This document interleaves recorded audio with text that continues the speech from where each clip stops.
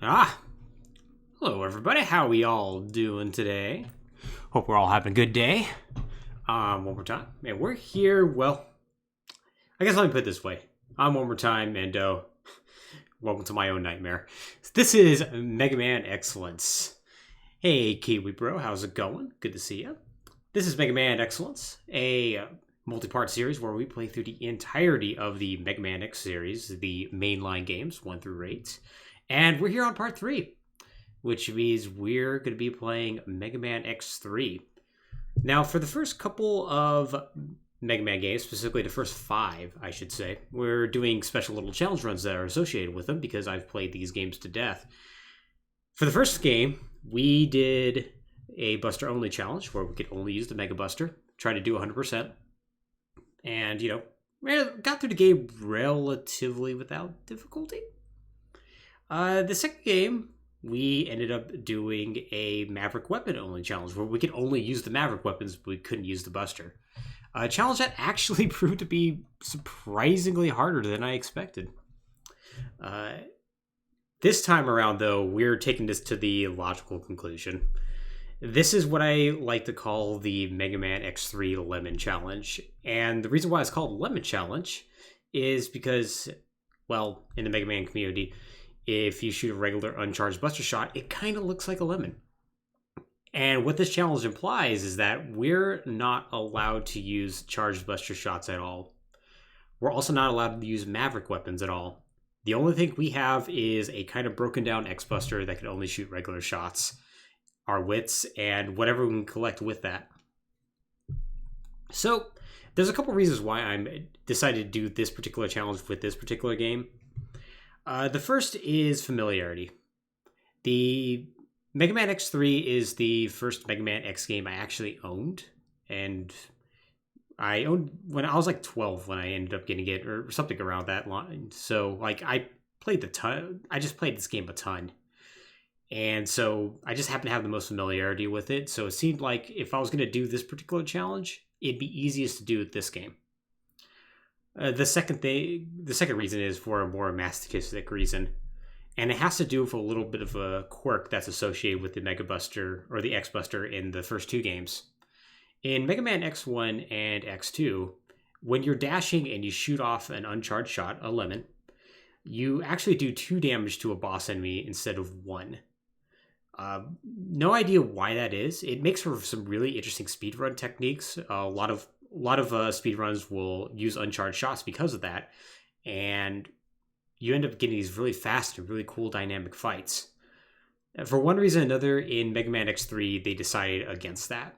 They decided to completely take that away, because it was actually an oversight. It doesn't seem like it was actually an intended mechanic. So because of that, it doesn't matter if I'm dashing, jumping, or whatnot. I'm going to always be doing only 1 damage to any sort of boss, any sort of mini boss, no matter what. So with any sort of challenge, though, there's always caveats, and that's the final boss, Kaiser Sigma. Kaiser Sigma is not weak to uncharged shots. You need to actually use charged X-Buster shots in order to do damage to him. So we're going to have to break the challenge in order to do that. The good news is we're still only going to be doing 1 hit point worth of damage per shot anyway, so honestly, it would be easier if we could damage him with uncharged shots. So this all sounds like the deck's kind of stacked against me. So what do I have to use? Well, I'm allowed to use any sub-tanks and collect any hard tanks that are in my way. If I can get those, I can use them. So that means I can get at least 3 sub-tanks and I think something like 4 heart tanks or so. So while I'm not going to have a full health bar, I'll at least have something to work with. This also means that I can't use Maverick weapons at all. So anything that I can't get with just whatever upgrades I can get via regular old X and the Mega Buster or the X Buster, really love calling it the Mega Buster, it's out of play. So that basically means the vast majority of armor parts I can't get. And the enhancement chips, can't get those either. So we're going to be taking full damage throughout the entire game with a small health bar. It's going to suck. But yeah, I think with that, we're going to go ahead and get started. That's more or less the rules with it. If you need a refresher, exclamation point MMX3 will more or less go over everything I said in a more concise fashion. And we should get this started. Let me just go ahead and get things just adjust a little bit. Hey, J-Spot. I'm glad you're excited for this lemon party. Everybody should be excited for the lemon party. Especially when it's a group effort like this.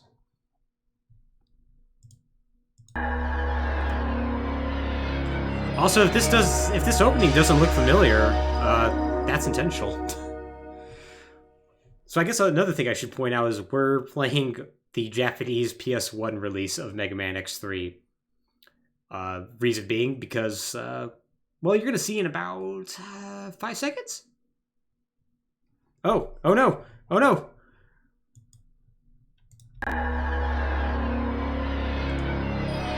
Okay, now you're going to see it. Whoops. I had that closed intentionally so that you couldn't see the magic happening. Also, I've never seen that Capcom logo before. Like that Capcom logo intro. Like, they clearly only used that for like 2 games. Also, it's running as intended. It really is this framey.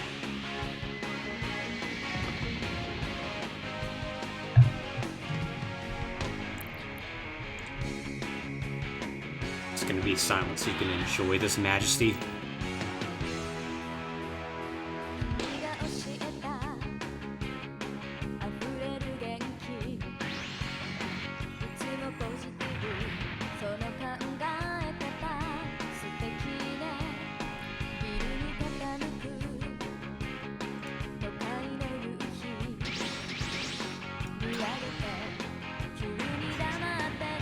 Oh, it's so anime. It's so good. Oh, it's so good.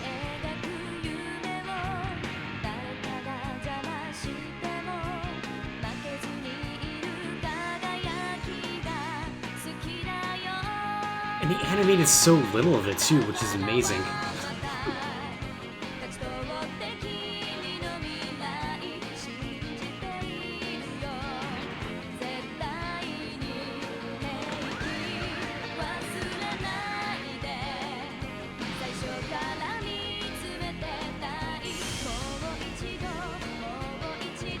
But that's okay, because Best Boy Zero's here.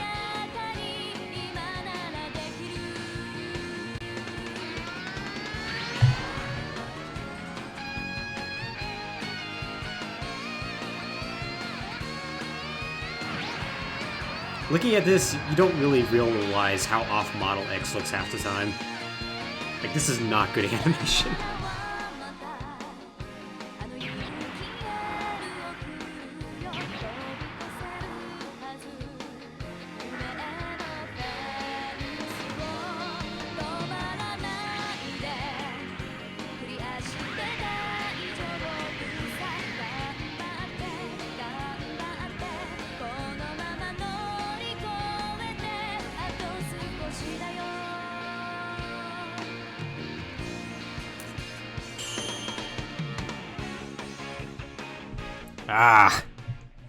So yeah, this is pretty much the entire reason why I decided to pick the PS1 version.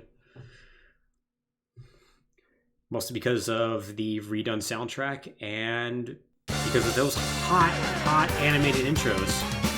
And we're going to be seeing a lot of animation, by the way.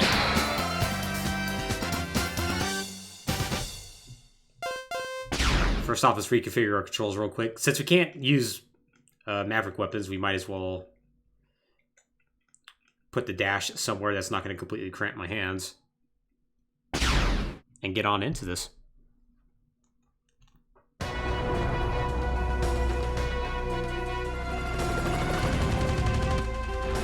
Oh, I love massive resolution changes.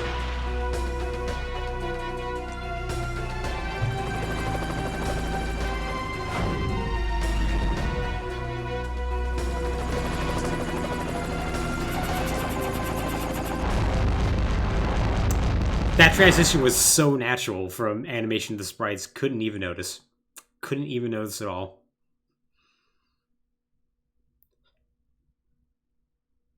And hey, it's a video game. And yes, it's in Japanese.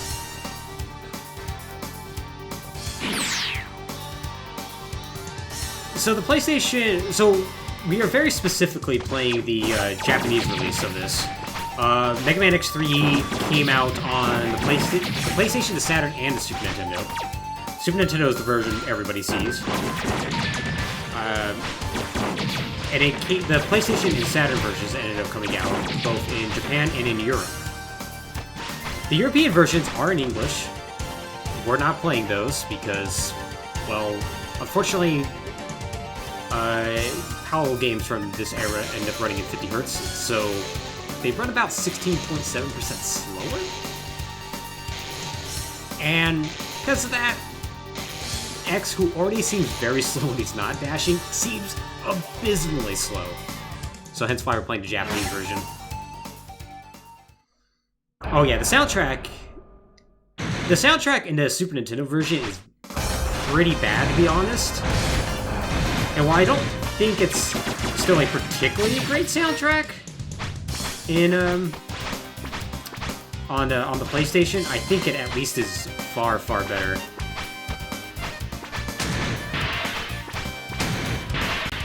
Also, here's the main gimmick of the game. You can now play Zero. Zero's not that exciting to play as, and we're never going to see him after this, so... Enjoy him.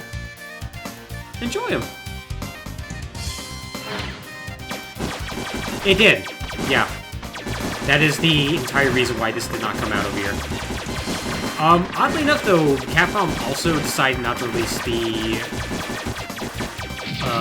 did not decide to release their Saturn version in America either, despite doing that for X4 and 8.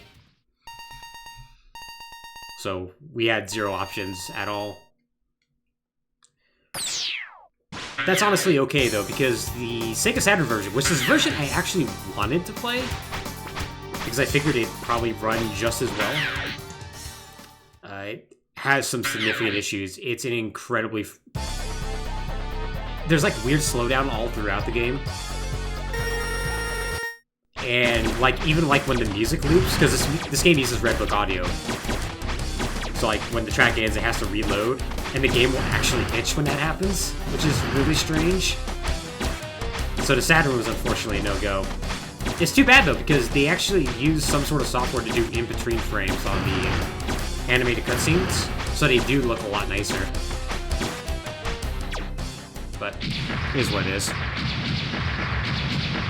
Ah, come on, Saturn's cool. Saturn's a cool system for 2D games, and absolutely nothing else.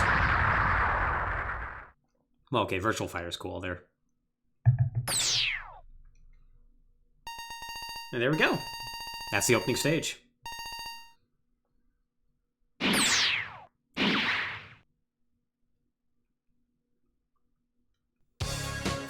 Also, because it's on the PlayStation, there is technically a save feature if I knew how to get to it.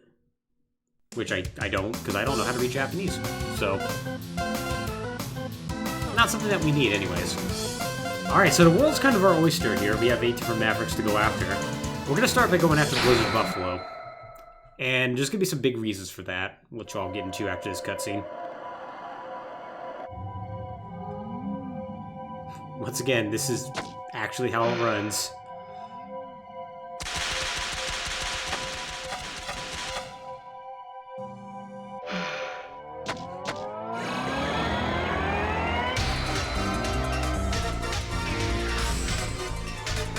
Yes, Frozen Buffalo. Also, yeah, you get the hot Japanese names as well, which is great.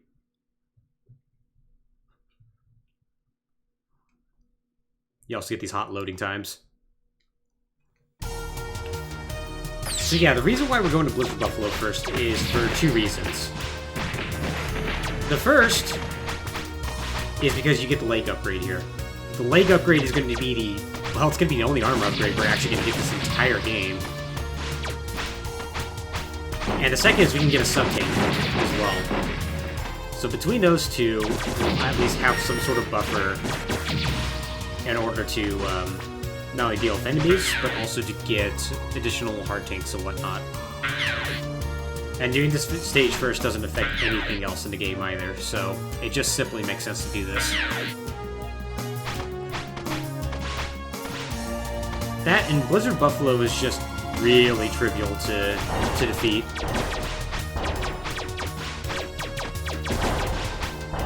I don't know why I'm trying to defeat half these enemies. The X-Buster is just not particularly powerful when you can't charge it, and I'm not good at mashing. Ooh,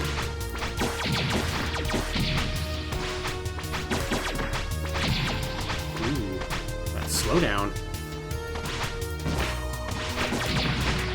So while the PlayStation version does run pretty comparably with the Super Nintendo version, there is definitely some slowdown here and there, and I'm not sure how much different the slowdown is compared to the Super Nintendo version. But yeah, let's get our leg upgrade. And once again, this is the only armor upgrade we're going to get. Thankfully, it's a very, very useful one.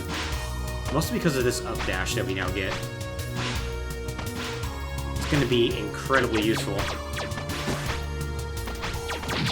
Run on back and get this sub-tank that's right over here.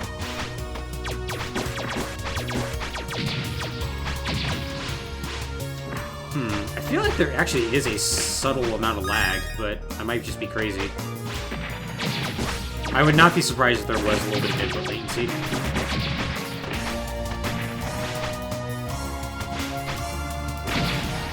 A lot of weird ports around this area had that issue when going to the PlayStation.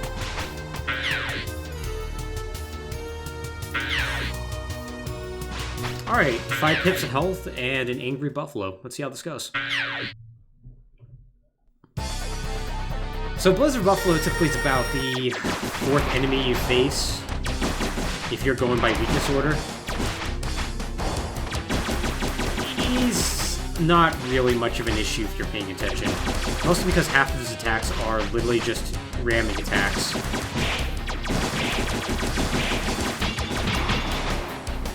Which, as you can see, not too difficult to deal with.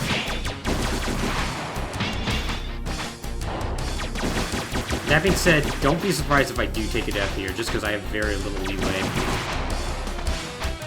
And I have to do 28 hits in order to actually defeat him. Yep. So, not unexpected. Not expected to take a death there. Especially as I get my Mega Man X legs underneath me. Or my Rockman X legs, I guess, in this case.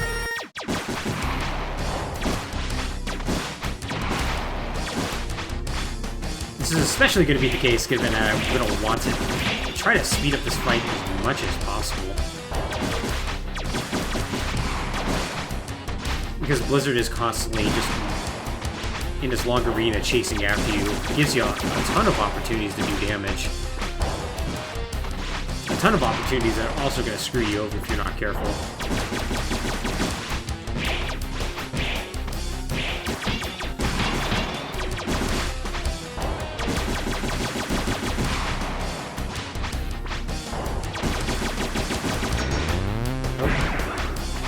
That attack right there, the Ice Beam attack, thankfully doesn't actually do any damage to you, but it will freeze you in place and can be very annoying to deal with.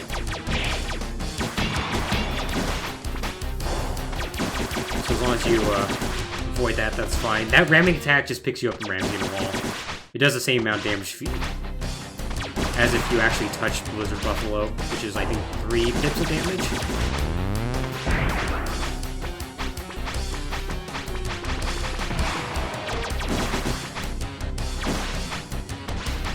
And there we go. That's Blizzard Buffalo.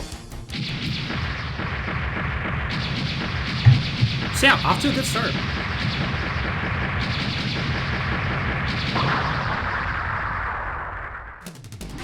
Oh, I actually forgot to do something.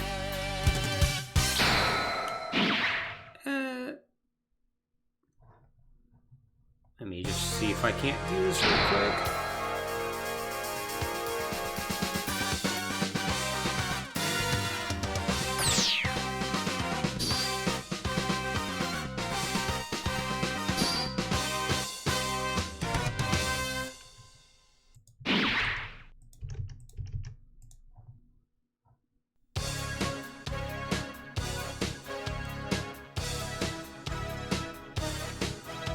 mind me. This is very important. Let me assure you. There we go. So I have myself on a timer. I want to try to get this done before 8 o'clock.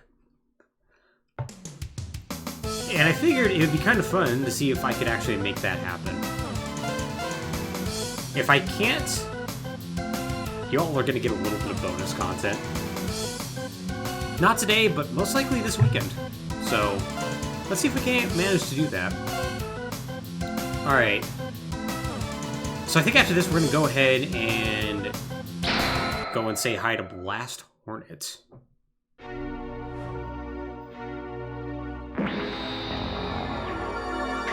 Also, say goodbye to that city. I bet you didn't think Hornets were capable of that. Yeah, it should totally be doable to do that within the time limit. These names are so great, by the way. Explodes Hornet is an excellent name. There is no better possible name for a Maverick, in my opinion.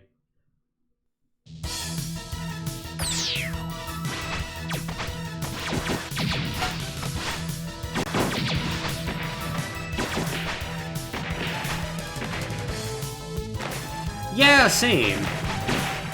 Like, I actually don't mind the boss music from X3, or the boss intro music, anyways.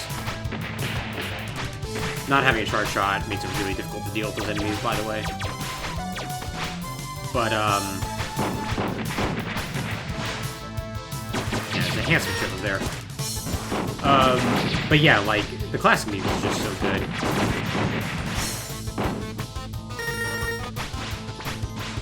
Also, this is like one of the few tracks that's like actually been changed, and it's so good. Oh man, like this compared to the Super Nintendo version, this like track is so much better. Hey NDX, how's it going? Good to see you, buddy.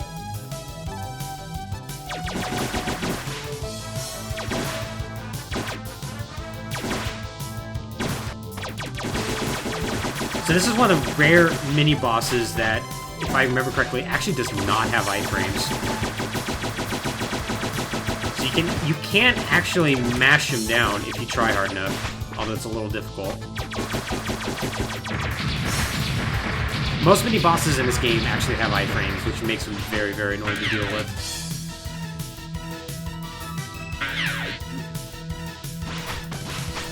So there's a reason why I wanted to do Blast Horn stage early, and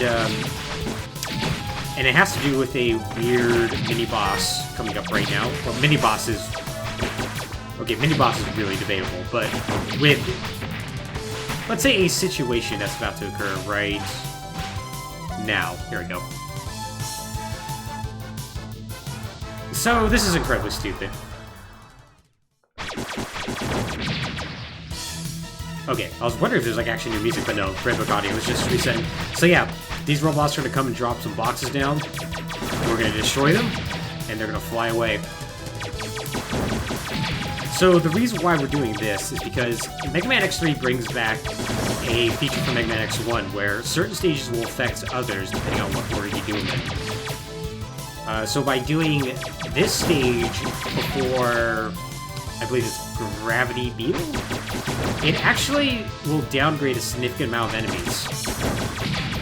Those missile lobbing enemies that we saw earlier on the elevator ride up will become green enemies, which are much easier to deal with by doing this first.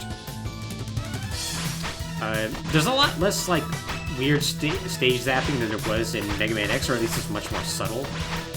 Like if you defeat Bolt Catfish first, like the lights will turn on in the underground section of Blizzard Buffalo, which affects nothing. And I think there's a few others as well that are escaping my mind right now.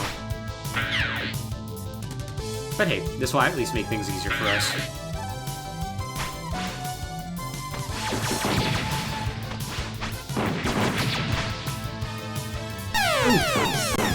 I did not realize that wall spikes were there. That's unfortunate. I think this is especially unfortunate because I have now 0 lives, don't I? Yep. Alright. Fantastic. Oh, we get to do that again. Also fantastic.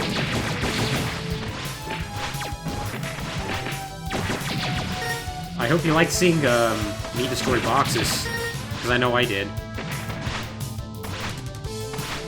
Because yes, we get to do it again.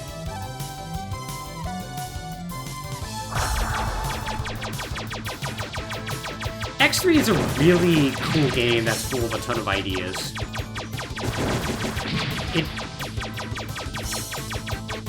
Oh, you know, for story reasons, J-Spot. Story reasons. It's to let you know that, you know, you're disrupting the ammo shipments. Or something.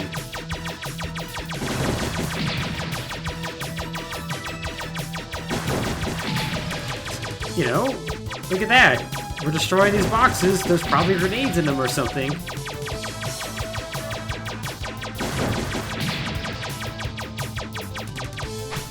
If I game over on this, I'm going to be really sad, by the way.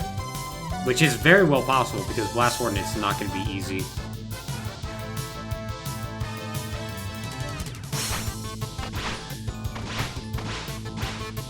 Alright. Let's not run into those spikes.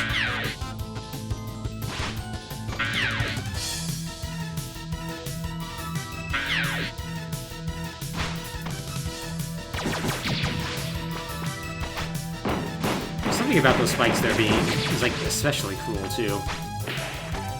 Yeah, so these red enemies will actually become green, and they won't have like as much HP, and we'll be able to shoot grenades at you, which is really nice.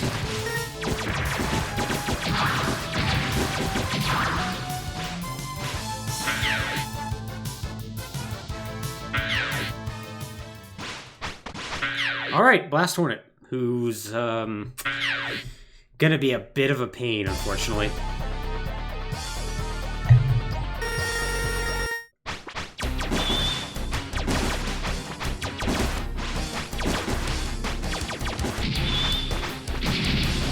Ah.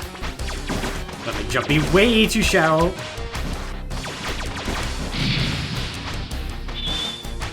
Okay, don't get hit by the bees. Oh, man.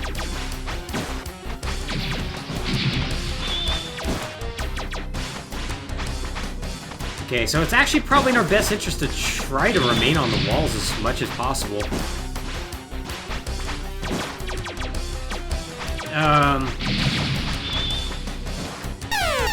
Darn. So, if we were able to use the Mega Buster, or the X-Buster's Shard Shot, we would be able to just destroy all those in one hit. Unfortunately, we don't have that ability. Okay, let's get through that. Yeah, so that leaves us at a tremendous disadvantage. So I think the best way in order to deal with that boss is hang on the wall so it shoots the bees up higher. And allows us to just drop and avoid all of them. Because otherwise, good old Blast Hornet has a very, very simplistic pattern. And if we can survive to the second half of the fight is not particularly difficult to deal with. Of course, it's just a case of actually getting to that second half.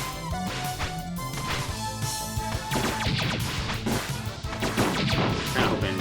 There we go. Thank you. I'm also going to try to get some sub-tank energy if at all possible.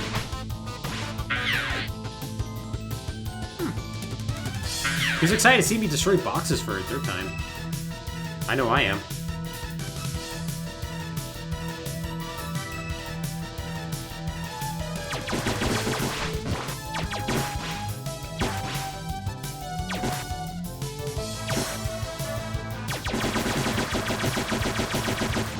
Yeah, thankfully this boss has a very, very simplistic pattern to him. In the first form, every time you shoot him, he ends up popping up when he takes a hit. So it's very, very easy to predict.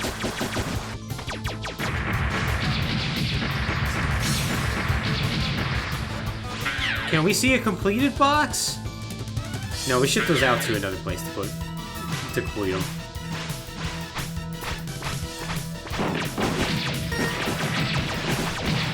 Hey, Kuma, how's it going?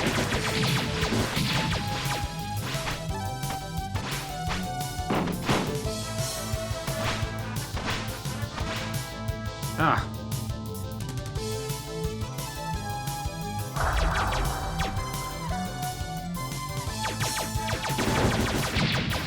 Oh, Nice, I'm glad to hear that.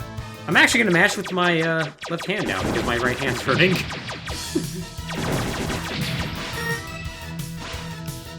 Means I can, you know, have a glass of wine while I do this. Oh, man. So, one thing about Mega Man X3, this was actually touted as a positive feature. There are less health pickups in general. Enemies are less likely to drop health capsules. And that's really unfortunate. Especially when you want to refill sub-tanks or get health back. I mean, to be fair, I guess X1 and X2 aren't exactly the most difficult games in the world, but it's still kind of cruel. And it wouldn't be the first time that Capcom did something like that to extend gameplay time. You know, being worried about the rental market or whatever.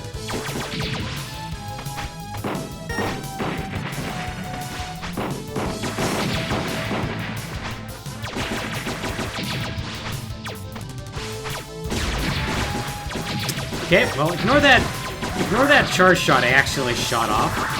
It didn't hit anything, so it doesn't count. I had actually considered turning on, like, my Eye Buffalo's auto-fire, because it's actually not that quick. Just to avoid situations like that, but whatever. Yep, no Zero Saber or Gold Armor for us. And we're being very strict about no additional weapons either.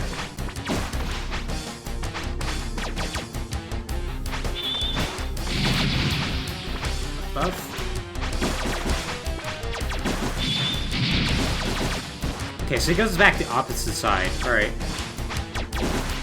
We're learning things.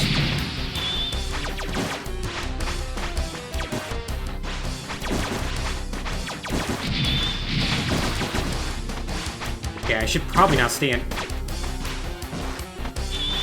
Alright, this fight's becoming a bit of a disaster, but we at least got the pattern down.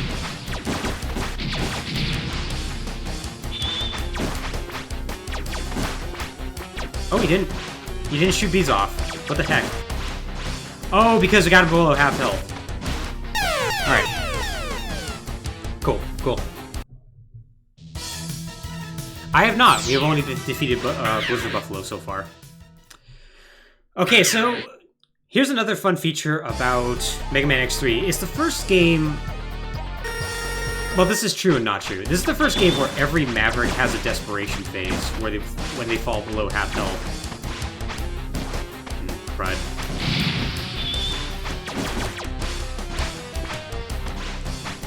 So when they fall below half health, their pattern will usually change, or at the very least, they'll gain a new attack.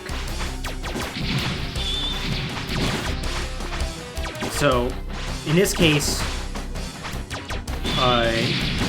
good old B-Buddy here, good old Blast Hornet will start trying to shoot tracking bees at you while still doing his figure 8 pattern, which can be a little difficult to deal with sometimes,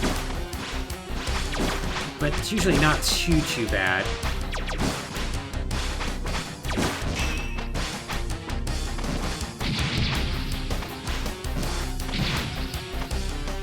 Okay.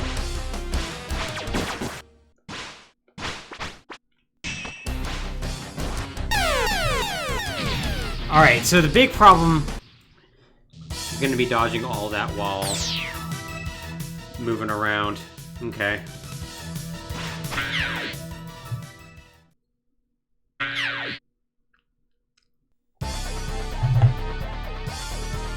Blast Hornet was always going to be one of the tough ones. So I'm not exactly surprised by all this, I must admit.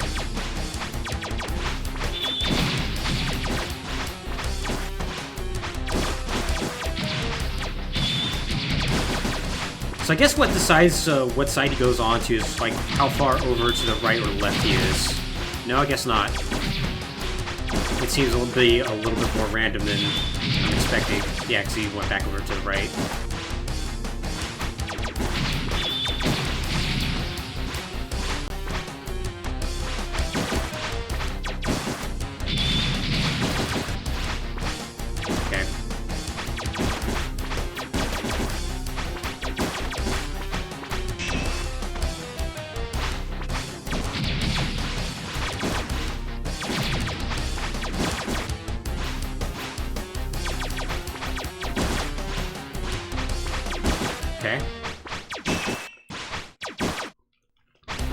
Oh, that was actually good. Oh, wait. Really? I think I may have found a slight disadvantage with your plan, Blast Hornet. Just immediately get caught by the laser and they just fly off screen. Oh. That's a really dumb oversight. Okay, good to know. Alright, 2 down. And now we don't have to deal with those missile enemies. So that's gonna be nice.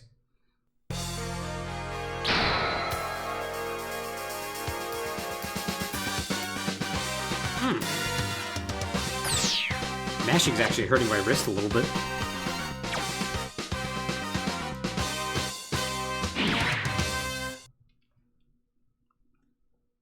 Alright.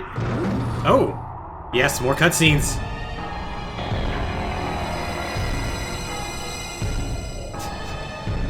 Old Dr. Doppler. Old Sigma. They're up to something. They're up to some mess. I am pretty impressed by how much animation actually is in this. For like a weird port from the Super Nintendo.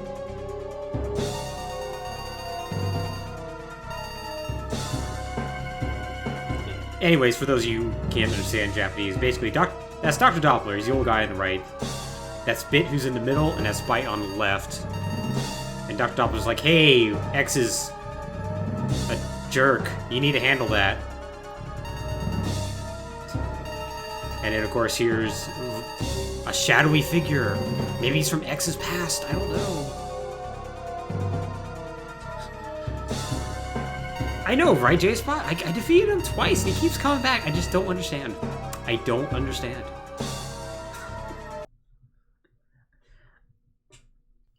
The parasite bomb is really good too.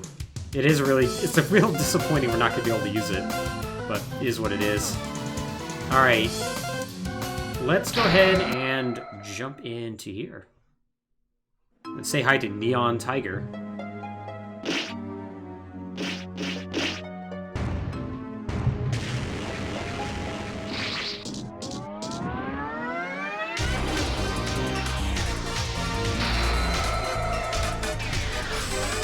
I'm sorry, Shining Tigero. Yep, this is the Japanese PlayStation version. Selected because of the music track, the cutscenes, and just overall playability. At least when compared to the Saturn version. By the way, we're taking a death. I want to get back to 2 lives, even though Neon Tiger is not going to be an issue. Neon Tiger typically is who you start out with. Oh, wow. Okay, so if you just instantly go back to the stage, it actually keeps loaded in memory. That's really nice.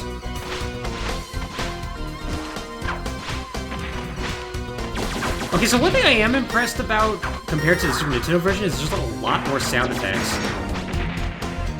Like those, weird vine-tossing enemies typically don't make sounds when they toss their vines. But here they do. Yep, it's that one Guns N' Roses song, which embarrassingly sounds even more like the Guns N' Roses song in the PlayStation version. It actually sounds kind of okay here, though.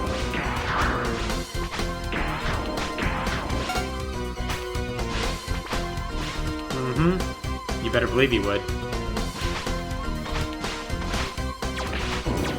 Oh, these enemies suck. They're never actually used except for like one particular part where they actually add a time pressure. But they're otherwise just kind of always aligned like this, and they're so useless.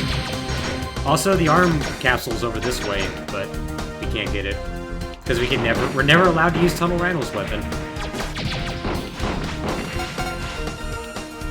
Isn't that sad?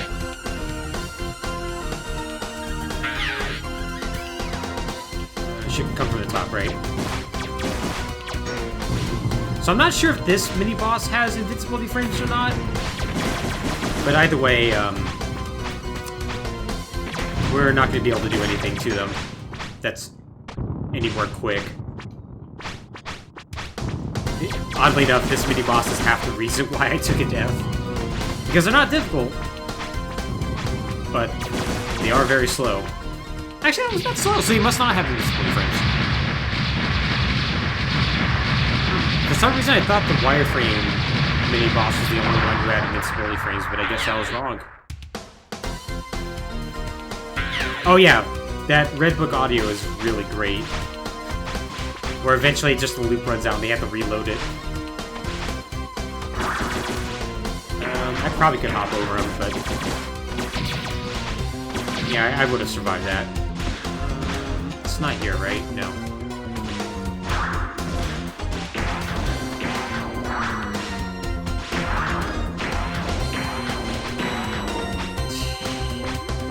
No, it's next screen. Okay. The heart tank is around here somewhere. Okay, so no bitter bite here. Hey, KP Bot. This is indeed XX-Cellence.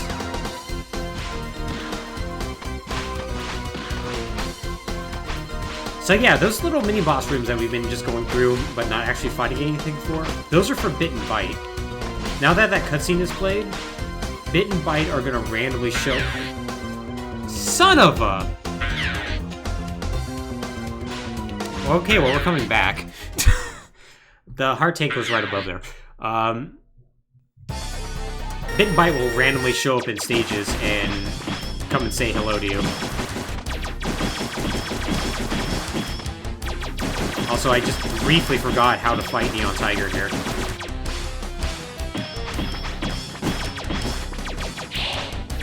Well, that's annoying.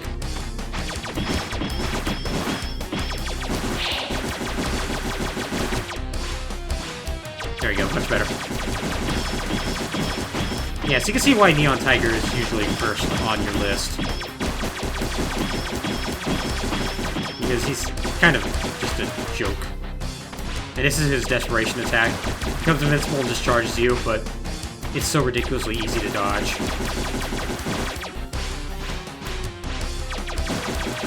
Yeah, typically when he jumps on the wall, if you just dash out, he'll jump down to get at you.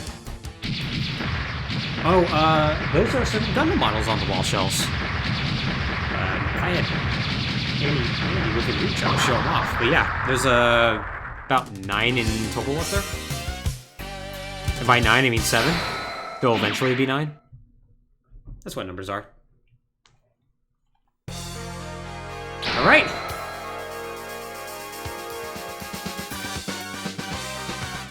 Oh, I'm glad you're finding these to be comfy streams, Kiwi Bro. Yeah, I appreciate you coming and hanging out. I'm glad you're enjoying them. I definitely try to keep them comfy. Alright, we're gonna go back to Neon Tiger because I want that heart tank. We're gonna need every advantage we can get, so...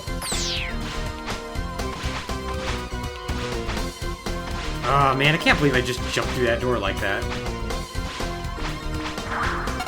That's just maximum amount of sadness right there.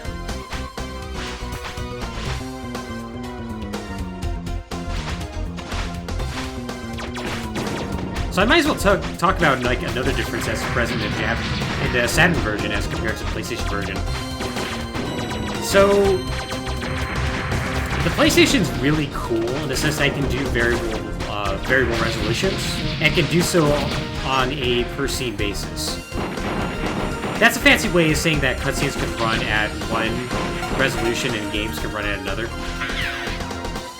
Like right now, the game's actually running in a Super Nintendo resolution, so that's why it actually looks, well, or at least very close to it, so it ends up looking just fine. Whereas the cutscenes actually run in a wider resolution, which is a problem for streaming. That's neither here nor there. The Saturn cannot. The Saturn is in a 320 by 224 resolution or 4:3 resolution. And so in order to compensate for that and not have to redo all the sprites, all the stages have their own custom backgrounds. Like Blizzard Buffalo has an ice theme background. forget what Neon Tiger has, but Blast Hornet has like more of a military sort of background, like little like border and whatnot. And it's actually kind of cool. Like I actually really like how they look. I was like really sad I couldn't get the Saturn, like the Saturn version to just play so much worse, because I really wanted to show those off. But it is what it is. Trinket 715. Yeah, that's no fun. That is too early for math.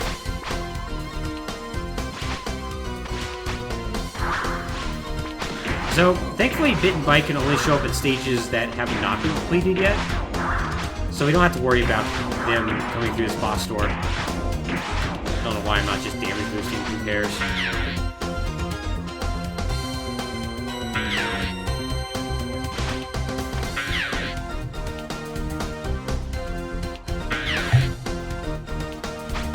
All my nursing classes used to be at, like, start at 7 a.m. That was a regular occurrence in nursing school. It was quite unfortunate. Well, it wasn't that unfortunate, I guess. I was always pretty used to it, but it still did suck. I always have a full sub-tank, which is nice.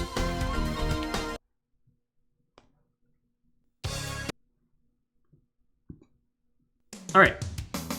So, there's really no necessary order we need to go in from here. We could do Gravity Beetle, for instance. We could do Crush Crawfish. It really kind of doesn't matter. I think for our purposes, we're going to go ahead and do Tunnel Rhino. Just because we can get our final sub-tank from here. And it's nice to have that as early as possible.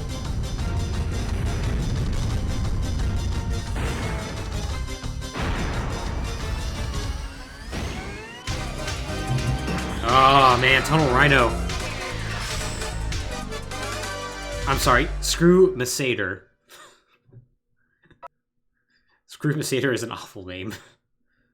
But yeah, typically you take on Screw Masader later on. He's not a particularly tough boss, mostly because, like Blizzard Buffalo, he loves to just ram into walls and be ineffective. But he really is meant to be like the 6th boss or so you take on. Which is too bad, because his weapon is incredibly useful.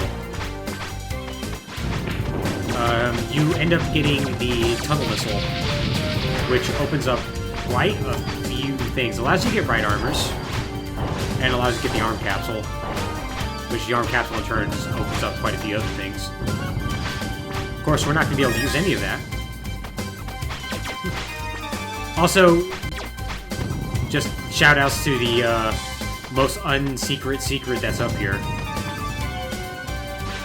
A lot of items in this game are not really well hidden, I must say.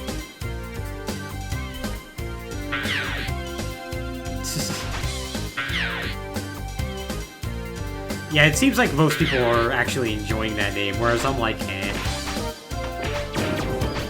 Also, this stage is really fond of these gate enemies.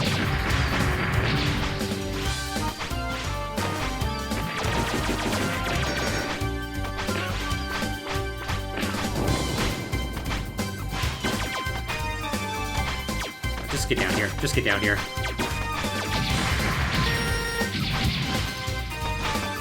Oh, because like all the different like little secrets, or the fact that they're relatively easy to find. I should say all of them are easy to find. Like the chip enhancements, which I'll get into later what those are actually pretty difficult to find. Yeah, like Arm Capsule and like all the capsules and stuff typically are pretty easy to find. Also, playing as Zero is really cool.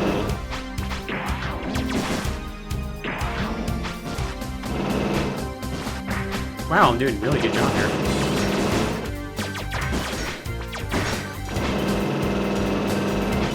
Yeah, so for this boss, you don't want to be against the wall when he hits it, because it will just knock you off the wall. Which, in practice, actually is not that dangerous. Ignore the fact that I'm making it seem very, very dangerous.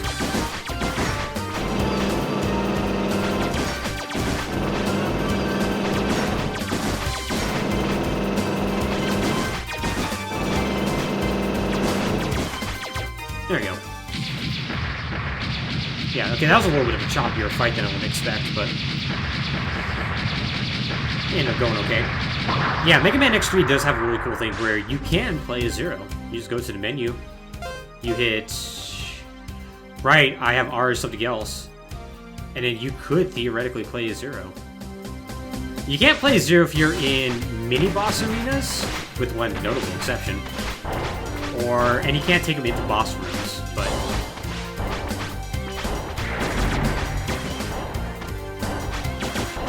Okay, this is kind of bad, actually.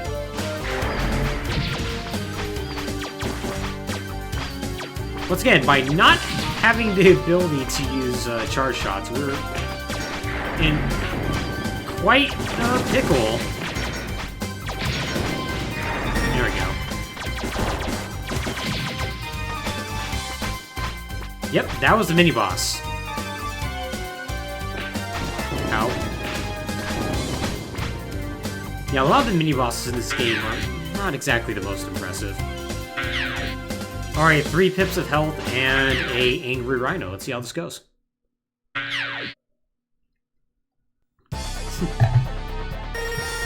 So yeah, Tunnel Rhino once again basically is Blizzard Buffalo, except in a smaller arena. Exists to charge the walls endlessly and just kind of be annoying. His Desperation attack is really great too, as you'll see. Next life. Because his Desperation attack is that he charges the wall, but harder. Oh yeah. I mean, if you look at the feet, it's actually pretty impressive. Also, I forgot I could just literally just YOLO over him like this. Actually, don't have to get on the wall at all. Oh. You have to there, though. Ow? Okay. We're gonna stick with the wall then. I forgot about that. I forgot that sometimes he'll faint.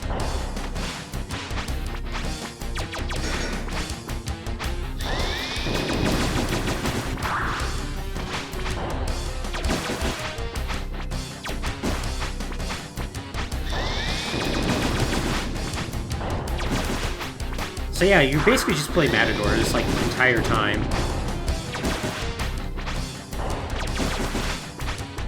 And eventually he's now in the part where he can go into his Desperation phase, or at least use his Desperation attack.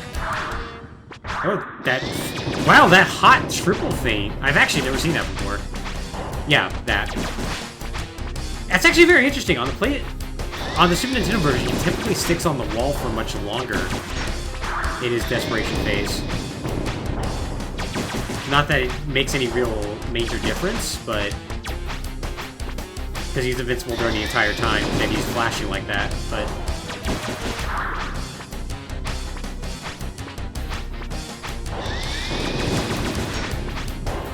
Ow. Alright, there we go. As a child, I dabbled in sprite art, and IMO, the most impressive sprite I did was the final form of Sigma from this game, but then it got ripped apart by Mega Man fan groups writing on it. Ouch. Oh, man.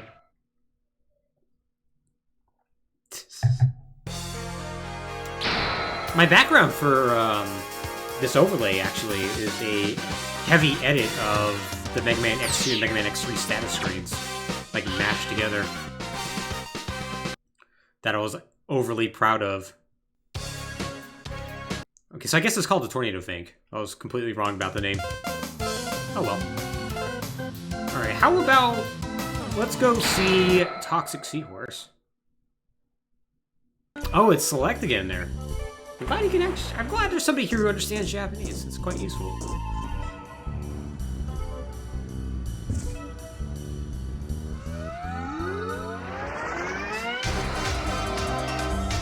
Toxic Seahorse is going to be... other boss is going to be difficult. I'm sorry. Acid Sea-Force? Okay, Acid Sea-Force is great.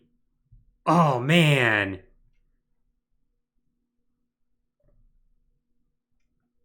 Oh, that's a good name.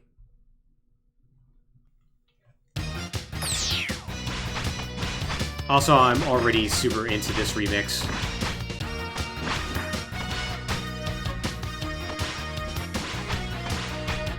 So in this stage, we're able to get the heart tank, but we're not able to get anything else, unfortunately. Everything else is out of reach because we just do not have the prerequisite equipment to get them.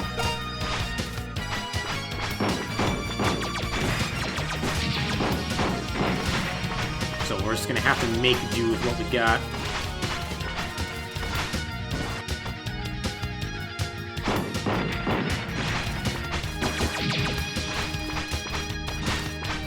Oh, I forgot about that health that falls down. Also, are these I don't... I'm pretty sure these are actually transparent in the Super Nintendo version, but they feel like they're more transparent on the PlayStation version.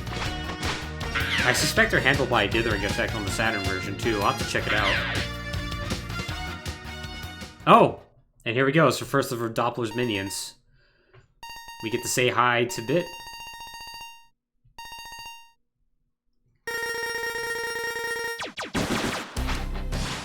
Oh, interesting.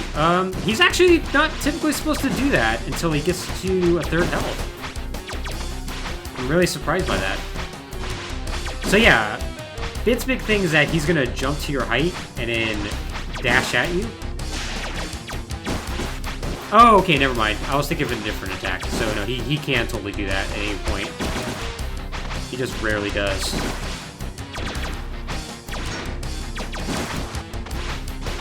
Messing me up with it, too. I'm really surprised.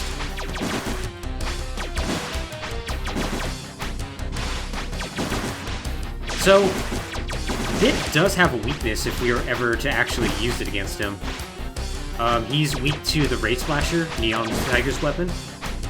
And this game actually has a really cool feature where if you defeat these optional bosses with their weakness, they actually will die. And this will actually affect things in the Doppler stages later. We're unfortunately not going to be doing any of that, which will give us some very difficult bosses because of that. Oh, true, that's right. Yeah, Frost Shield as well. Yeah, if you hit him with either that or Frost Shield, he'll end up taking a death. But yeah. It's one of those really, really cool ideas that, like, I'm really impressed by. Like, the level design in this game is not really the best at times, but man, does it have ideas. Yep. Barely hung in there.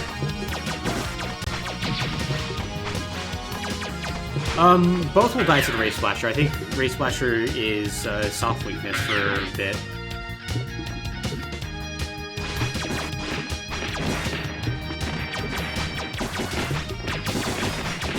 Either way, you need to do something that does at least 2 points worth of damage. I remember that much, at least. Also, let's have fun with this mini-boss. Because a lot more mini-bosses have less invincibility frames than I was expecting.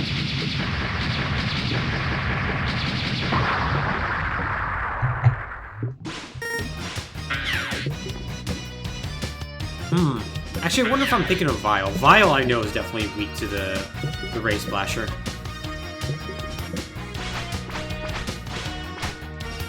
Also, I really appreciate that there was, like, a water sound effect that was going on the entire time we were underwater.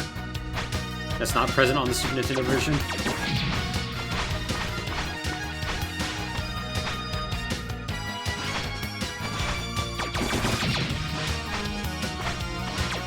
Yeah, so normally these green enemies would not be here if we didn't do Blast Hornet first.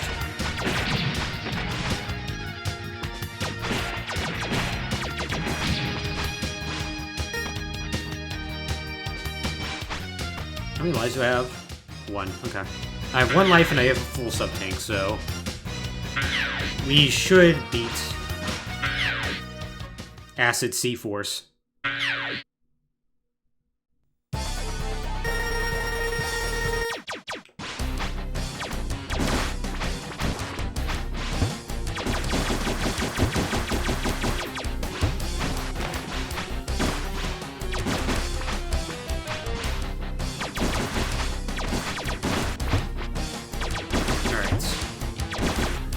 Really, the main thing I'm worried about is his desperation attack.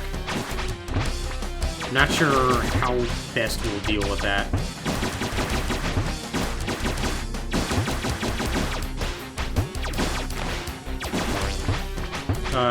That thing, to be specific.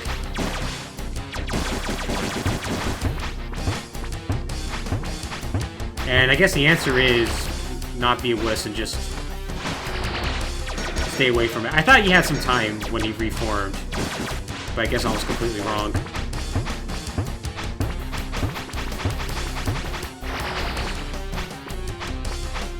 Is that so? Huh.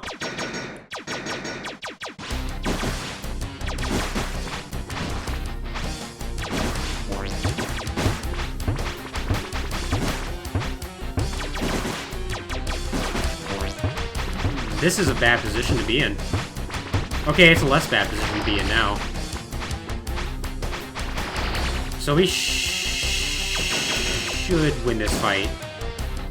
There we go. Is Ass a Seahorse a horse of land or a horse of the sea? That's a good question. Maybe he's some sort of in-between element, like Plasma.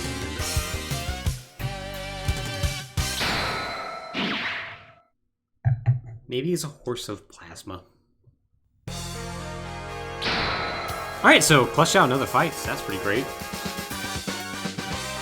This is, like, on one hand, this is going very smoothly, and that's nice. On the other hand, I'm getting scared about these refights. Because, boy, some of these are we are getting by the skin of our teeth.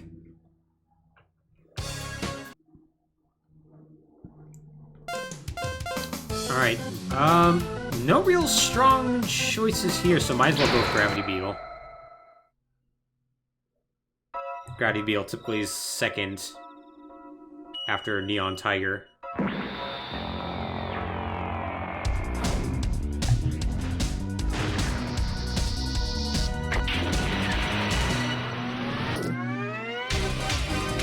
Oh man, is this name spoilers? Is Kuma dropping those name spoilers? Nope, you're wrong! It's Gravity Beetle Booed! Oh no, Gravity Beat Booed, even. Oh man. Don't you want to throw down some beat boots? Ignore that, we didn't actually switch to that. I didn't momentarily forget that I switched R to O. So yeah, another reason why we wanted to do Blast Hornet first was it removes all those boxes that we saw earlier and allows us to get to the heart tank.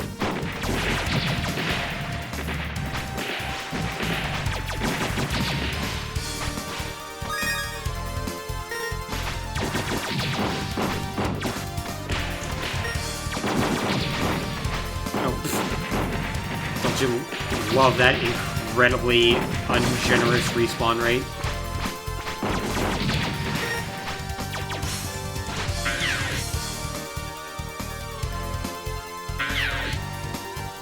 Alright, so we don't have to worry about running into Bite literally until after we beat this boss. Bite doesn't show up until 6 Mavericks are defeated, which is quite nice. So, we're collecting this even though we can never use it. That is a Ride Armor capsule. So, this game was pretty cool in that it allowed you to actually have 4 different Ride Armors.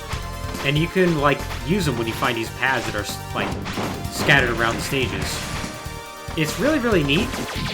Unfortunately, in order to use them, you have to get the normal Ride Armor first, which you can only find in Blast Hornet stage. And you can only get it by using the Tornado thing. So, we're never actually going to use a Ride Armor.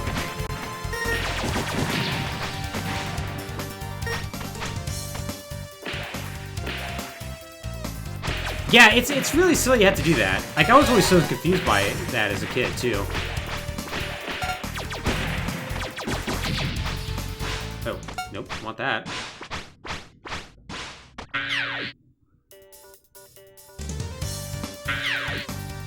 But yeah, if I did have Ride Armor, I could come up here and get it from here, but unfortunately, we can't. Yeah, the right armors are normal, which is like the right armor from Mega Man X1. Kangaroo, which is the right armor from Mega Man X2. A missile one, which I think is H, and then a frog one, which I think is the one we got? Yeah. Which allows you to do weird things in water, and it's useful for getting something in Toxic Seahorse's level.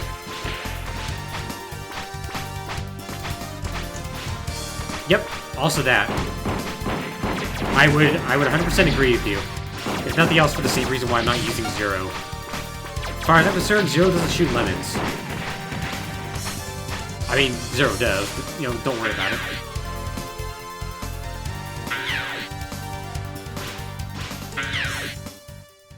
Yes, Guma, you are illegal. You need to report yourself to the authorities.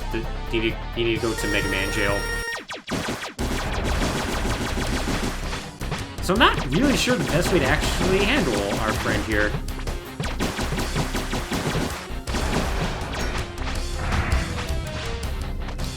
So I think, I'm not really sure if Gravity Beetle actually has a real strong desperation phase. Also, those shots do a lot of damage. My oh my. I think it was only 4 hits to die, wasn't it?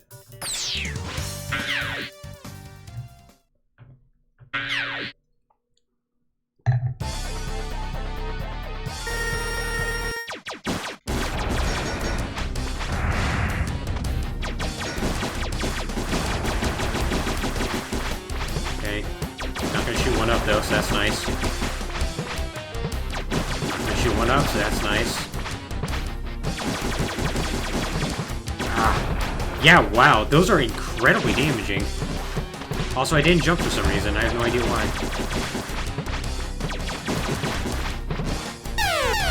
Wow. That is correct. Gravity Beetle is Boomer Quanger's brother, because they're both beetles. Just like how Storm Owl is a contemporary of Storm Eagles. They're friends and were both in the Reptile Force. Or both Maverick Hunters at one point. I forget exactly how it works. Yeah, there's a surprising amount of lore and backstory in Mega Man X that's barely ever talked about, because why would it be? Okay, well that worked out far better than it should have.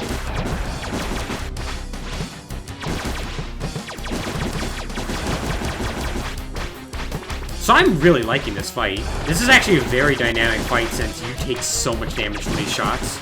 Like, you have to dodge them. Okay, I was wrong. There is a desperation phase. I just decided to forget what it was. Right, so he's now able to jump higher.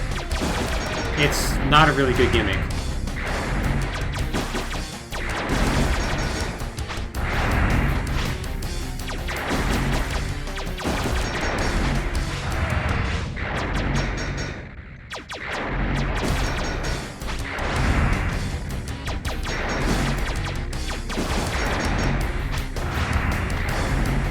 Oh, Mega Man Zero also has one? Huh. Oh, can it? I must be getting very lucky then. Yeah, that was a very interesting fight. Huh.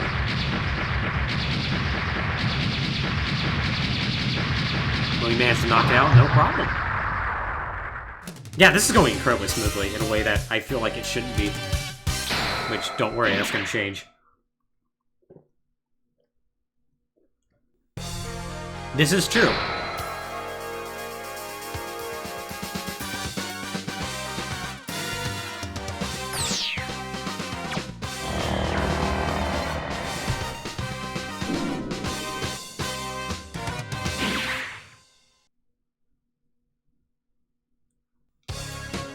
All right.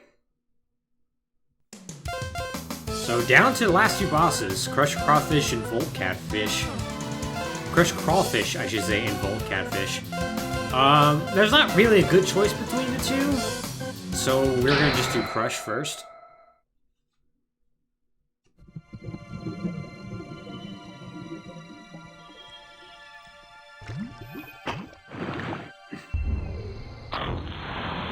Look at this guy.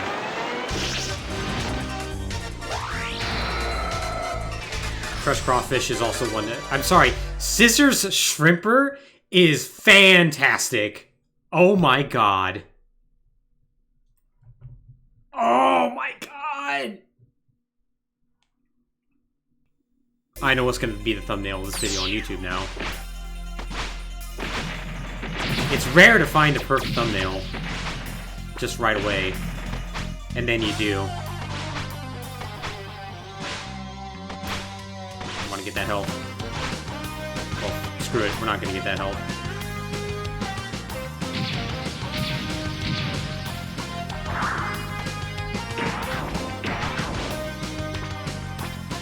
This stage is really nice because a lot of the secrets are hidden right at the start and just require right armors. This stage also sucks because a lot of secrets require right armors, so we can't get any of them.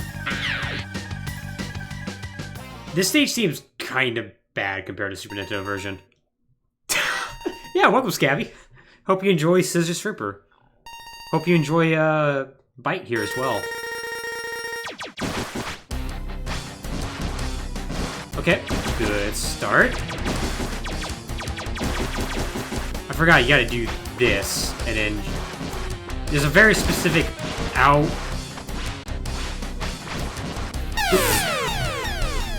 Oh man, got wrecked! Oh, I had 0 lives anyway, so that actually works out well. There's a very specific pattern that you need to use with Bit in order to effectively deal with them that I clearly was not following. I forgot how vicious it is to actually get hit by Bite, though. Because, yeah, he just like slams you to that wall and just punches the heck out of you.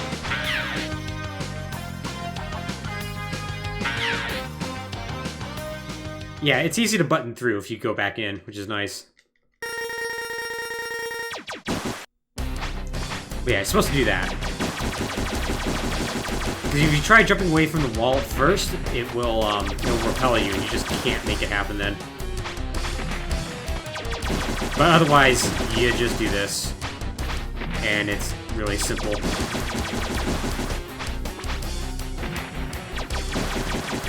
Yeah, basically. Also, it's another... Ah, dude, I was standing away. That sucks.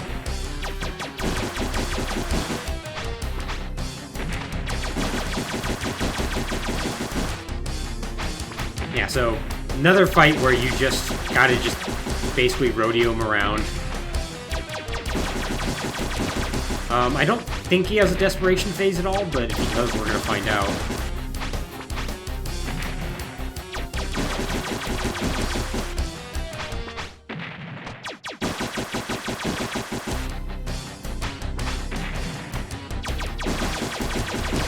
I wonder.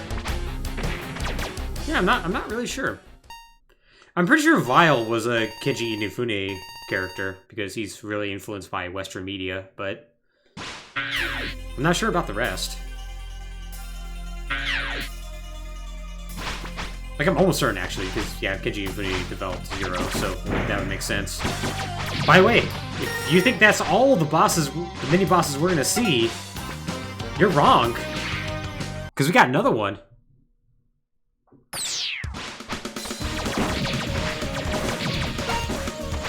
So yeah, throughout the stages, I don't think it's every stage, I think there's only 4 of them. There are these hidden capsules that you can go to that is going to lead you to this abandoned factory.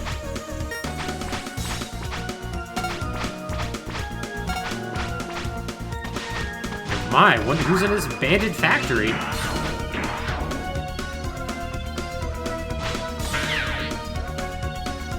Pretty much. Yeah, no, he's definitely not Boba Fett. Boba Fett was based upon Vile. I don't know if you knew that. Speaking of, hey, it's Vile. Mega Man is expressing surprise that he's alive, which, given that he's already fought Sigma twice, you figured he'd know by now.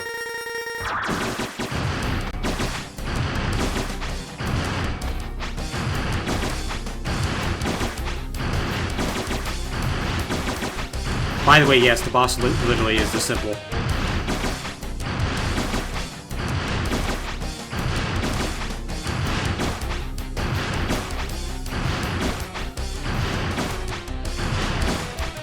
made all the easier that you can cancel the upwards dash pretty much any time.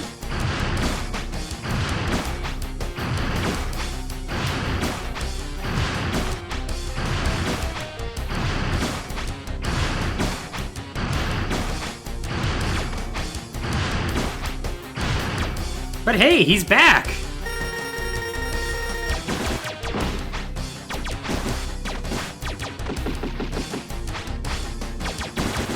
And no, he doesn't get any more complicated.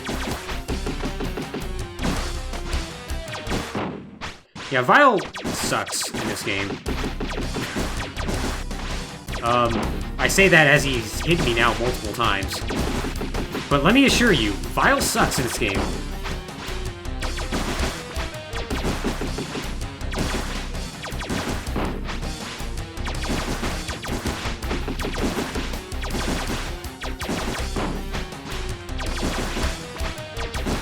Yeah, no desperation phase on Vile either. I guess you can consider the second life bar that he gets a desperation phase. And Vile's also another boss that you can kill and you'll get a different boss in Doppler Stage 2 because of that.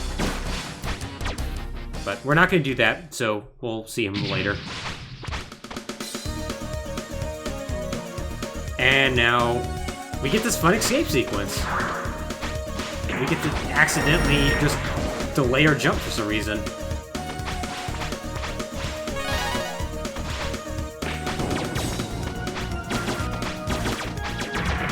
Yes, this is the one time where there's actual time pressure for these things, and they're actually useful.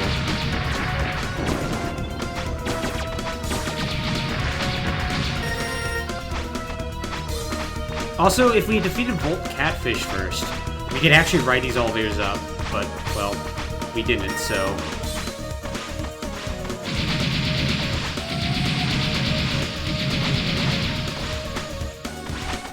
And there we go. So yeah, that's pretty much every mini-boss in the game. Or at least every mini-boss that we can face right now. Oh, can you? I didn't realize there's an alternate way. That's pretty neat. Alright, fine. We'll get the health then. Fine, we'll just keep taking hits. Oh, you better believe it.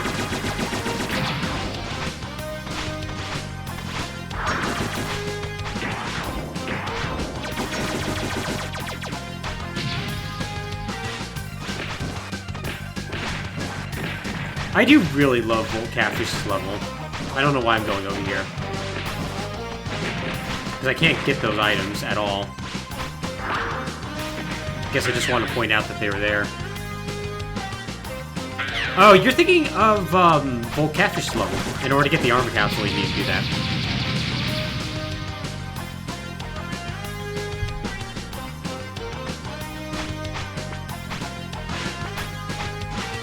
Oh, yeah. Crush Crawfish is going to kind of suck the fight. And we can't do the quick kill on him, so... That's going to be a bummer.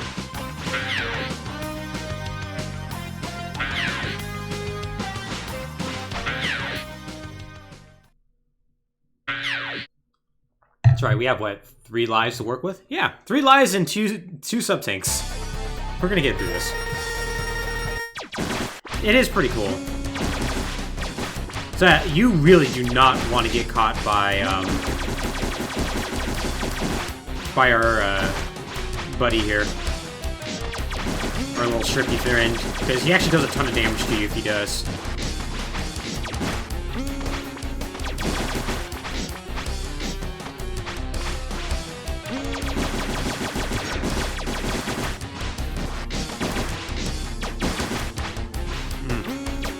Not getting good clearance over him at all. Oh! I don't remember him doing that. Huh.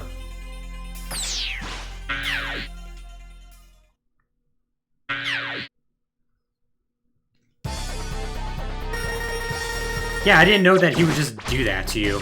That's really rude, actually.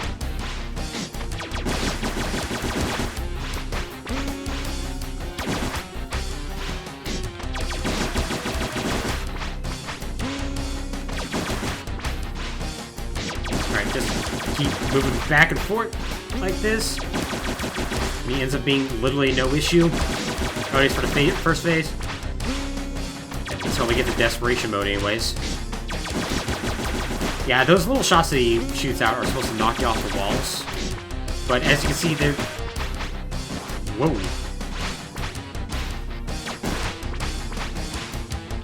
Oh, I mean, are you gonna just constantly do that? Because that's cool. I actually don't mind if you do that.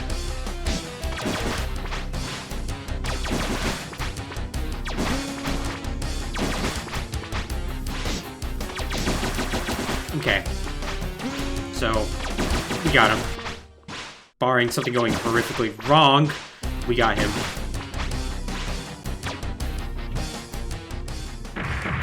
And that's a crawfish down.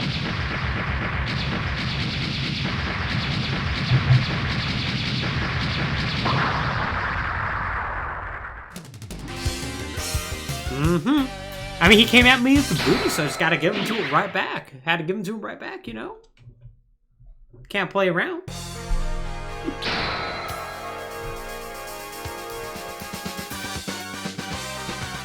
Right. Another weapon that we can't use, the spinning blade.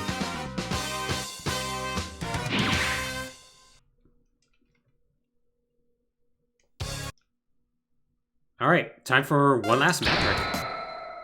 So we're gonna jump on in and take on good old Volt Catfish.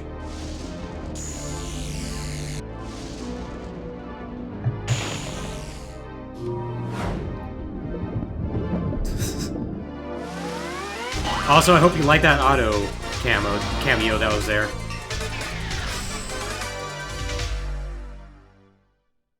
I'm sorry, what? Electro Namazuros. You know, I didn't expect that. I honestly did not expect that.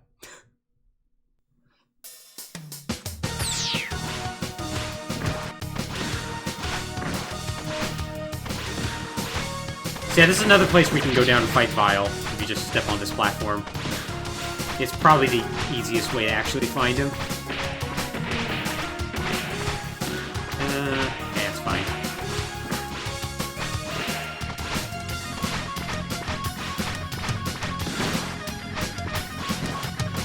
Just gonna damage boost our way to victory.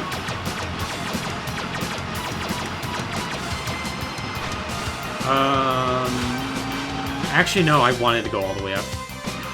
The E-Tank is all the way up. By E-Tank, I mean Heart Tank. Yeah, the Heart Tank is the only thing we can actually get in this stage.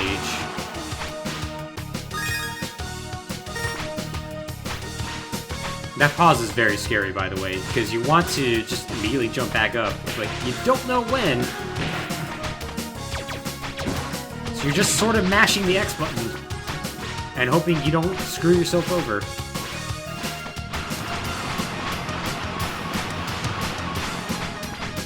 Yeah, so this is where you're thinking with the gravity well. You use that in order to go all the way up, but we don't have the ability. We can also use a glitch called the Neon Tiger glitch. I think it's the Neon Shot, or actually I think it's the Neon Shot glitch. It gives you kind of like extra vertical height, but no can do here. That involves using a weapon. The final sub-tank is also in this stage, but it requires getting a right armor and just dropping down here. So, unfortunately, you can't make use of it. Also, this is a really short loop. I was like, gotta be careful. We actually have to wait this out.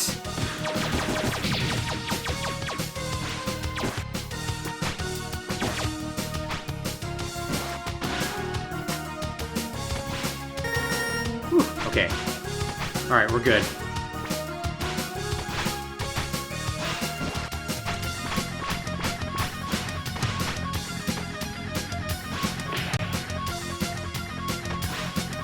And that's the end of the stage. Alright, Volt Catfish is one of the Mavericks I was really afraid of alongside Toxic Seahorse. He's shockingly quick. And his desperation attack in particular.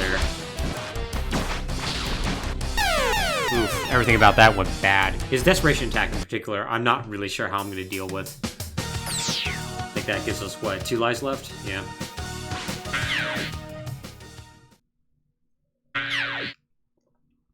This is a boss that I'm almost assuredly going to use a sub-tank on and not be afraid of it.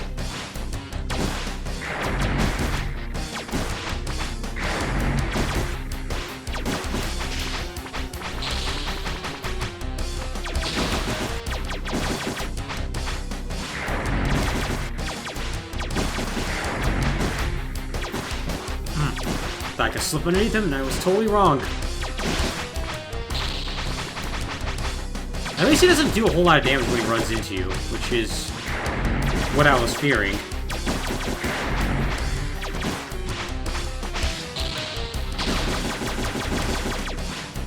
Alright, desperation attack time.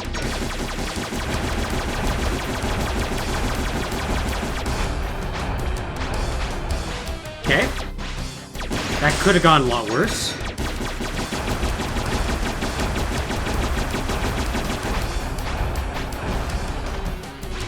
Oh, jeez, I didn't fire a shot off, so I only got 1. Okay, actually I did a lot less damage than I was expecting. I should actually be completely fine here.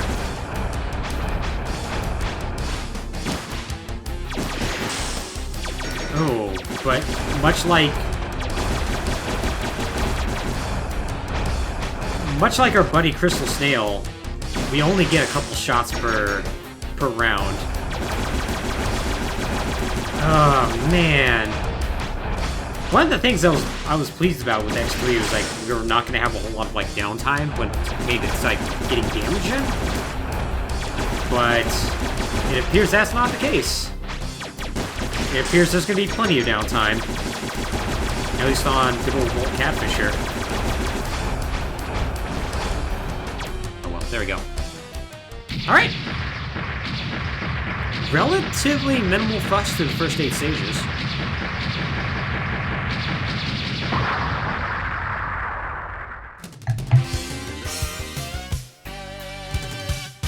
Yeah, so far this challenge has not been nearly as bad as I was expecting. I'm actually really, really pleased with how this is going.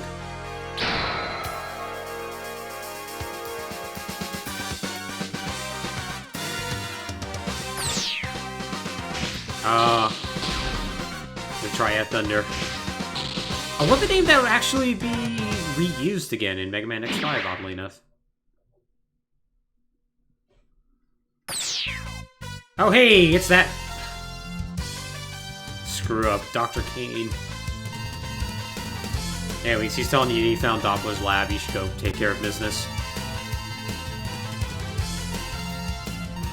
By the way, enjoy that old man. He's not gonna... He's gone after this. Dude is straight up dead after this game.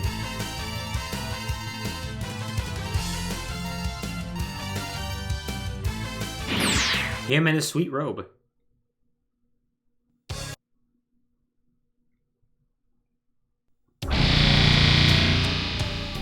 That was a really pleasant sounding sound effect, by the way. Really glad that played.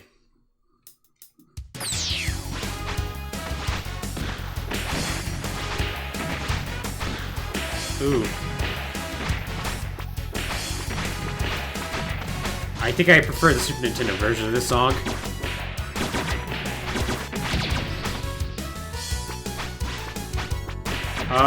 Dr. Kane? Yeah, probably.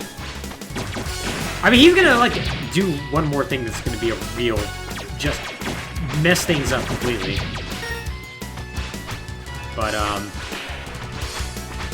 But yeah, as far as I'm concerned, he just dies naturally.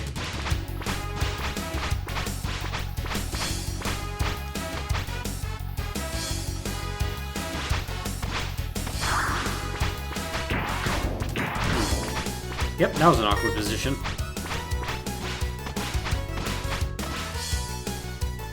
Oh hey, it's mini-boss time.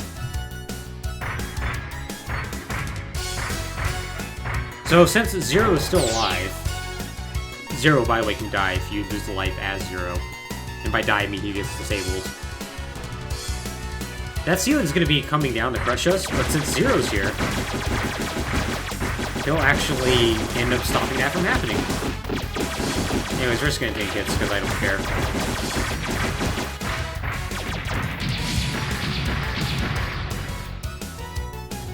Yeah, normally you have to go all the way in to destroy a generator, but not here.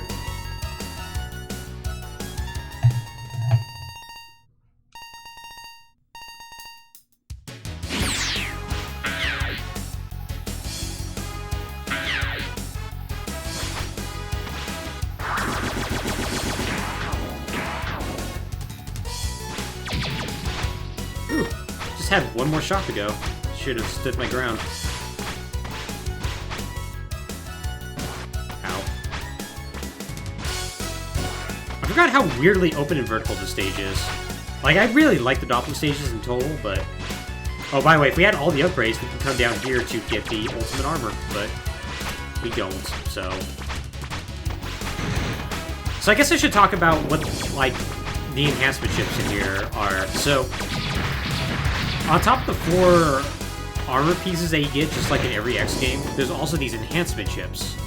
Normally you can only get one. There's one for the head, one for the body, one for the arms, and one for the chest. And they all do different things. Like, the arms allow you to basically shoot off a ton of shots. Charge shots via a meter that charges every time you take a hit. The armor reduces your damage even further and gives you a protective shield. The head gives you a chip that actually refills your health if you stand still. And the legs allow you to do 2 air dashes. You can only get one, though, unless you have all the upgrades beforehand and you go to Doppler Stage 1. Then you can get the gold armor, which gives you all of them. Also this jerk. Briefly forgot how to fight him, which is unfortunate. But the boss is not particularly difficult. If you do get behind him, he actually does something really funky, which is fun. But we're not going to do that. Like, he has an attack that will compensate for you being behind him.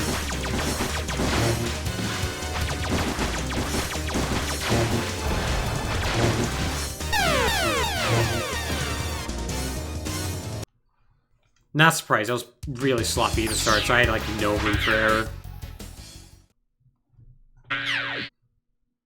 Also, enjoy those, like, Reploid prisoners that are in the background. Never really noticed them before.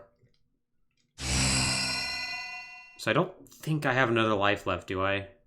No. Okay. Good to know.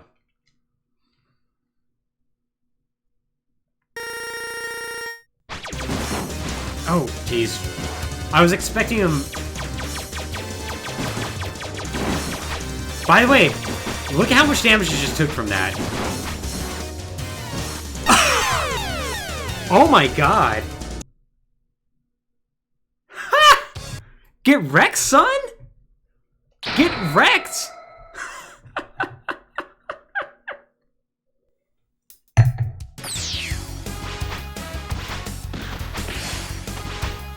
Alright, well, fair enough.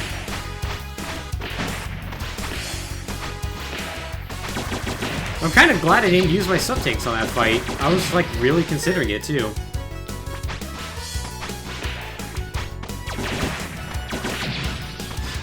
Yeah, that boss is like pretty easy unless things go absolutely wrong, which unfortunately they did. If you defeat both Bit and Bite, though, you do get a different boss there that actually is even more difficult, or is considered to be even more difficult, anyways. In the context of this challenge, it actually might not be that bad. I think it's Machine God Kaiser is what it's called, or something like that. It's a weird elephant thing. It's great. It messes you up.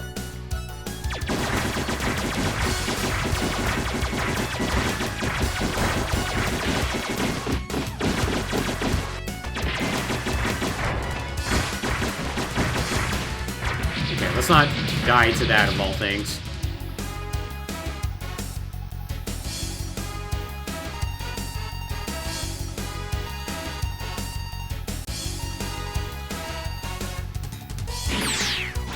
Alright. keep on moving. So yeah, don't get hit by those hands, because that's literally, my god, literally 2/3 of your health right there. X3 definitely can get very cool at times. Like, it's kind of amazing.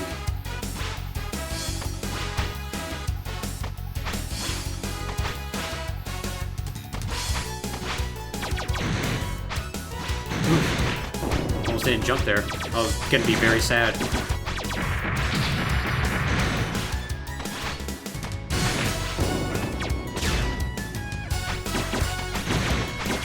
It does not take much to charge the level 1 charge, as you can tell. You literally just pull it for like a second and a half, if even that, and it just charges up to that level 1.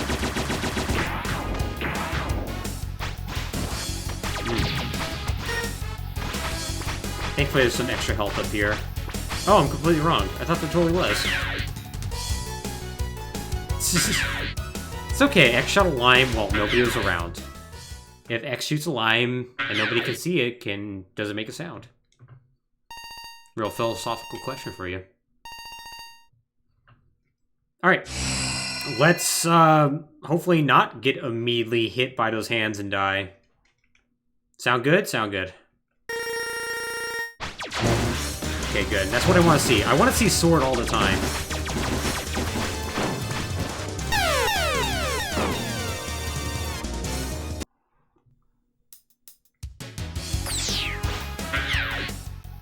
Okay. So you gotta be very careful about those hands, because they will track you very quickly.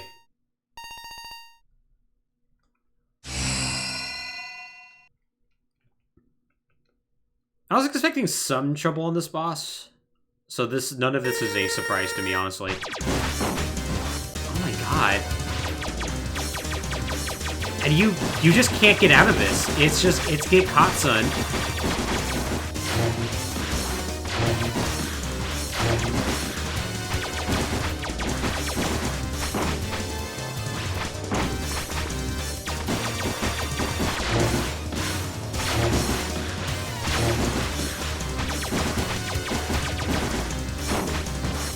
Man, I'm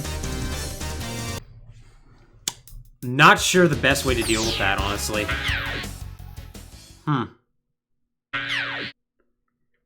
Because he just gets you and you're done. You're done, son. Literally 2/3 of your health right there.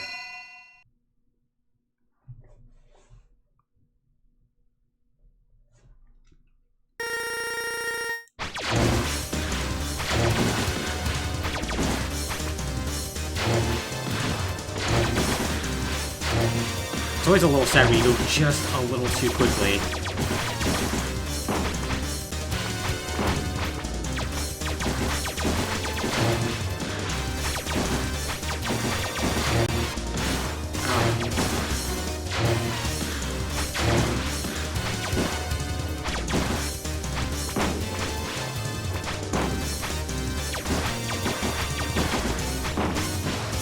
Shoot! Ah! Now I'm shooting weapons because I'm trying to bust out. Okay, we're gonna try to survive this. Because I just... rather not play this stage again.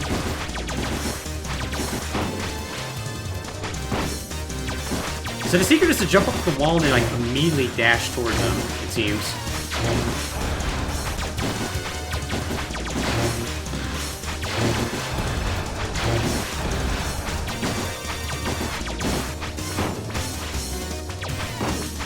Okay. Not the world's worst fight, except for getting caught by the hands that one time. I don't get caught by those hands, the fight's fine. Ah. Yeah, there's actually a lot of nuance in a lot of the bosses in this game that I really do like. Like, especially compared to, like, X2, where the bosses, they have a very specific pattern to them a lot of times.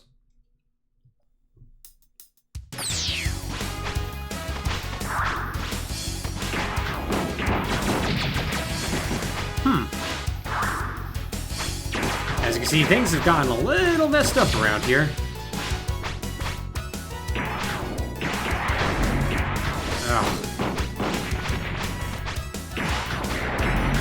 very enemy-heavy corridors here, as you can tell.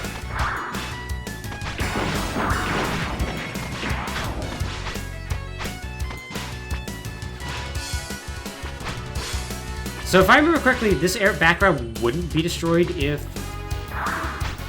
Vital was still alive. If Vital was dead, I should say. Okay, so you cannot make that.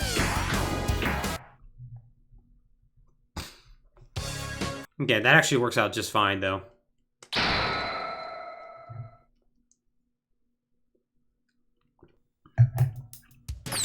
Yeah, the backgrounds would be intact, and that lower section actually would be filled with water and different enemies.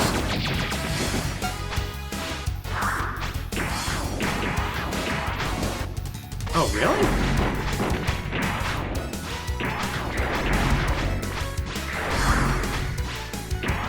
I really love the dash upgrade in this game, by the way.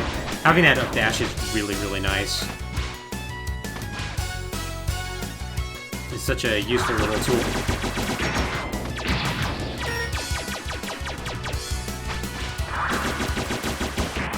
Take the hit, I guess.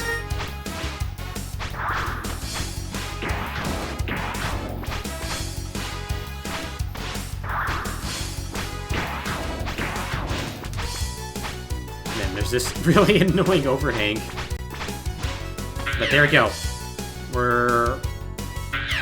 So if we had killed Vile, and we come in here with Zero, we could actually fight a mini-boss that if we defeat with Zero, we'll land on Zero, disable Zero, and then Zero will actually give us the Z-Saber, which is the most powerful weapon in the game. It does, what is it, 14 points of damage to a boss? Maverick or otherwise. Like even Final Form Sigma, who normally takes just 1 damage, will take 14 points of damage. But unfortunately, we don't get to get that, so... Also, look at these snails. Do you like these snails? I like them. Do you like how slow they are? Because I like them too. I like how slow they are. I think, honestly, I love snails. I think snails are really cool animals. Like, I actually really appreciate them. Exactly, snails just trying snails best. Like, I don't know why Doppler created these things and has them in his lab. But, you know, good on him.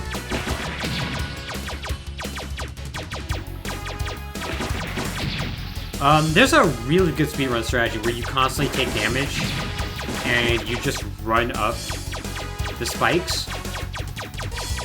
Or I guess wall jump up the spikes would be more accurate. Obviously, we really can't do that, so... I mean, we could do that, but my skill's not really good enough to do that. How's about? Also, very surprised they didn't take a death there. Because, like Kuma said, it's not a fun section. It's very easy to take a death.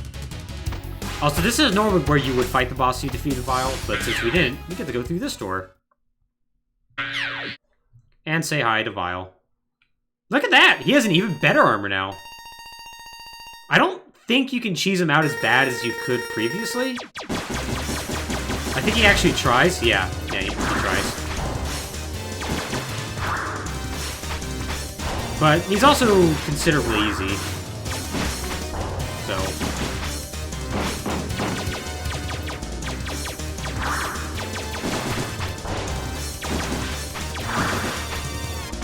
Oh, also he's kind of fast. I forgot about that part. You can't actually lollygag in front of him too much. But he will outspeed you.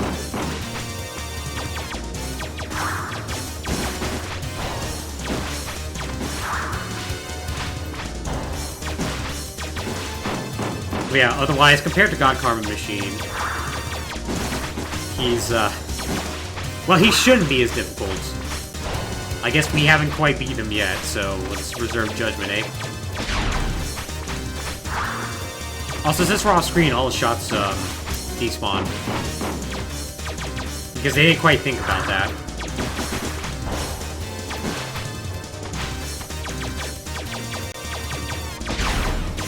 So, while he's unleashing it, I think it's a desperation attack? We don't actually get to see it because, well, we're off screen.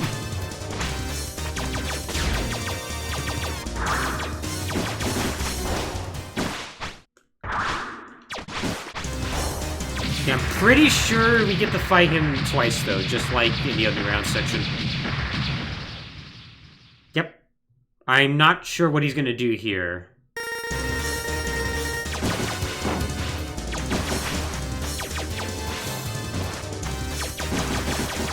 A lot more, apparently.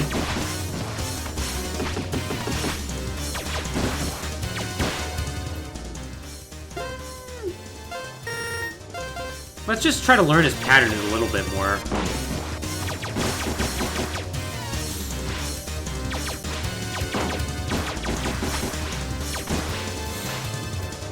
Ugh.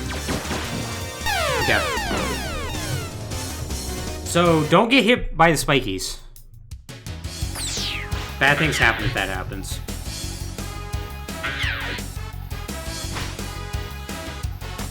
Yeah, Vile's definitely one we're gonna have to be very careful about. Sounds good, Kiwi.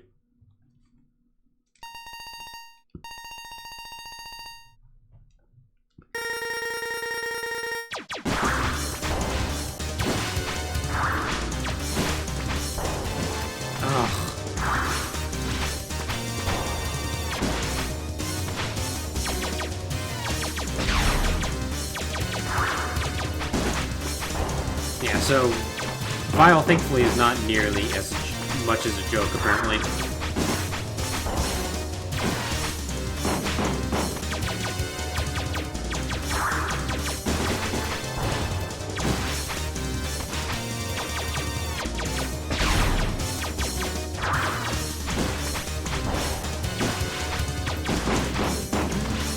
Okay, so that's what happens.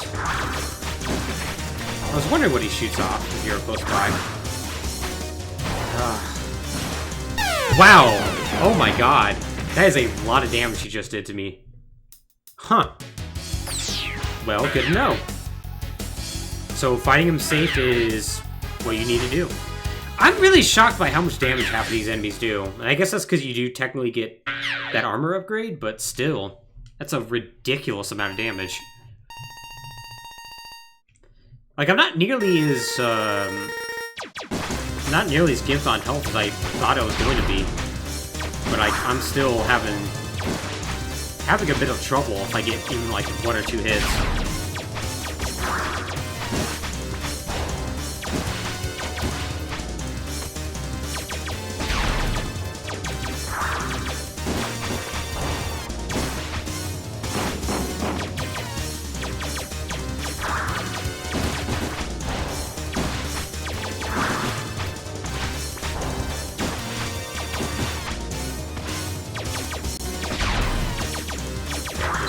Rapidly fire off shots.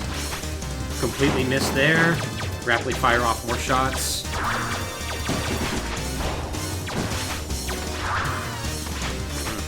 Just off screen.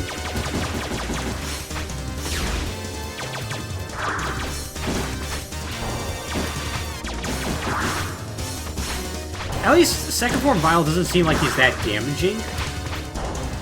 Like, I took a lot of hits, but I can afford to take a lot of hits, it looks like. Which is more than I was expecting.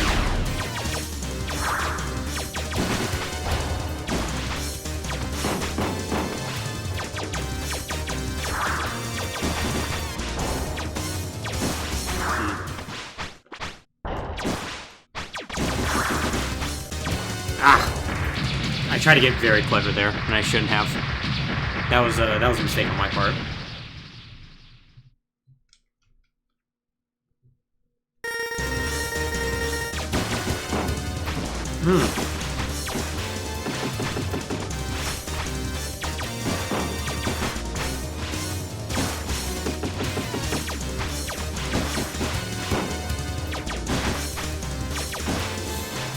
Oh no!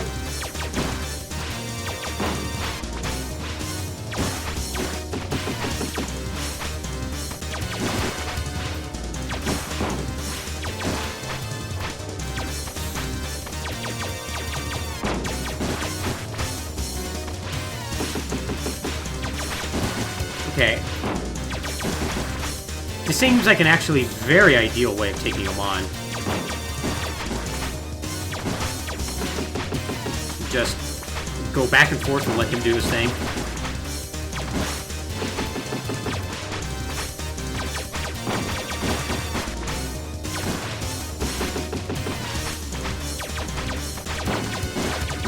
Yeah, actually, he's very, very trivial if you do this.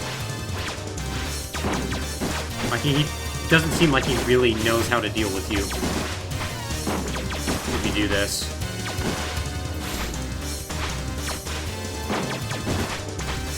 Which makes sense. I tried to fight him like I was facing him in when he was a mini boss. Here, just doesn't know what to do.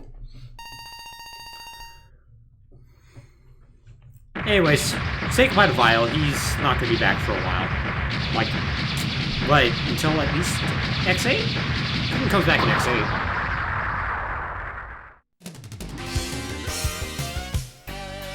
That's it for the wine. I kinda wish I had more wine.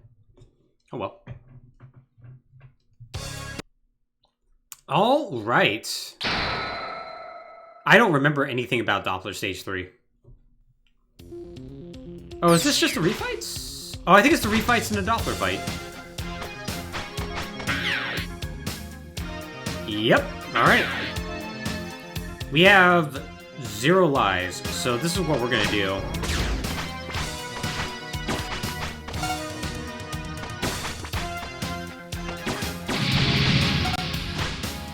We're gonna do our best to get through this, but we probably should take a death.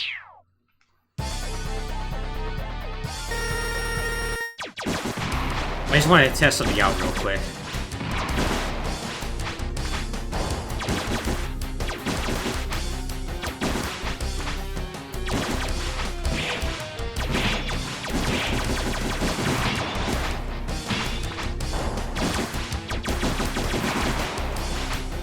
I forgot that, yeah, you just get straight into the third, get straight into the Doppler fights. Like, there isn't just like an extra stage. Like in X1, Ouch, X2. Yeah, I definitely want to take a death now, because this is just awful.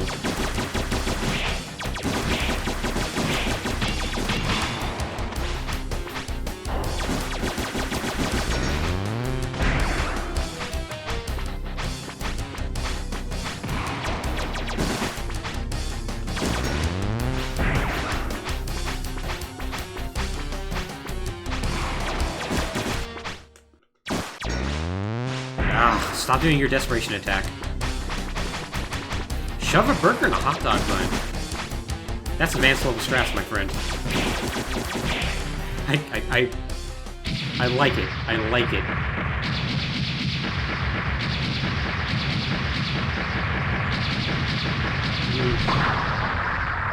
Got some chicken I need to cook tonight. It's gonna be so delicious. Okay, so these actually stay around. I was actually not sure about that.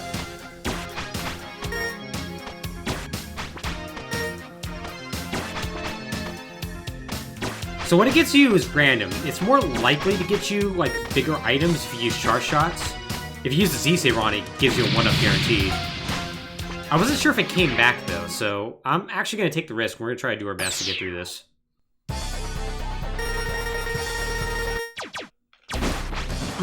Jeez. It was just right on top of me. I felt like I had no chance.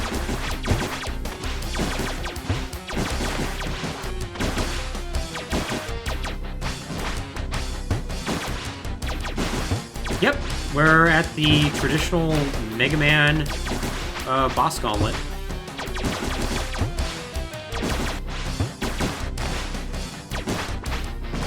Ugh. The good old Toxic Seahorse is just messing me up. Oh, we're in desperation phase, looks like.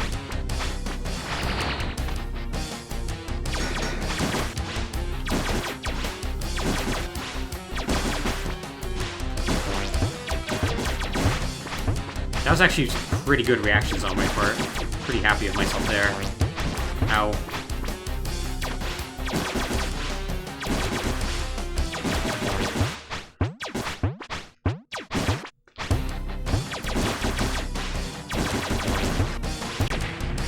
Toxic Seahorse really is not that dangerous.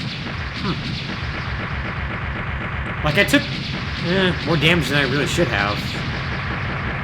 But if that's going to be the worst of it, and it's likely going to be the worst of it, we're actually in pretty good shape. Don't give me ammo. Or just blow up twice, whatever. This one's going to be... Oh! Ooh, okay. See if I remember how to fight Blast Hornet.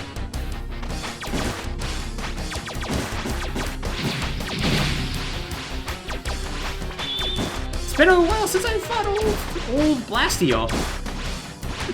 Like, I don't... Like, I actually feel weirdly unequipped to actually face Blast Hornet because of this.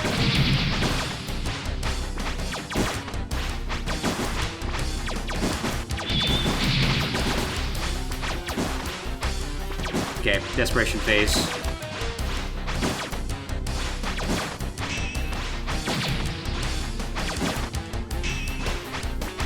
Ah, got off all three, huh?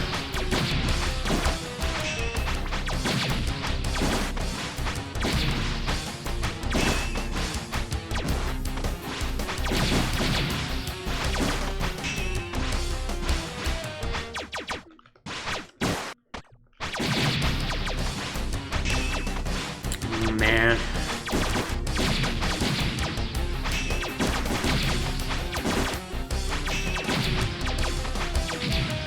Okay.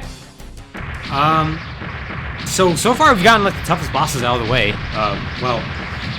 Toughness in the sense of Blast Hornet and Toxic Seahorse. I'm sorry, Acid Seahorse.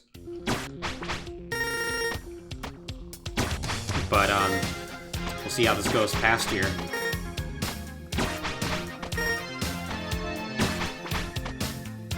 Every time I get a weapon capsule, I get incredibly sad. Ugh.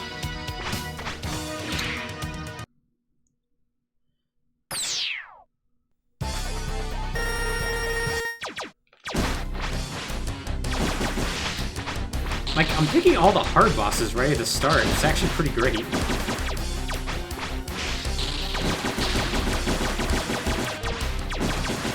Like, because this is kind of ideal in many ways. Ow.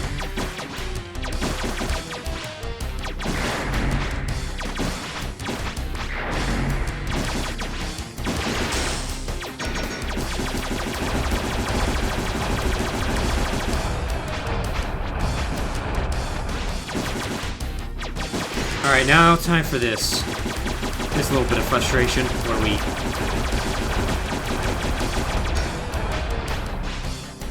basically have to wait this out. As long as things don't go horrifically wrong, we should be okay.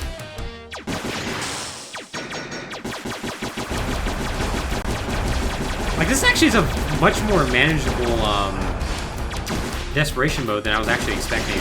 I was expecting this to be much, much worse.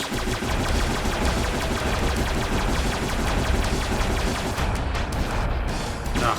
Of course, now I'm taking more hits than I was expecting. Well, I didn't want to...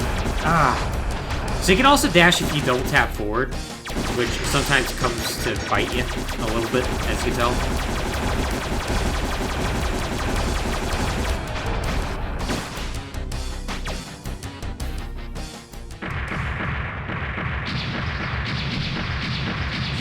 Alright, our timer is below 2 hours now. I wonder if we're going to beat it.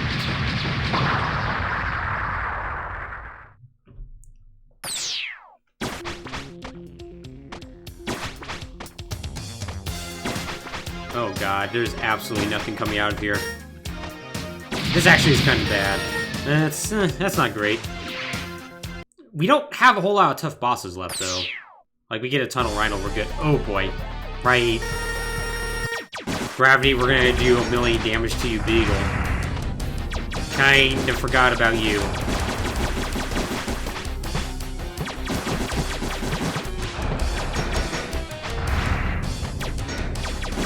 Yeah, this is going ridiculously smooth. Like, I'm not horrifically surprised by that, just because I've played a ton of Mega Man X3 before, like, being the game that I owned as a kid and whatnot. But at the same time, this is going almost exceedingly well. Yeah, there we go.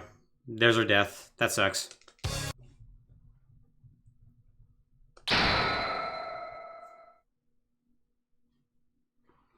I am not surprised by that at all, unfortunately. Oh man, that was such clean movement. So we get to do all these again. Had we not taken the game over, that would not have been the case, which is why I was contemplating taking a death. For our purposes, we're going to try to do Beetle first. We're going to do Beetle, and then we're going to do Blast Hornet, because they're going to be the two toughest ones.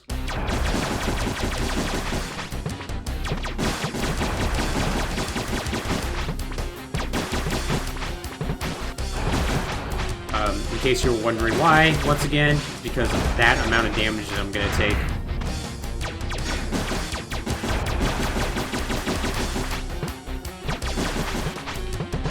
He's really fond of doing the double, too. Like, he doesn't always do the double.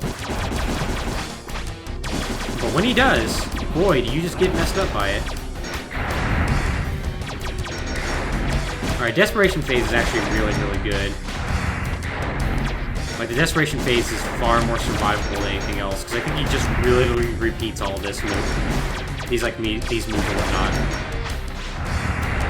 Indeed, yes, poo-pooed.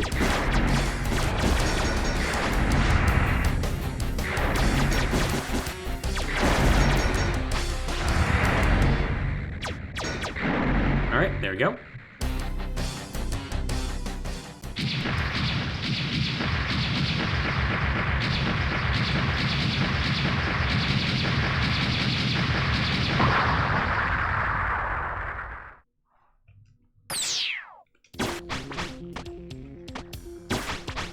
Come on, give me health.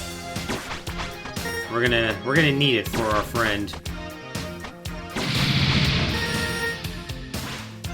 I'm not sure what the weights are for all that, because like if you get a big item, it's gonna be quicker to being destroyed and whatnot. Okay, I didn't want to fight Bolt Catfish next, but Catfish is gonna be annoying regardless, so I'm fine with it. Ow.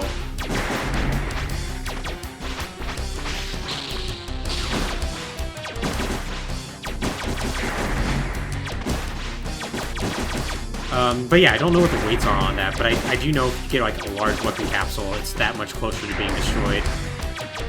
Like, it's actually quite a bit of weight. Ah. Man, that's what happens when you start trying to play chicken with Catfish.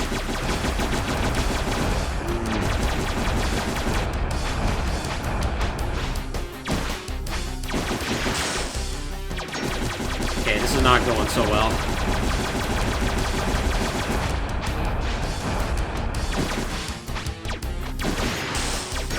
So I can take deaths now.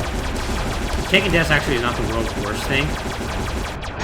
Like, it's not something I want to do, mind you, but I can take deaths because the boss capsules I defeated will stay defeated. It's only when I get a game over, that they won't. How much health do I have?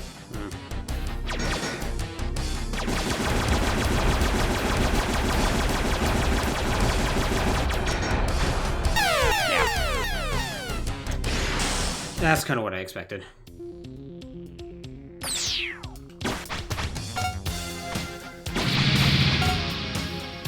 That's basically full now, so that's good.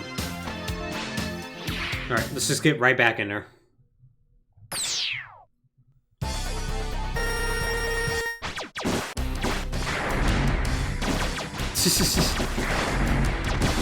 You learn something new every day, don't you? Don't you, Scabby? Ah. Managed to get me.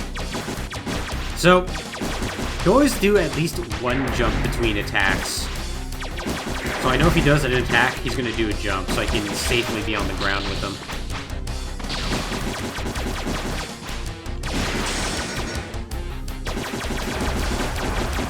I forget what it was, other than it was actually kind of ridiculous. Jeez. I am just getting messed up by those charges now.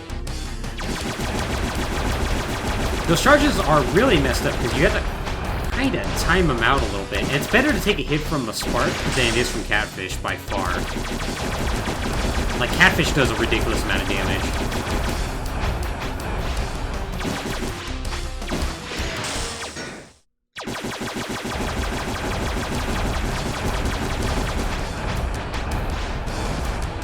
See? And then sometimes you're just too early.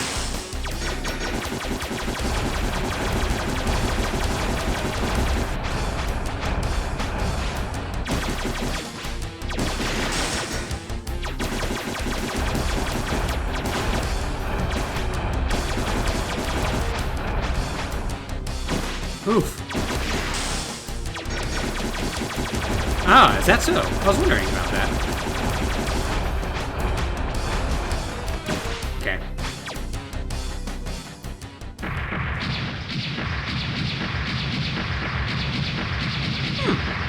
Is that so? I didn't know that about Catfish, or the lore about Catfish, that they can detect a coming earthquake. Huh. That's pretty cool.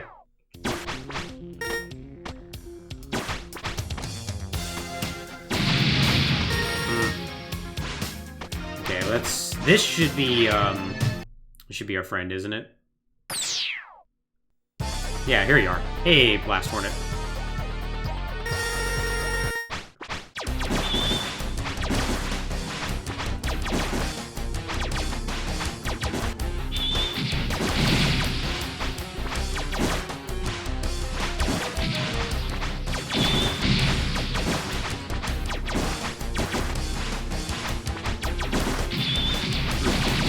Not taking a whole lot of time between patterns, which is interesting. I thought he took a little bit more time to this, but I guess I'm wrong.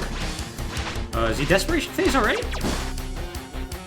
Didn't seem like it was half health, but I guess he is.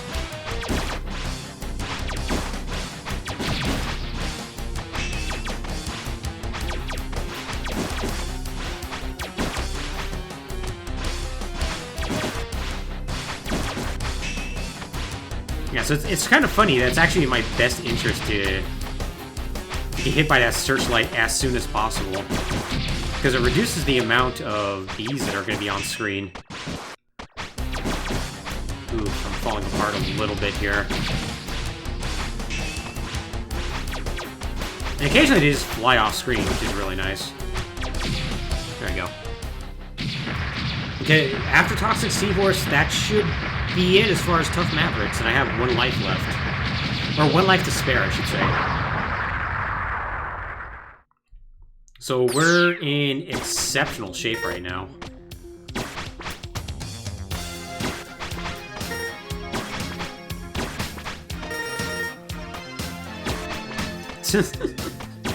Wicker Man's a great movie. Alright, it should be Toxic Seahorse, so we'll go ahead and do them real quick.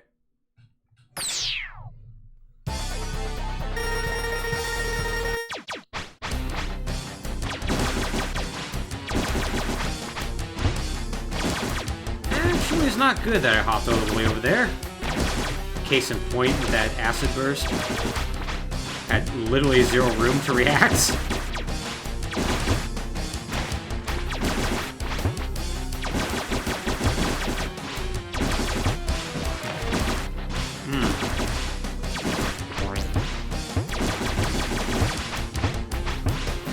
Oof, managed to catch me. I was not expecting that. Oh boy, that sucked. Being so low.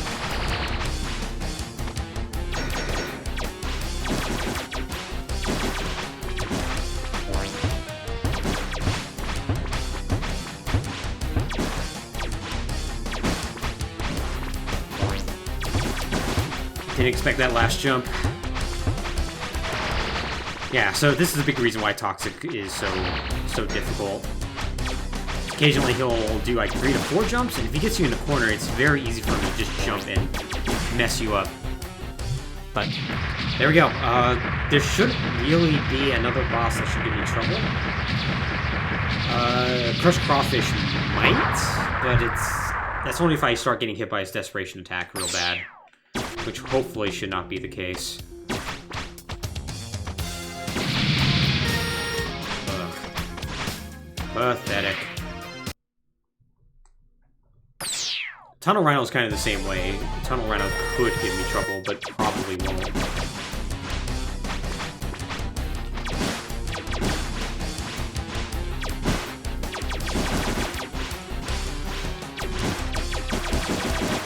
Neon Tiger, on the other hand, not going to be an issue.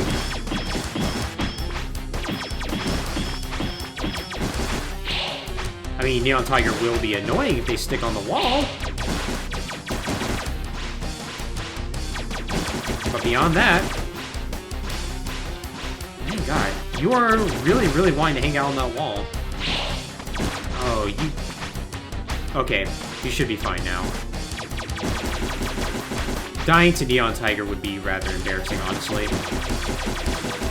Because there's not really any particular reason to.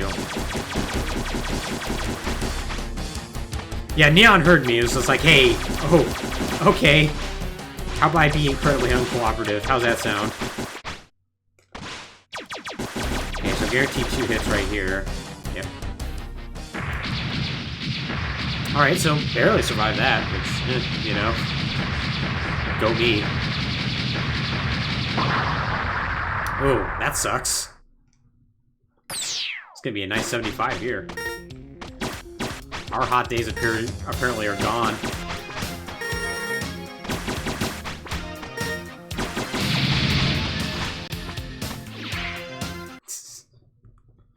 Ah, yes, J-Spot living somewhere where it's actually hot. I used to live that life.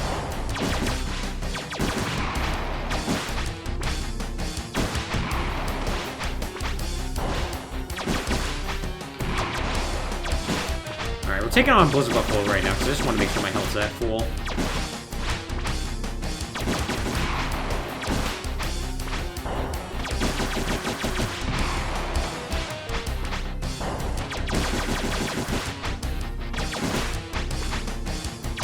Once again, Blizzard Buffalo, complete joke.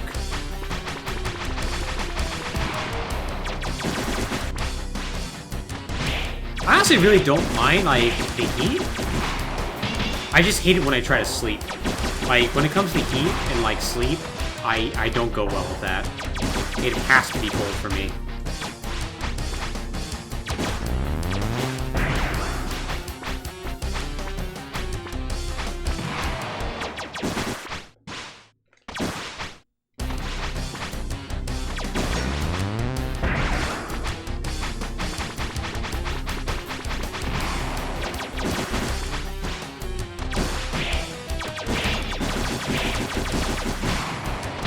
There we go.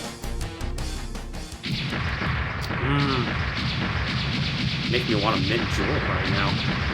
Oh. Or a mojito. Yeah. Good old Blizzard Buffalo. Always safe. Always reliable.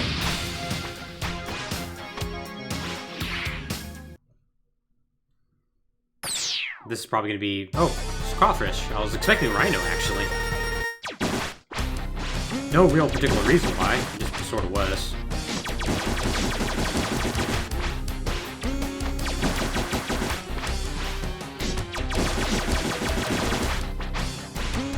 It's amazing how predictable Crawfish's pattern is. Charge to the left, shoot a claw up, charge to the right,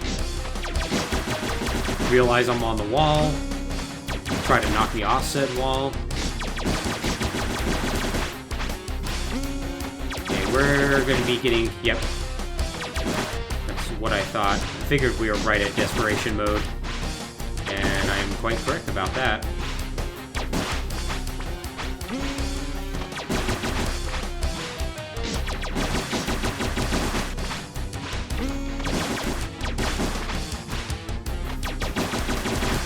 Oof. Almost caught me. Almost caught me, but just... didn't quite have it.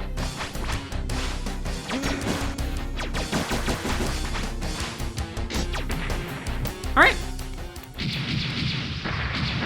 A no hit.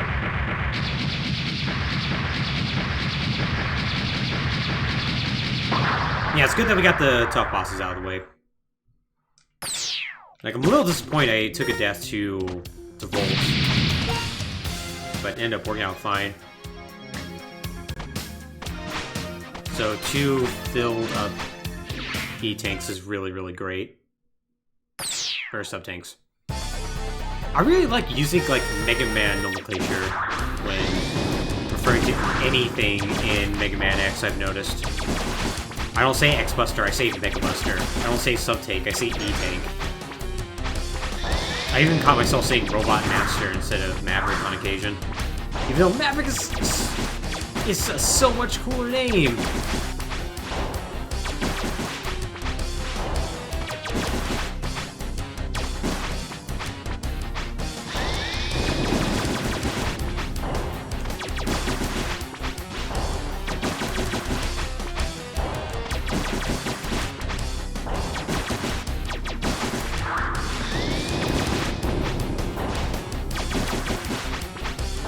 What's nice about having an air dash too is when I occasionally mess up and don't do a dash jump, I can just hit R again. Hey, everything's fine. Oh jeez. My god, make a decision, Rhino. There is something weird about his AI on the PlayStation version. He just faints a lot more often than he does in the Super Nintendo version. Ouch. Super Nintendo version.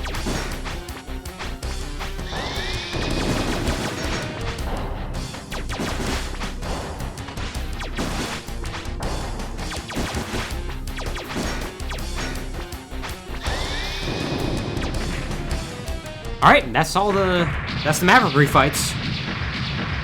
Don't think I missed any. Now it's time for Doppler himself.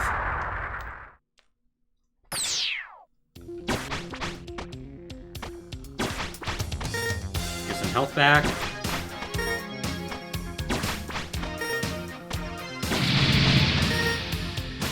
He's just going through, making sure. Yep. Fantastic. So now it's time to face Doppler.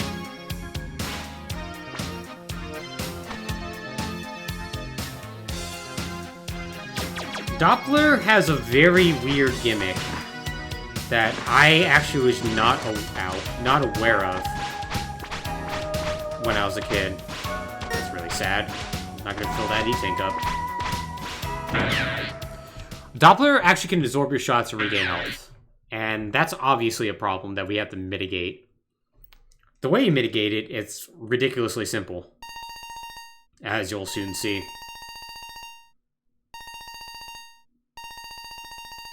Blah, blah, blah. He's saying things about how I should join him. I'm gonna say no. Now he's gonna destroy me.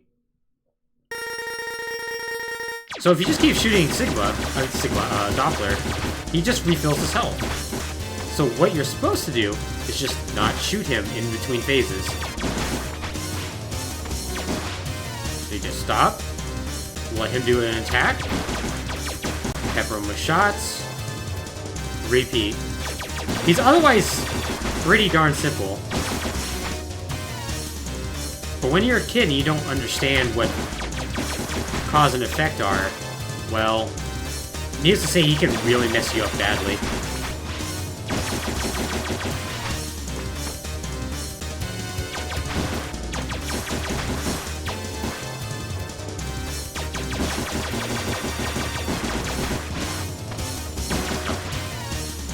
Didn't quite get over him.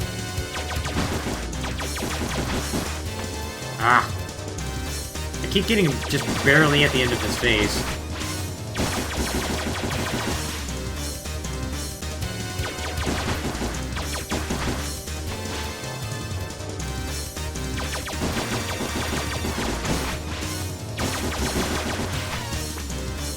So yeah, it's just a real waiting game with him, honestly. And every time he pulls that out, he's absorbing a shot, so since he pulled that out, he should have gotten at least like a pip of health back, which is annoying, but whatever.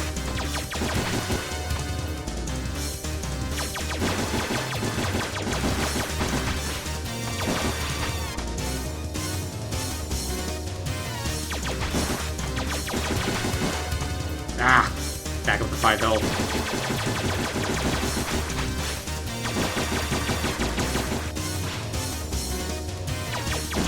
Try to scam him out, but it wasn't going to happen. But there we go.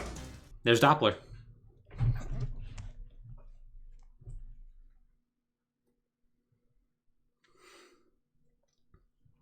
And here Doppler reveals that actually Sigma has been controlling everything from behind the scenes, and he's been forced to build him a new body. And he's really regretting it right now, mostly because he's been shot in the face a lot. Turns out people regret a lot of things when you get shot in the face. So, makes sense, I suppose.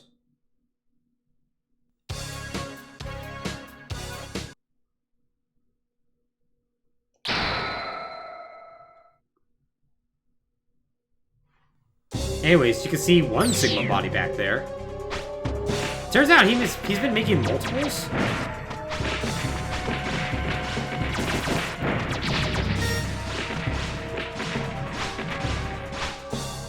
Anyways, a little bit of story occurs here if Zero's still alive.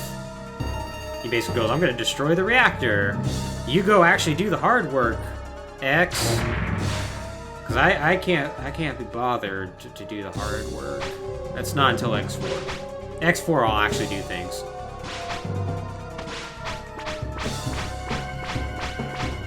By the way, we get to see that dialogue every time we game over, so get used to it, because we're not defeating Sigma the first time around.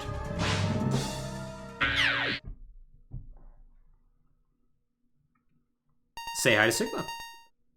He's got a cool Captain America shield now. His sprite, his beta spray is actually quite a bit different. It looks very similar to his X1, X2 Sigmas, but they decided to change it for one reason or another.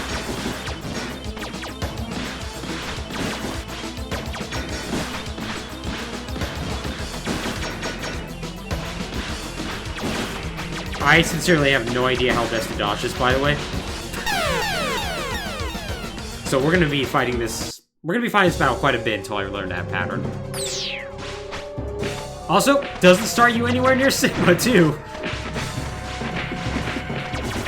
This game does not care about your feelings. It's kind of nuts, actually. Also, if you want to get health back for sub-tanks, guess what? You gotta defeat those enemies. I think you could go to another stage, but I'm not sure if that does funky things.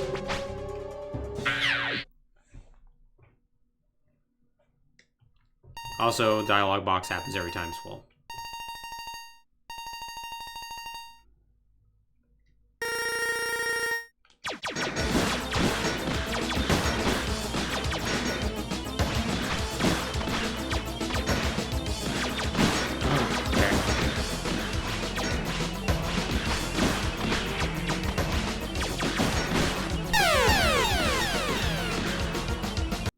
Exactly, just let's hit pause, let's make sure we boo it. Alright, so there is definitely a pattern there that's very consistent. It's bottom, top, middle, and then repeats. So that's good to know. Also, yeah. I'm so tempted to get 0 kills so we don't have to see this every time. Although I don't actually think we can control Zero on this stage.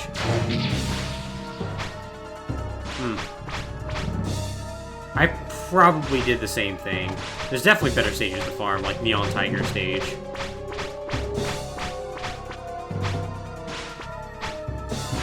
Ugh. I'm always 1 pixel too far over. So yeah, we take a ton of damage from those fireballs too, which sucks. Like, the game really expects you to have all the armor upgrades. Unlike X1, X2, which I don't really think takes that into account too much.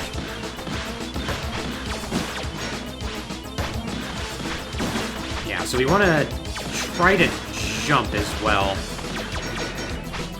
So we get him to shoot at the wall.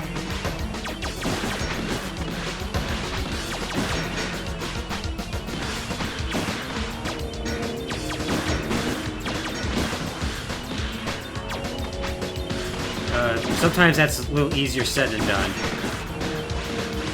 He's also capable of throwing his shield, which Not sure if the best way to do that, because I remember that shield coming out really quickly. Well, I guess we don't need to do that. We just need to stand near the wall. That's actually really useful. Yeah, there we go.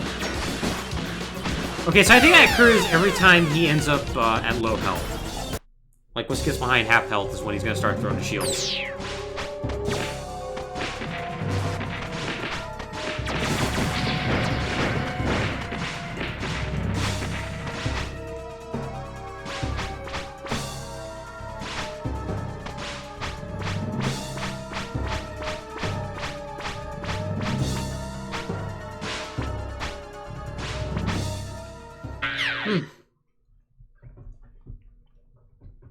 This is easily the toughest Sigma fight in probably all of the X games, by the way. Like, there's kind of no other X game that even holds a candle. Ugh. So, just like that, we're down to half health.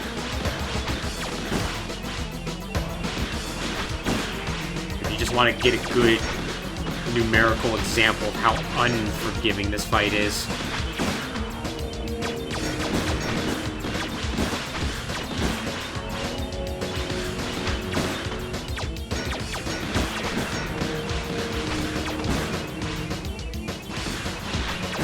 He's gonna be close to half health here soon. Ugh.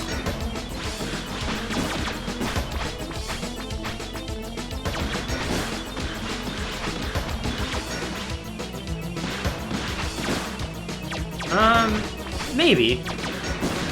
Oh! I double tapped left, so I dash. Okay, that's actually... Okay, we got a pattern down to deal with him. The weird colored Sigma heads is X4. And yeah, that is a bit of a pain to deal with. But you do have the advantage of you're able to do more than 1 pip of damage with a non-weakness, at the very least. So I've always found it a little bit easier. But yeah, X4's Sigma is also not particularly easy because of that. Boy, X, you keep just showing up to get your face punched in. You figured you'd learn by now, but alright. Take a look at my rad Captain America shield. Isn't it cool? I got it custom made for Premiere the Avengers back in the day.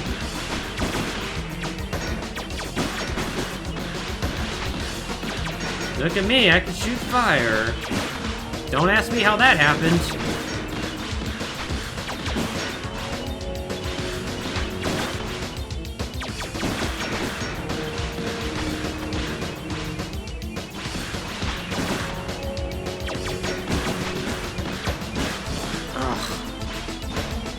If you really get off sync at all, it ends up being an absolute pain. Oh, man. So I went up on the wall because I thought he had low enough damage. He did not.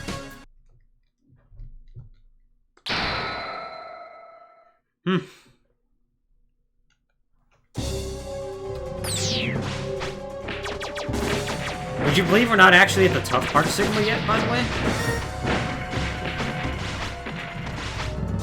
The boss after this, Kaiser Sigma, is far, far worse, from what I remember.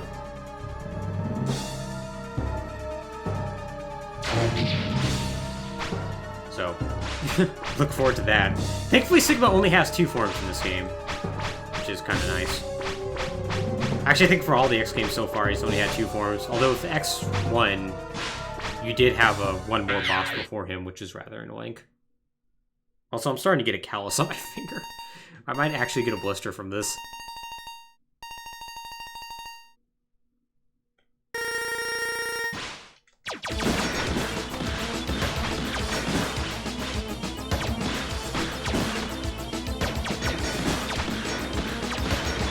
Ugh. If you're late on that dash, bad things happen. You cannot be late on that dash. You have to reset your position. Otherwise, he just messes you up.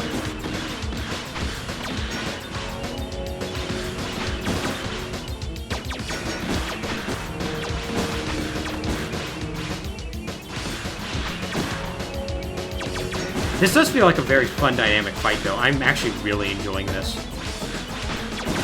Okay, so it's not going to be quite this phase, but should be the next. Oh yeah, definitely. Shoot. Messed that one up.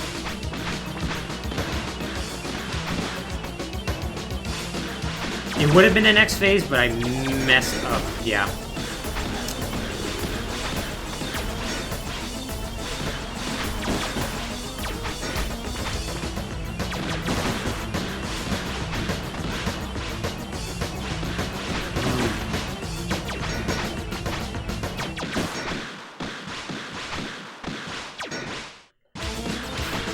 Oh god, that looping audio kind of kills me a little bit.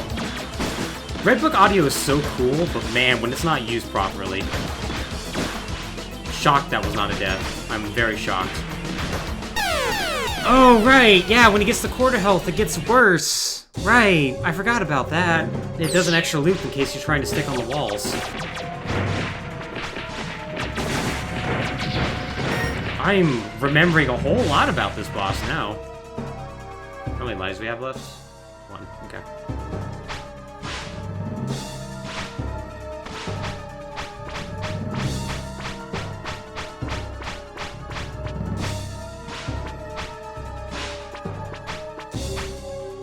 There we go. Still, I've really enjoyed this so far. I think X3 is a better game than I've given it credit for all these years. I've always kind of felt like it was a black sheep of the first 4 games, of the quote-unquote good Mega Man X games. But honestly, this game's kind of fine. Like, some of the level design's really wonky, and like sometimes the enemy placement is just cruel. But like, I kind of enjoy this, and I think a lot of it does help that the soundtrack is a lot better on the PSX version.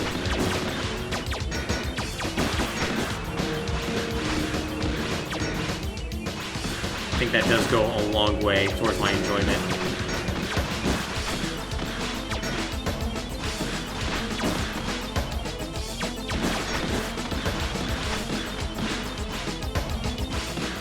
Okay, so he should... I'm not sure if it's gonna... Okay. He will be now, though.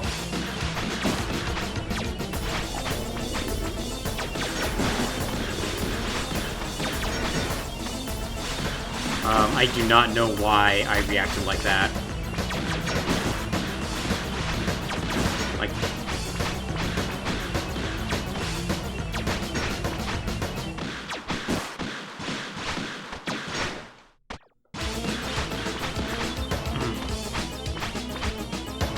I'm messing up in some really silly ways, and I'm losing shot opportunities because of that. This is otherwise going very, very smoothly. Yeah, so... There's actually really no danger there. I just need to not freak out by the shield going in an extra direction. I need to not freak out about the shield going in an extra direction. Man! Oh, that sucks. Yeah, so the thing about the shield going up in the corner there is that I kept focusing my eyes on there. And then, obviously it wouldn't do anything, because it's not going to hit me, but it was just enough to freak me out that it threw off my timing. And you just simply can't take any hits.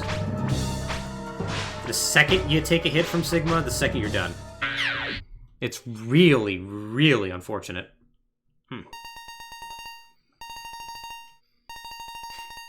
Still, we have the pattern down. This is a matter of time.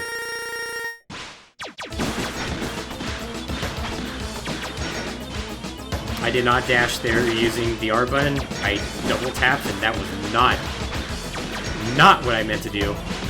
But it worked out just fine, thankfully. Sometimes hard to sneak in shots in between his own, because he does put his shield back up. Yep, we're totally making progress. I mean, this fight's going pretty well for the fact that I'm intentionally taking away 2 damage per shot right now. Because charge shots in this game do 3, as it turns out.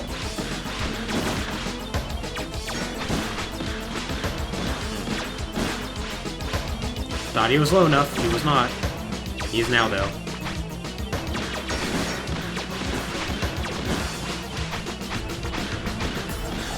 Boy, I really just like to sometimes jump on that wall and just play around with Sigma in a way that is unnecessary.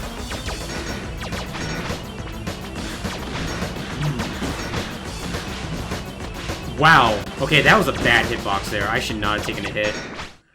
Like, I heavily disagree. Man. My dash was too short, so when I dashed back, I actually hit the fireball while I was traveling up the wall. That's a new one.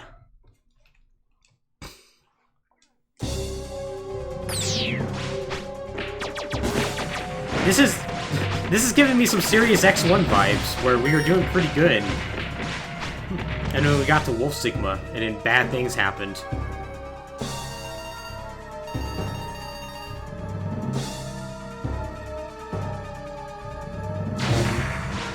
The thing about this form of Sigma, though, it's very, very consistent. If you do not deviate from the pattern, you will not take a hit. The problem is not deviating from the pattern.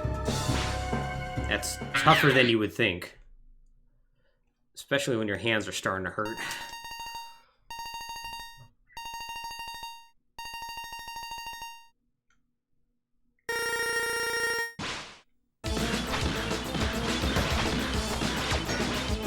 Yes, I did immediately forget how he attacks.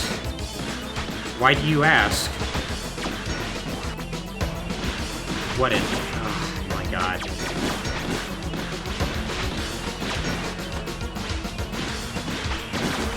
Man. What a... This is a nightmare attempt, apparently.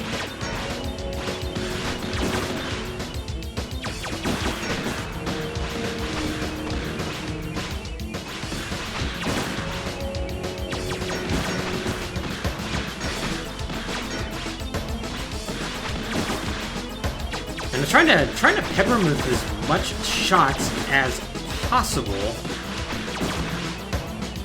while I'm dodging, which is more difficult than you would think.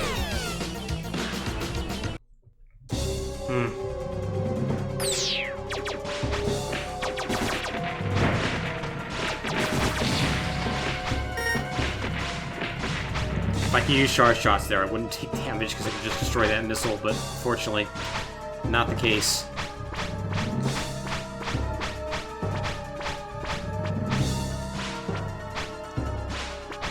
This is a cool fight that I really, really wish I could just hop right back into.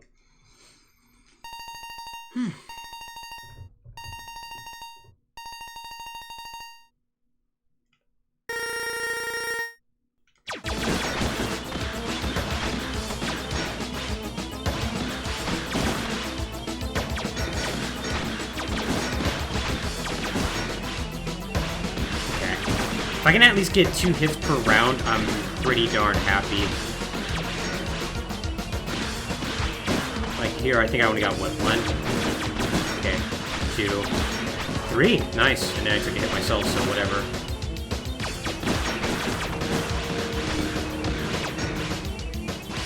If I'm gonna do 3 damage and take a hit, I'd rather just not take a hit, do no damage.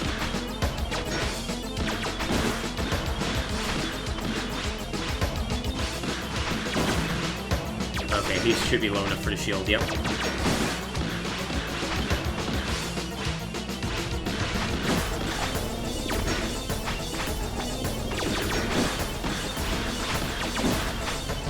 Oh my god.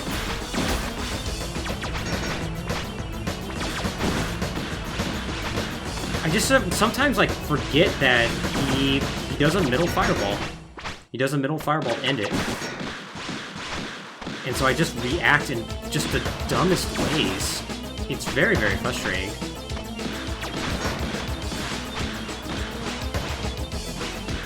Why, yes, I did pay attention to... Okay, I'm gonna use an E-Tank because I just want an attempt. I want an attempt at good old Kaiser Sigma because I want to know what his pattern's like. That actually so threw me off, by the way, using that E-Tank. Why am I not jumping?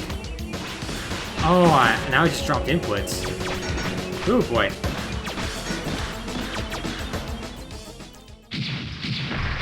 Well, I'm not going to use a second U-tank. That's just awful. I'm rather upset by this. So, Kaiser Sigma. Kaiser Sigma is only... He only takes damage from charge shots. So, unfortunately, we have to do that. Good news is, we're going to die. Because this guy does a ton of damage.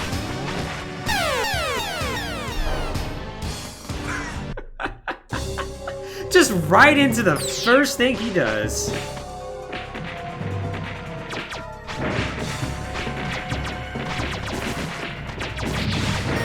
Oh my god. How fantastic.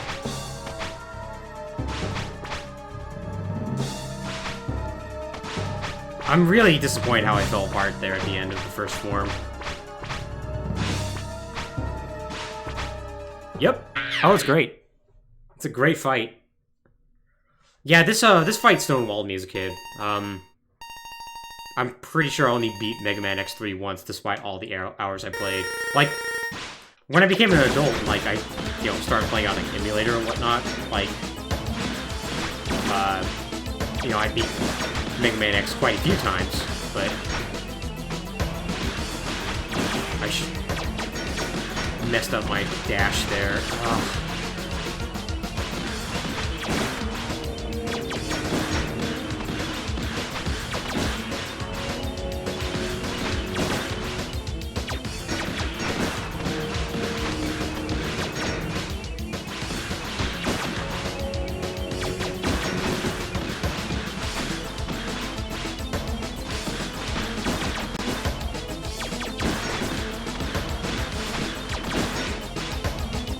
Okay, so far so good.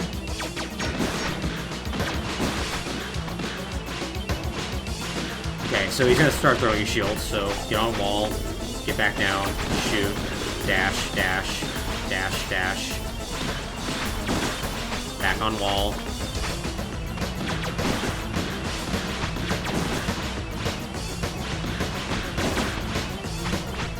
On wall, it's gonna double loop, so don't worry about that. Double looping means nothing. He can't hit you with that.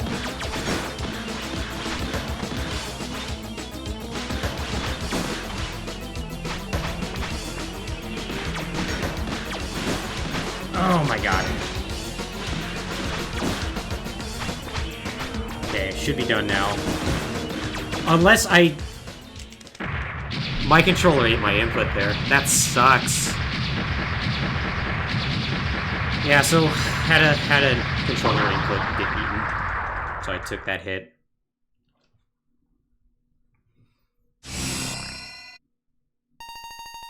Yes, yes, you're very strong, Sigma. You are the strongest boy. You have proven it many times, let me assure you. You are very strong.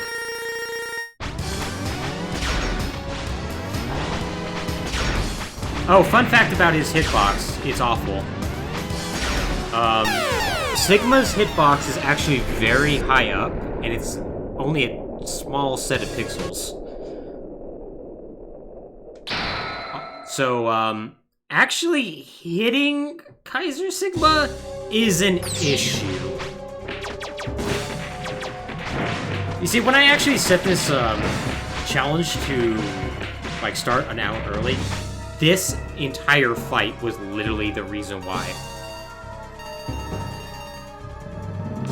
It was solely because I knew I was going to have such a level of trouble against him.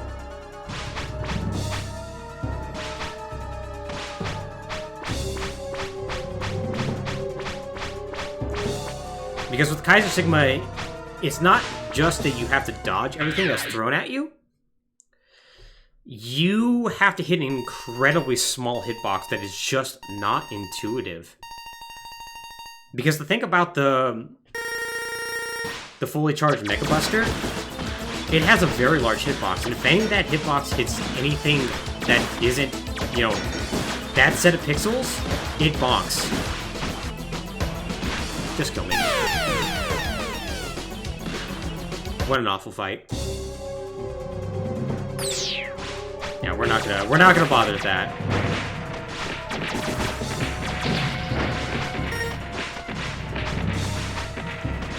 Depending on how this goes, too, we need to maybe think about getting health pickups and recharging those sub-tanks.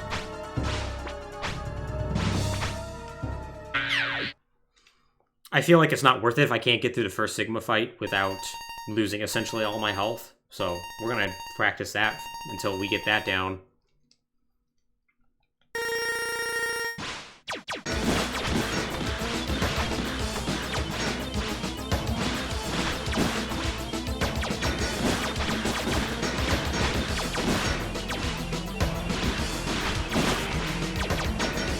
Angry Sigma face. I'm tempted. That's not the worst idea in the world. Oh my god.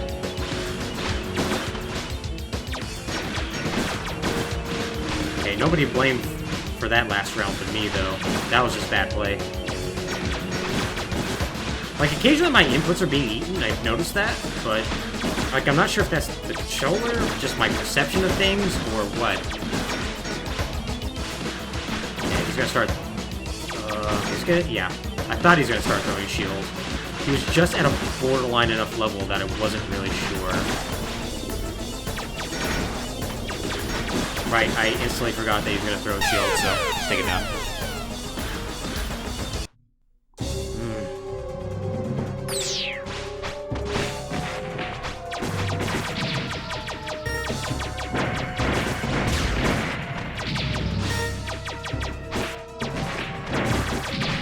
I tried taking the top path so I wouldn't take hits that can maybe farm health.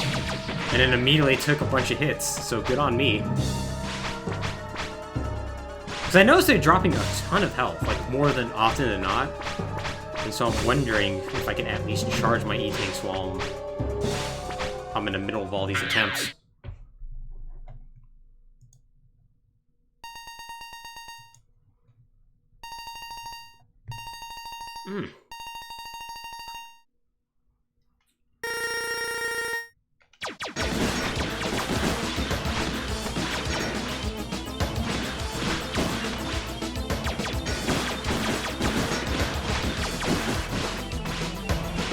It's amazing how much more difficult this fight is compared to the rest of the game, though. Like, boy, the Sigma just stopped playing around. Or does the game just, like, stop playing around at a certain point? And it's just like, guess what, man?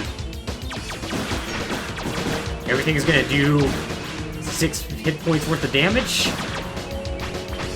And you are just gonna have to deal with it. Oh, you didn't get the armor upgrades? Well, whose fault is that? You're the idiot who decided to do this challenge.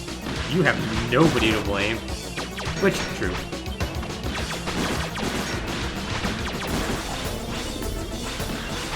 Okay, this is going really smoothly.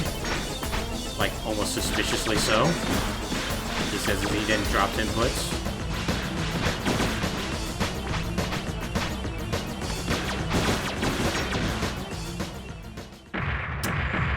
Man, if that shot only landed a frame sooner. Oh well, so far this is the best shape we've been in.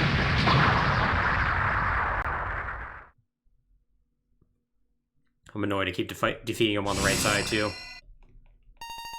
Because I have to walk all the way to the left. Alright, let's learn where this hitbox is. Oh, if you mean jinx myself so I'm gonna die, that was never... There we go. That was never a question. Oof. Missiles do a lot of damage, turns out. Also, it turns out charge shots actually do... looks like 2 hit points of damage. I'm really surprised by that. To the point that I'm actually going to look something up real quick. Because I just want to make sure. What? What happened?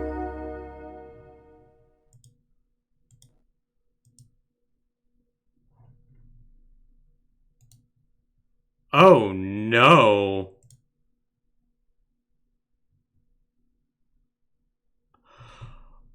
Oh no. Okay, I'm gonna try to fix this.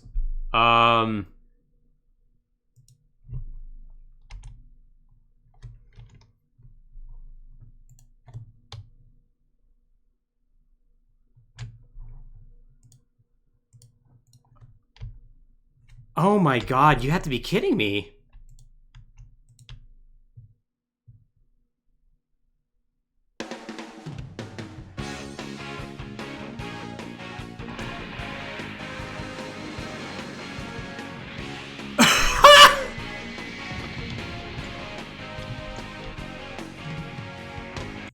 Well, this is really bad for obvious reasons.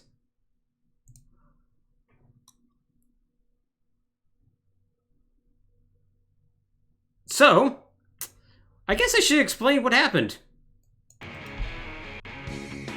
I somehow managed to reset the entire game.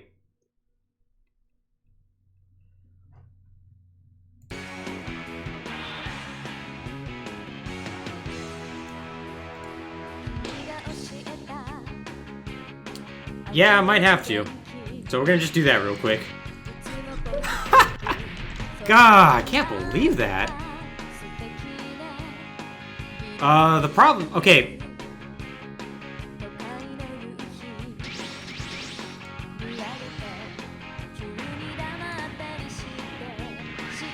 Oh, man. I don't know how I'm supposed to get back. I've never actually had to do this, by the way. Oh, man. Okay, we're gonna try to figure out how to go back to the video so I can actually get back to this. In the meantime, enjoy this nice intro. As I sit here and try to figure out how to do this very basic thing that I'm sure everybody else knows how to do, but I've never had to bother with it.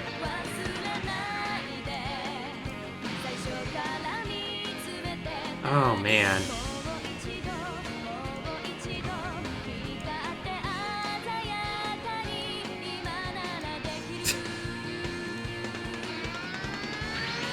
I think I might have to, and I'd rather not. I know there's ways to go back and actually take a look.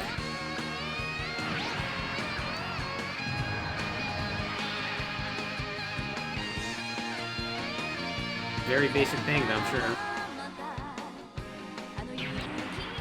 Oh, God. Okay, let's try something else real quick.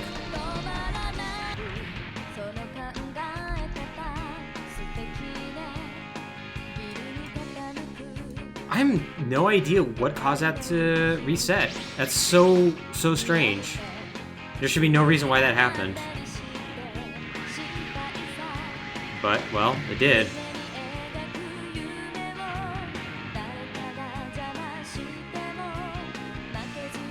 Oh, good news. There's a password generator, so... We're just going to generate a password real quick.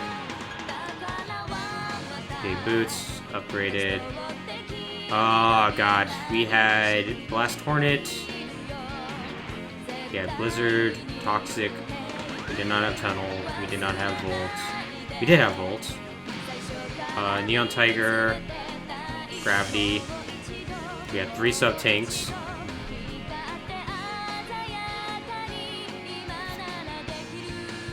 Oh, but this is not going to actually put us near the end.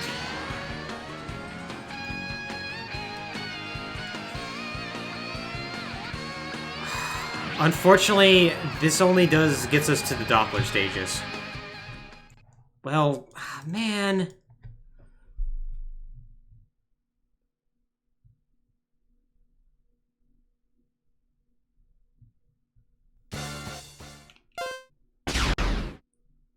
How awful. How awful.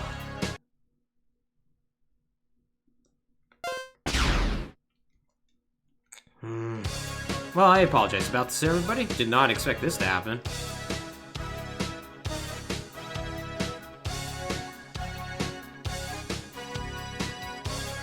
Okay, that's how you increment.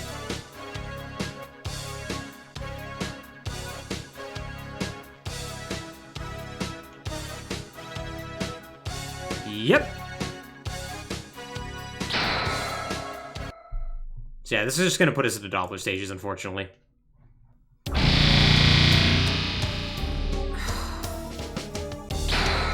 So, this is how we're going to do this.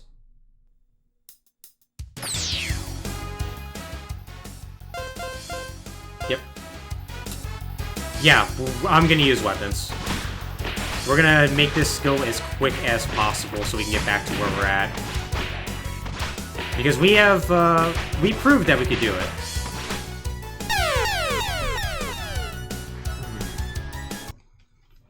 So, we're just gonna make this go as quickly as possible. Oh my god, my controls are now not configured correctly. Alright, no worries. We can fix that as well. Okay. Guess what? Circle's now R1. Isn't that great? Yay!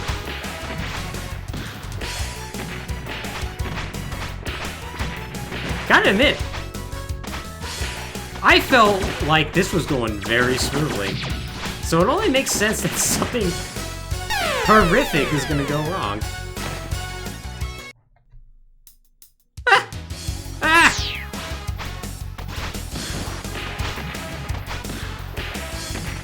Yeah, let's... Ah, man. Part of me just actually wants to take a death now. Yeah, let's just start over.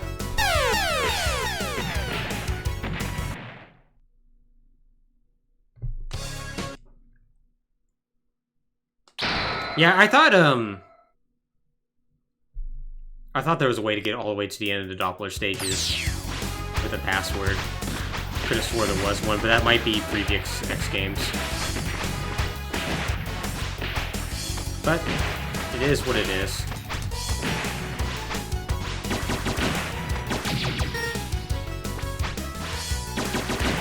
What's a real bummer about this, too, is that we now don't have, those Z-tanks, or that sub-tank filled. Which is really unfortunate, but what can you do?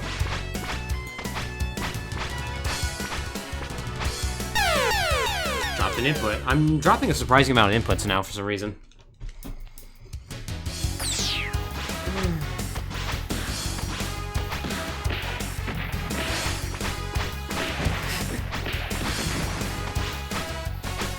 Now I'm trying to get through this super quickly.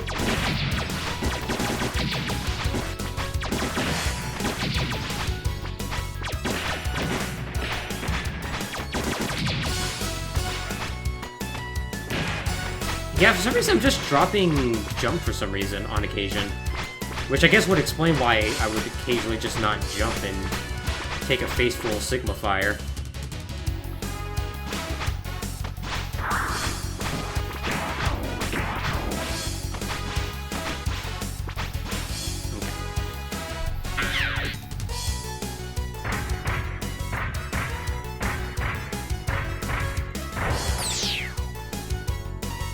I'm just gonna take a look at something real quick. I need to bring some data up.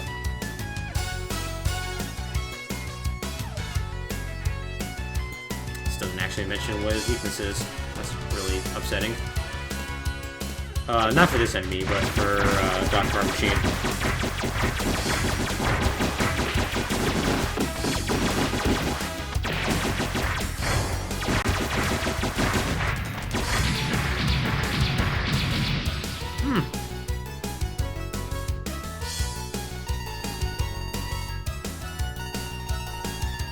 Man, I wonder why I reset. I took a look at all of my bindings and whatnot.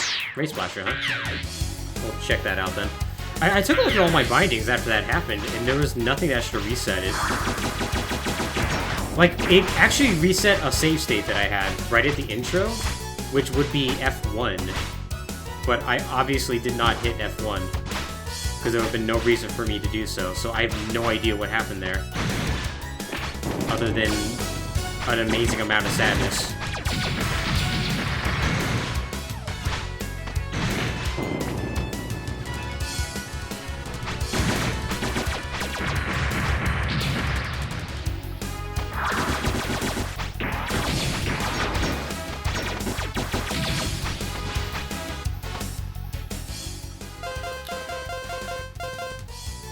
Alright, I'm obviously gonna take a death here, but we'll at least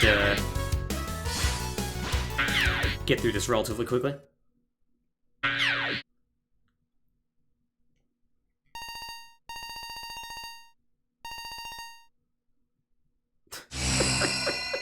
This was going so smoothly, too. Like, that's the amazing part about this.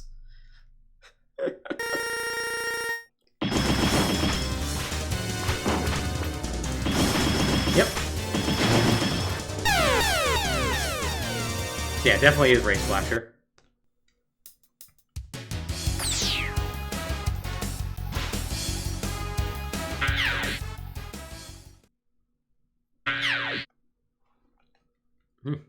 Yeah, just a weapon.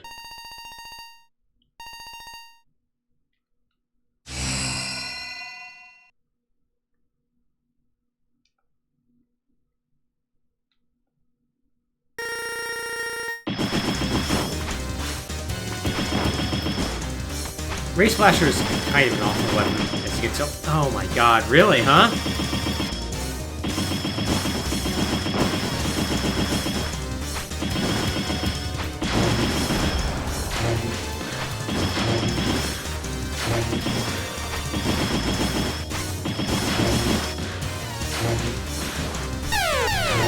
Gotta be kidding me. Alright, back to the start.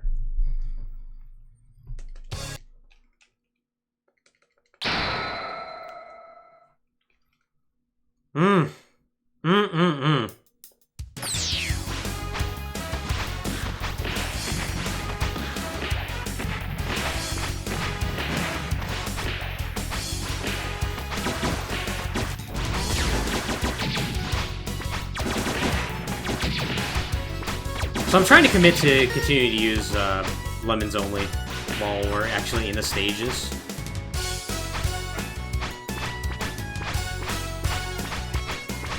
I keep dropping jump inputs, I don't know why. Yep, drop that one there too. I'm wondering if there's something going on with my controller now. Much as I don't want to blame like difficulties on my controller or whatnot, be a scrub like that.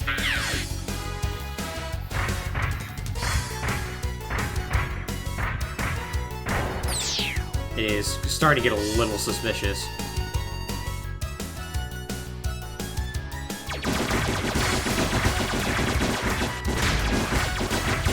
No, too long there.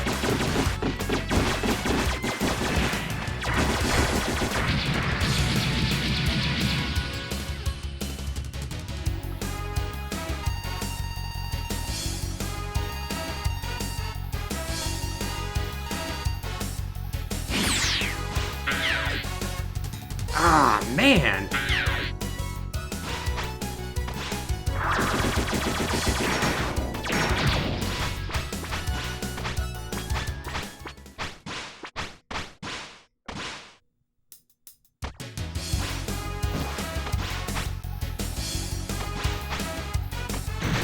Melee Duty Station is pretty speedy, though.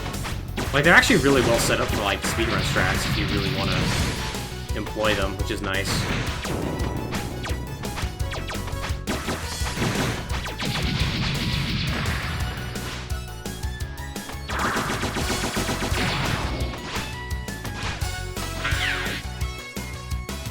Alright, let's try not to get completely wrecked by God Car Machine again this time, right?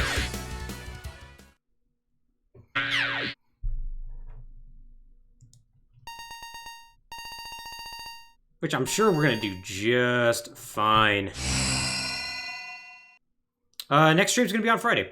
Gonna be doing some Mario Maker, so at 5 p.m. So yeah, take care, Kiwi. Good to see you, buddy.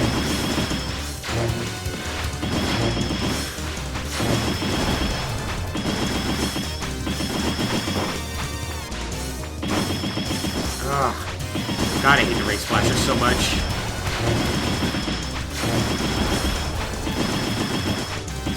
There we go.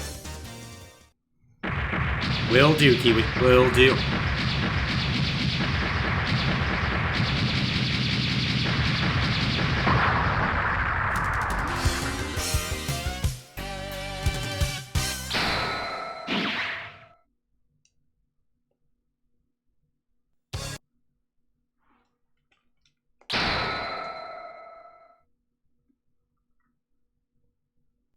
All right.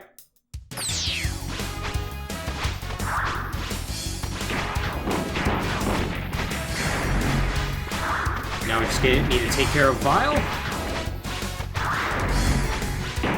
Honestly, should have taken this opportunity to show off different bosses. Now I think about it. Oh well. Hindsight is 20/20.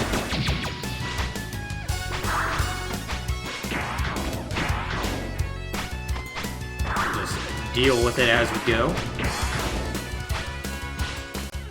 So chat, tell me, what's your favorite X game as we make our way back to Kaiser Sigma? Mine's always been Mega Man X4. I just have a lot of like nostalgia for it. I love the fact that you could play as Zero in it. Like actually play as Zero. Kuma with a good taste. J-Spot also with a good taste. Yeah, I do like the general consensus is X1 and X4 are the best ones. Oh, nice. Oh man, having to deal with these guys right now is very sad. Also, I got through this section really cleanly last time.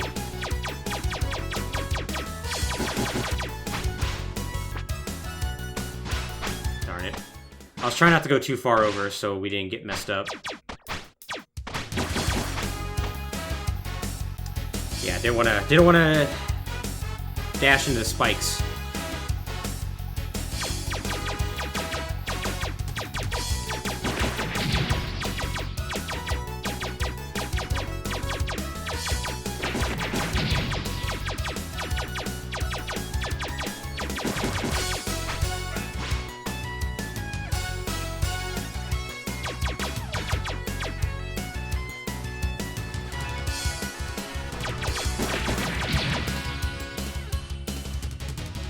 Oh, these snails. The snails are really cute at first. Now I am just very annoyed at them.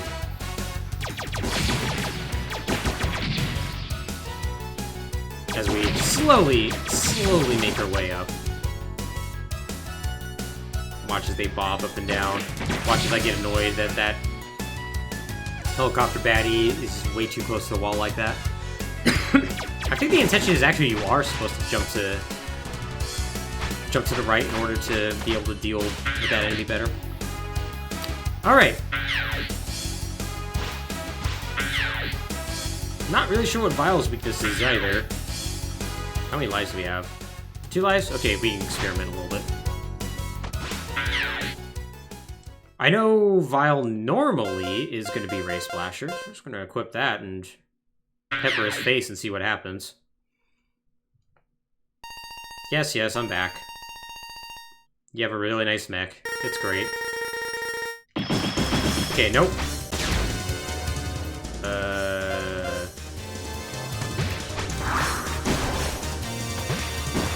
Not that.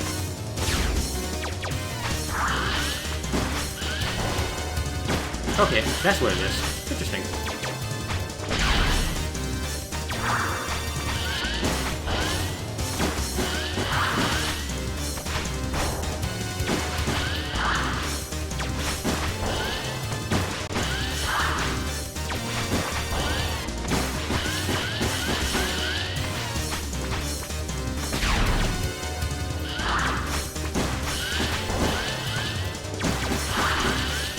Oh god, that's it. Alright, I'm gonna guess that Vile is not gonna be weak to the tornado thing right now. I'm gonna have to use the Ray Splasher. That's gonna be my guess. I'm correct. Also, I forgot that he does a ton of damage. Okay, now he's Ray Splasher weak.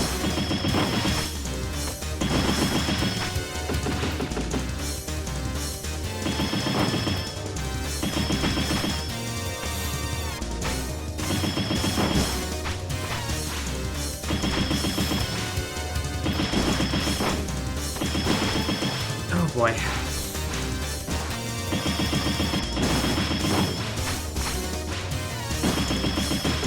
Please don't take a death. God, the Race Splasher is so bad!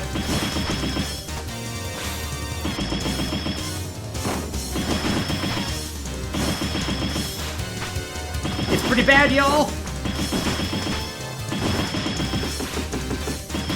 Okay, there we go.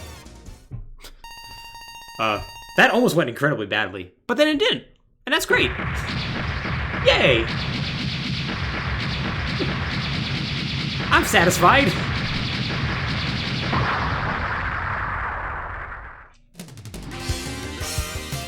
Alright, so we really just got the refights now. And then we're gonna be right back to where we are, just -1 sub-tank, so... It's like nothing of value is lost.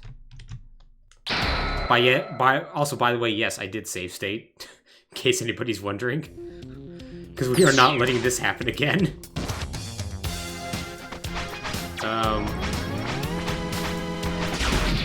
Give me some health back. Come on.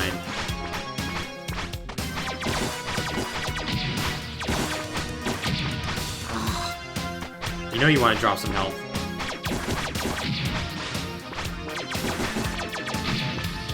Really?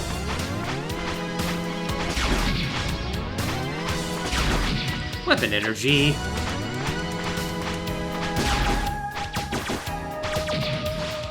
Alright, whatever. I don't care anymore.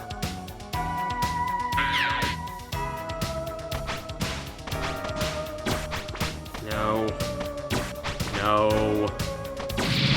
Really? Okay, sure. Why not? Whatever.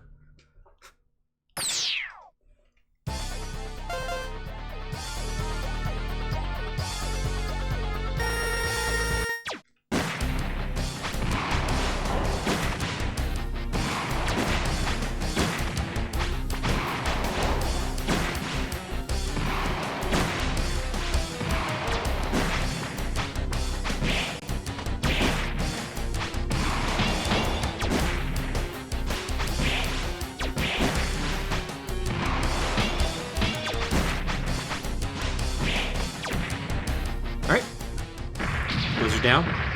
Hopefully we'll actually get health this time. That would be really nice.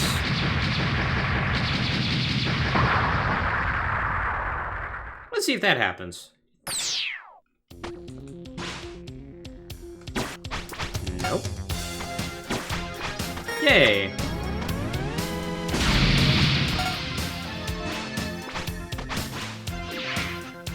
Alright, this was what... We need to have Gravity Well. Where are you, Gravity Well? There you are. Black Hole, as it's called here.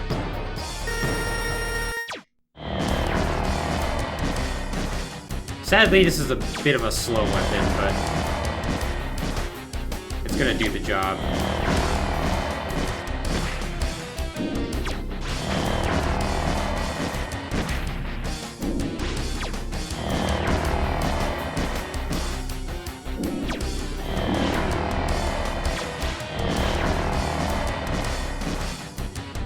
Taking that hit was really unfortunate.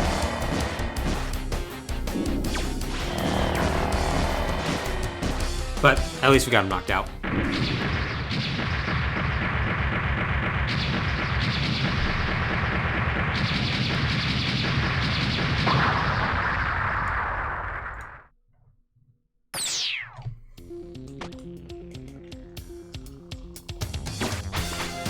Oh man, it's really wanting me to have weapon capsules this time around.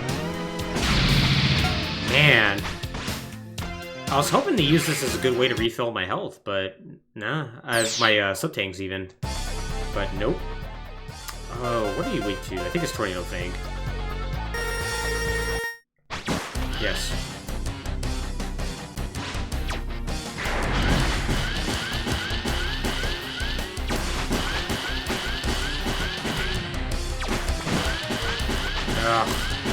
Well, even if I wanted to get my health refilled, I'm really liking the idea of just taking hits.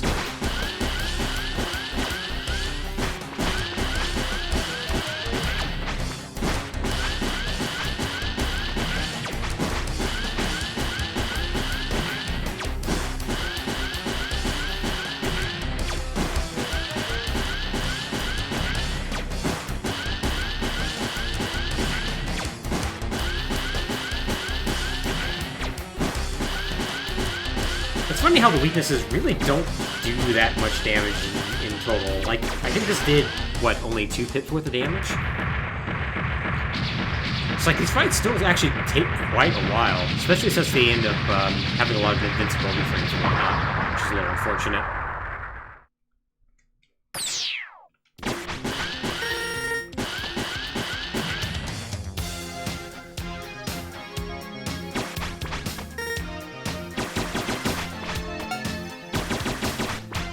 There we go, this is a little bit better.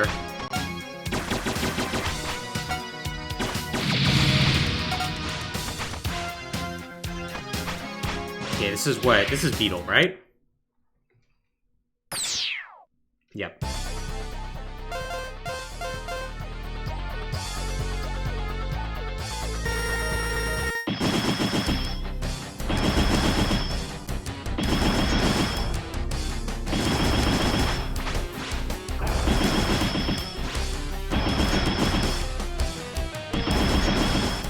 Thankfully, Beetle is a lot less dangerous when you use Ray Splasher. He always commits to a jump right after taking a hit. So, really, really simple to get through that.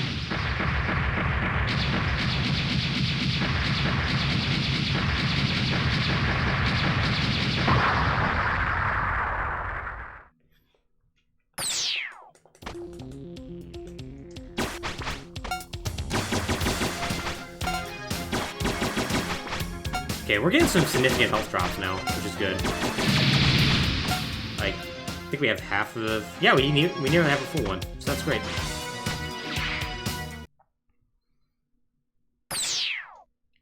So it's gonna be like nothing happened at all. Except for the part where he lost like 30 minutes worth of time. I mean, that still happened, but... You know...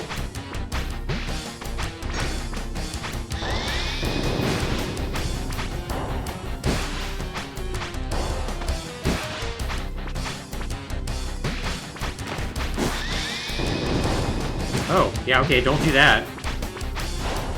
That's just a good way to take a hit.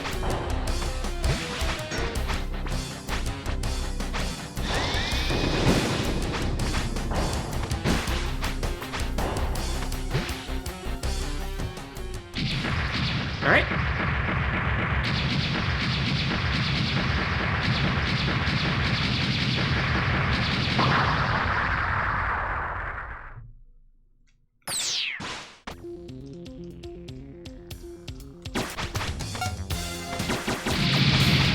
Oh, you really don't have to give me weapon pickups. You really don't have to do that, Capsule. Alright.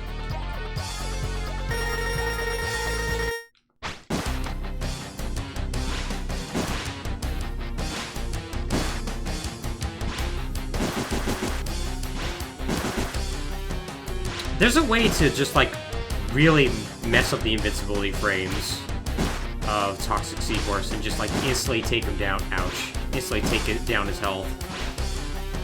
But I have no idea how to do it. I do know how to take an unnecessary hit though, so there's that.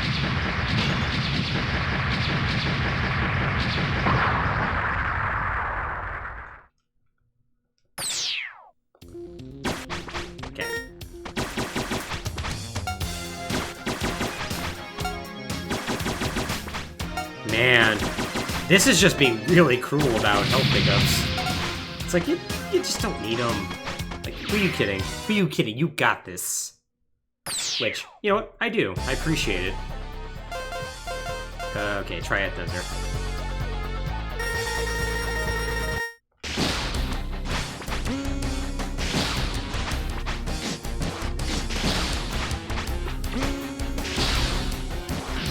Man, yeah, I remember something about this. That Triad Thunder is kind of an awful weapon.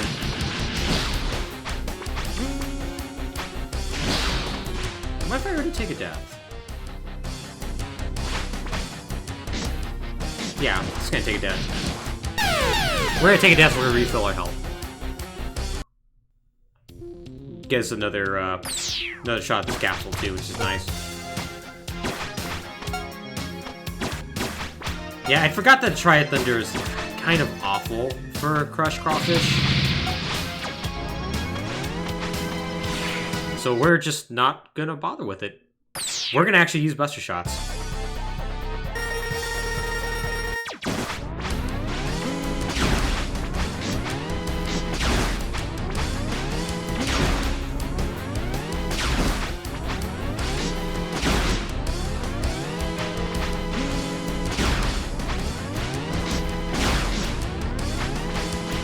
Pattern, like, a little bit messed up there.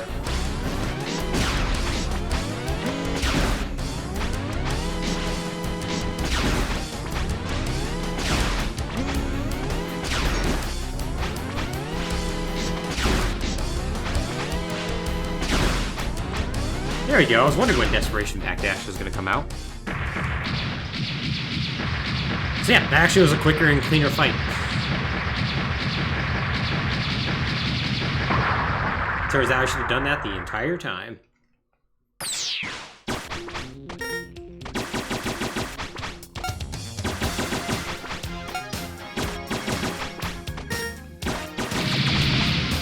Man, what luck on there.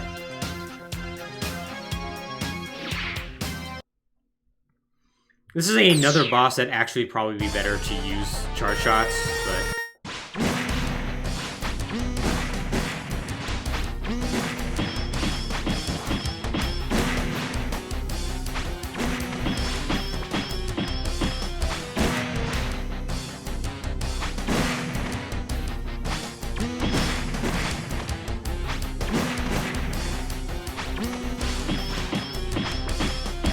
They despawned because he went off screen. Oh, yeah. Actually gonna unequip it because I just...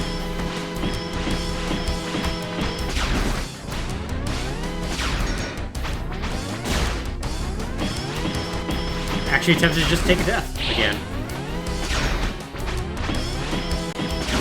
Even though there's something embarrassing about taking a death to... Neon Tiger, of all people. Oh, come on. There we go. Play nice, Neon.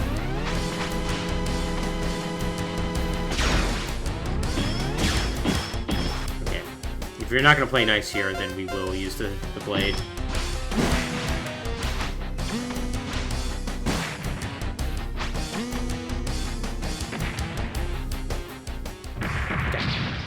Alright, now time for Doppler. Let's just knock him out real quick. And then we get back to cramping up my hand.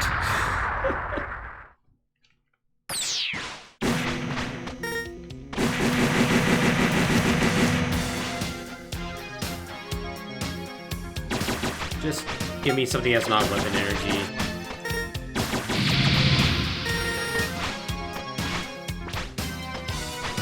Gotta love the RNG there.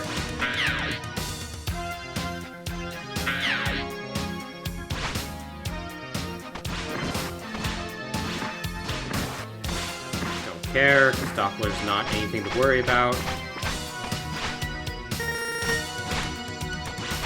In the absolute least. Okay, I think Doppler is weak to Ray Splasher, but I'm not really certain, so we'll find out. Watch him be weak to Crush Crawfish's weapon. And I'm just sort of embarrassed.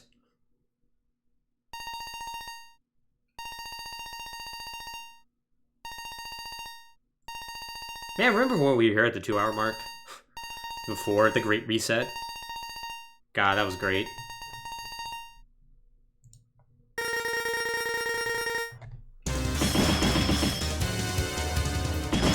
Okay, no, it's not that.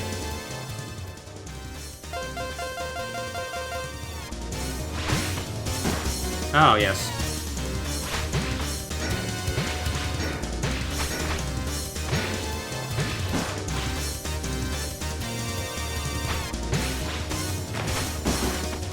I can totally see why you say, Turbo Controller. Because this is a awful way of fighting him. Turns out. Because your shots actually will go through that barrier, but not the, not that son of a... Not the acid burst, as it turns out.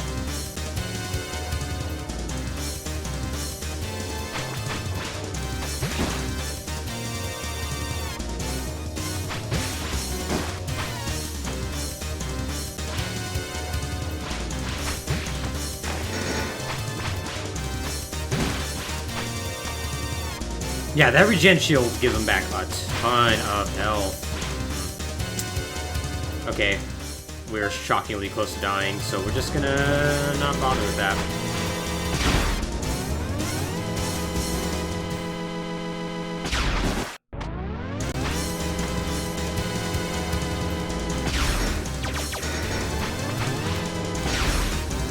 I'm sorry, why did none of those hit? Want a referee to rule on that? I was totally behind him.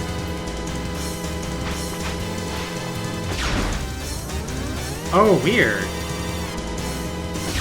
So it's just some sort of weird property with a fully charged. Is it another weird hitbox issue? I wonder if that's the case. Well, whatever. He's dead now. So, not an issue. Take care, J-Spot. And thank you. Yeah, I'm gonna definitely need it.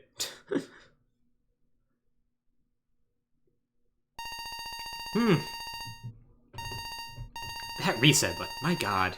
Can't believe that happened.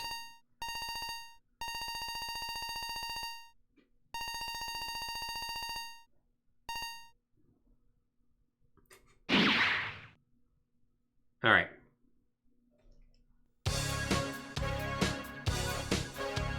Just gonna check something real quick. Yeah, that's what I thought.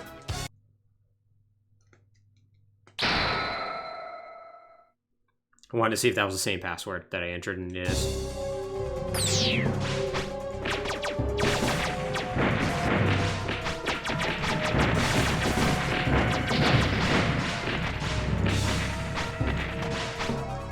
Alright, Sigma time, again.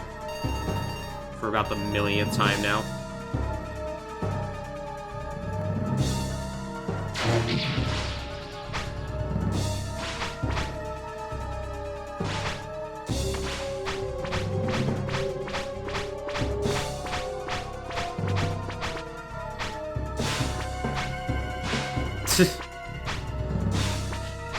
Yeah, not quite, Kuma. Not quite. Alright, let's see how much I've forgotten now that I've had a good 30 minutes to get rusty.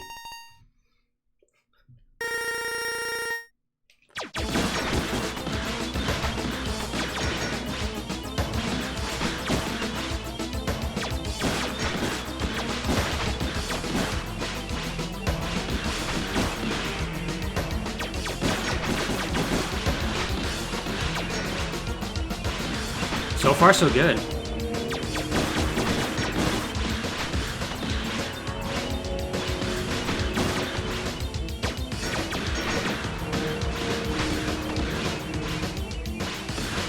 Got 0 shots in on that one, though, which is a little unfortunate. Okay, so we're not quite at the halfway point. Okay, I think we are at it now. Yep. Hey, people, how's it going? Finally took a hit. And then immediately forgot about that shield. This is a fight that's definitely all about endurance, and yeah, if you can't keep it up. The Mega Man was good until I reset on the final fight, and then had to basically redo everything. We literally just got back to Sigma.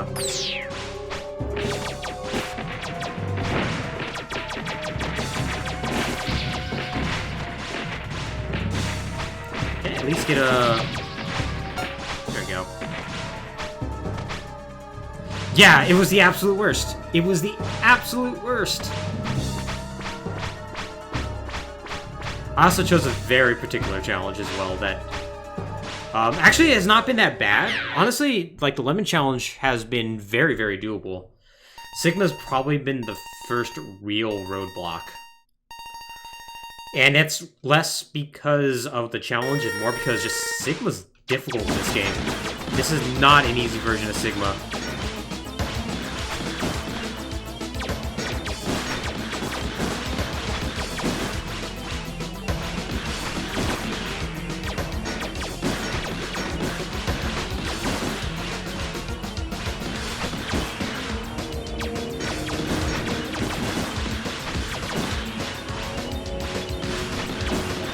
Okay, once again.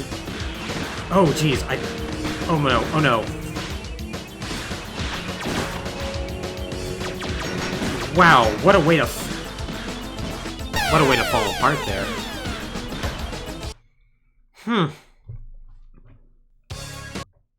Yeah, so I did something very stupid there. I got caught thinking. I was, like, trying to calculate in my head how far away he was from shield phase, and that just led to me taking a hit. Don't despawn? No. Well, didn't get that health anyways.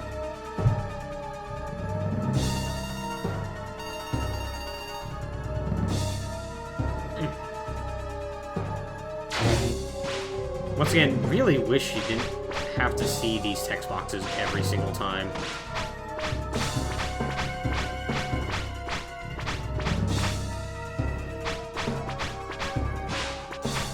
I also like how occasionally I forget that I've remapped my controls.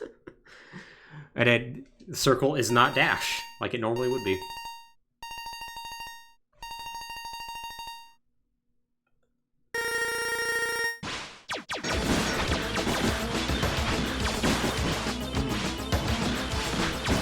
Just hit dash way too late there.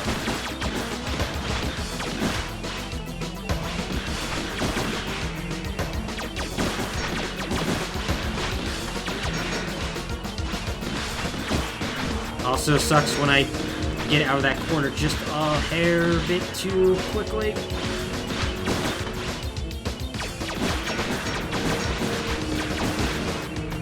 Man.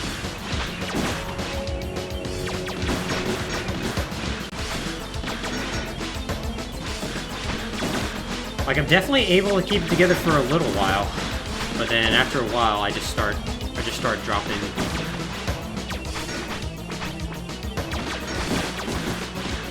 Drop the rhythm, and, you know, bad things start to happen.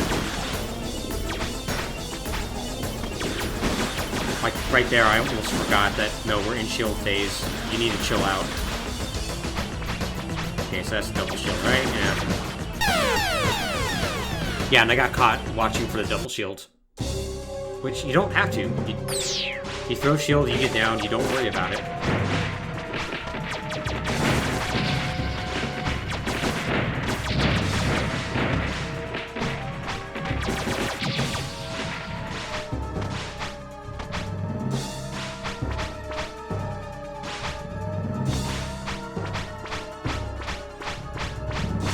Well, 25 minutes until I commit myself to a bonus stream, I suppose. So, that's good.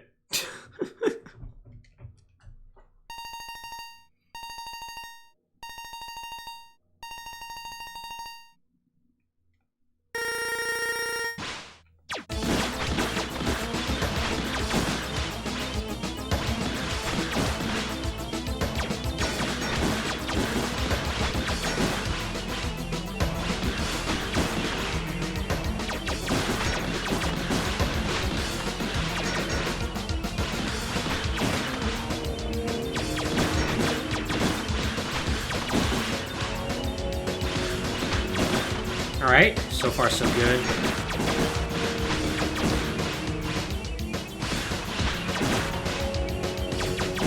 Oh! I didn't think he was at low enough health. I thought I had one more round to go. No, I actually caught him that time. I actually didn't think it was possible to do that. Okay, so he's gonna double shield now. There's something about just the extra visual flair of that shield doing another loop that completely messes with my brain. Like, I want to worry about it, even though I don't have to. Okay, that was actually really clean. Other than getting caught that one time, that was really, really clean.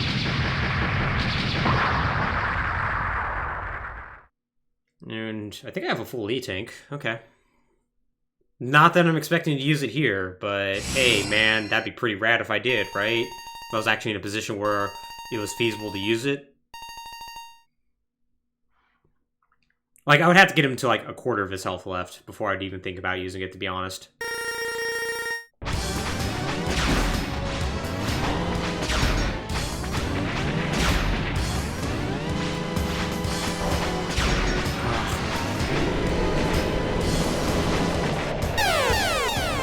Yep, that went about how I expected that. The thing about Kaiser Sigma is that he's just unknown territory at this point. Like, I don't know what the best way to really tackle him is. It drops this time.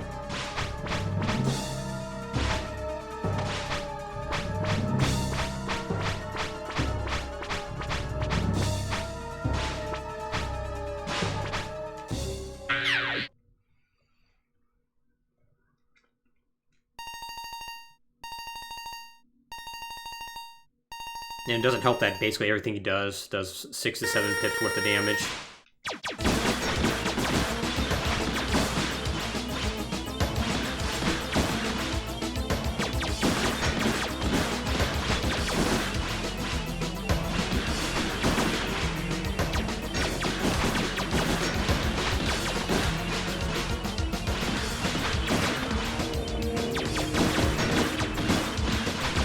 Okay, let's not miscount.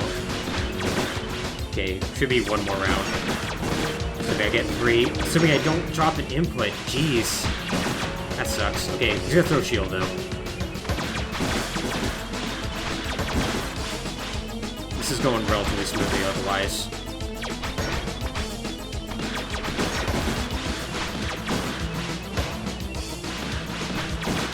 There's like a really good rhythm to this fight though that I just really do enjoy.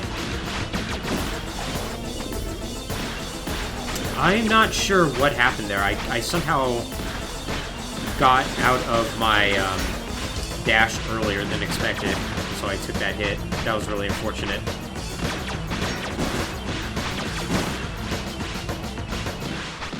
Oh well. We should be okay. I mean, at least for the first form. I mean, we're gonna die here. Does it now? Huh. Yeah, that time it wasn't so much a drop input as much as I think what happened is I hit left on accident. I noticed this this particular no, this is not this D-pad. The 8-bit Do has really weird ups and downs that sometimes throw off. I think that was just the honest mistake on my part hitting left.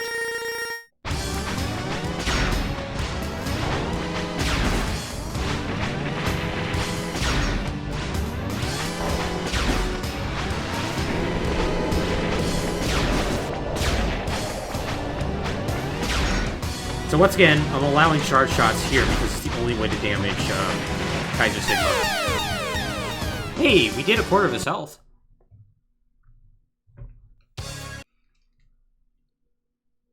Yeah, otherwise Kaiser Sigma would be literally unbeatable. Yeah, those missiles hurt. The missiles are actually really easy to deal with. I need to start low and then start working my way up the wall, as opposed to that dumb mess that I just did. Not really much of a point to defeat this enemy, but hey, we at least have full health.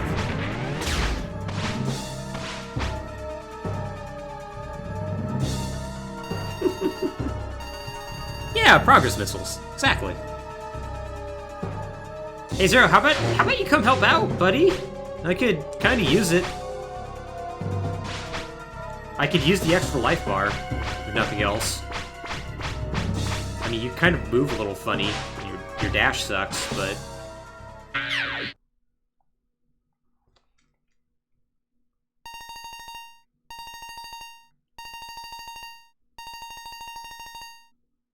So I'm very comfortable with his first form now.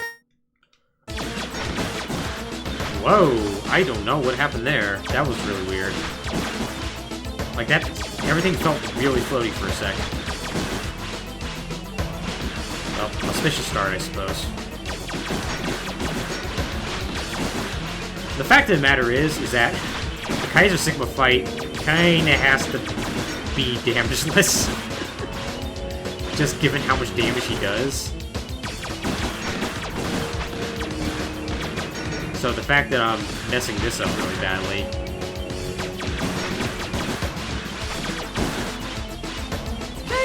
It's not bothering me as much as it should.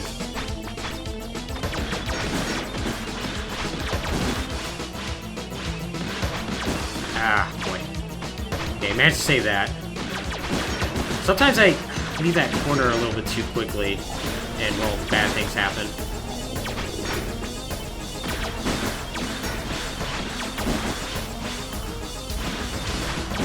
So if he shoots at the ground, it's far harder to deal with. Okay, this could be the cycle, and I kind of hope it is. There you go. Look at that Sigma walking on air. Okay, one hit to death.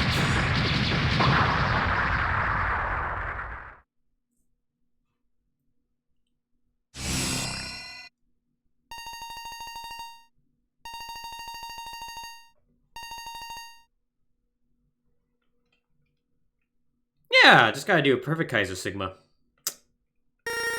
Absolutely no shiz here. Can't see this going wrong. Oh wow, it's actually, his missiles are actually really easy to deal with. Yeah, thankfully his laser doesn't actually do damage until you're on the ground. Oh, I wonder if he does them, I wonder if that's just like a different phase. Like, he either does them... How did I dodge that? God tier right there, let me tell you.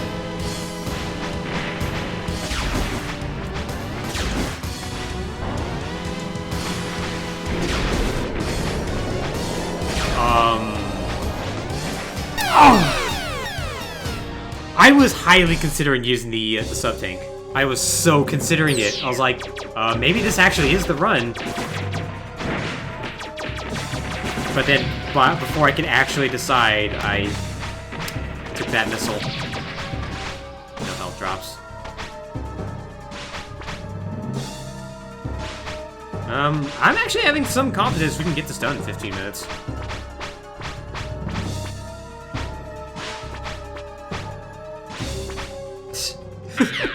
I didn't quite get that far. I almost said those words. Didn't quite get there, though.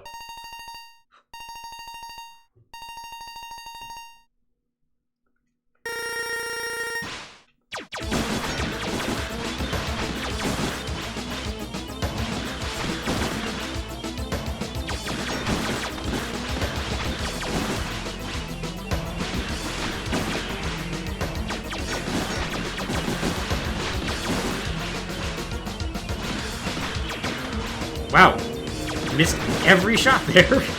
That's kind of amazing in a way. Okay, there are just times I just want to try to jump that. Should be shield yet, no. It'll be shield this time, though. Yep.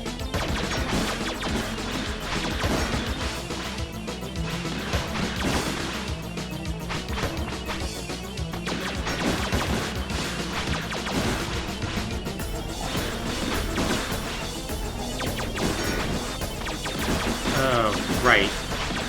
I forgot that he throws a shield.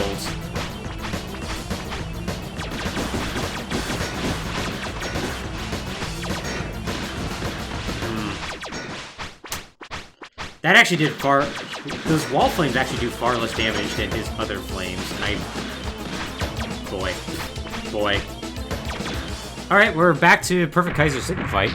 After just falling apart rather amazingly. In fact, this is like even more perfect Kaiser Sigma fight because I have 2 less pips of health. So I at least have a good understanding of where his hitbox is. I know how to avoid the missiles. And that's really his only attacks. Unless there's something I'm forgetting.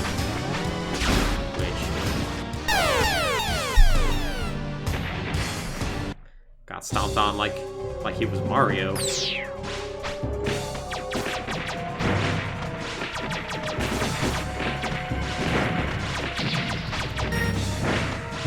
totally thought he was gonna go a little bit further to the left.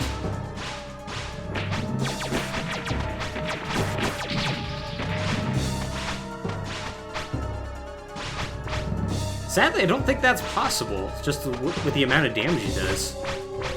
But if I can manage it, I'll do it just for you, Scabby.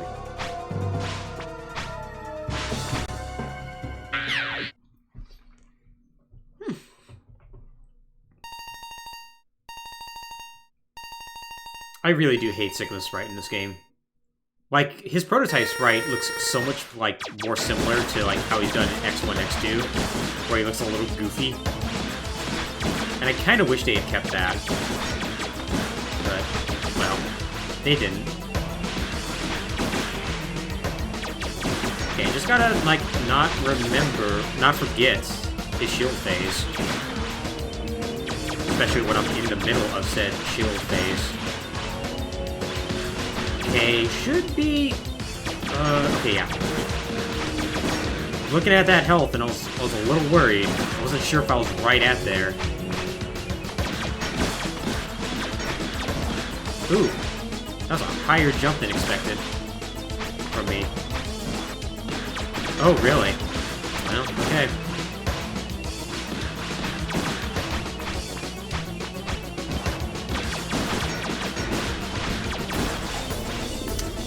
Just, boy. I'm just trying to make this as exciting as possible, apparently. Every single run, it's gonna be... I have to only have one hit going in there. Every single run. There's never gonna be a run where it does not happen like that.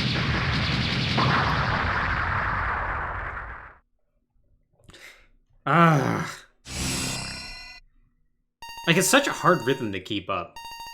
It really is a hard rhythm.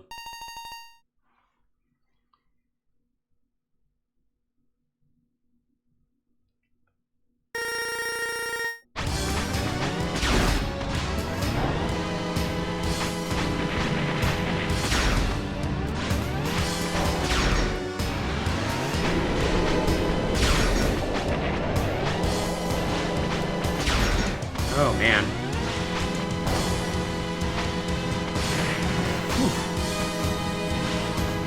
I was in an insanely bad position there.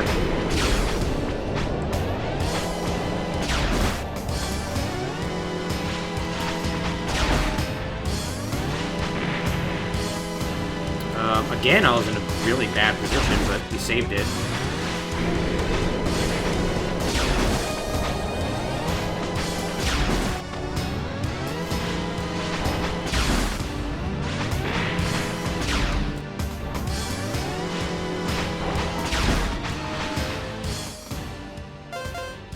I'm doing it. I'm doing it. I'm feeling real good.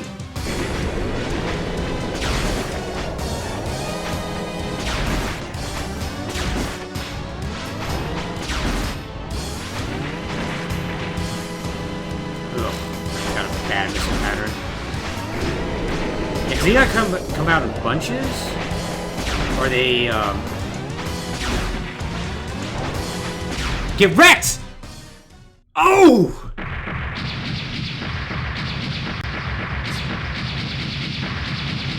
Alright! Alright!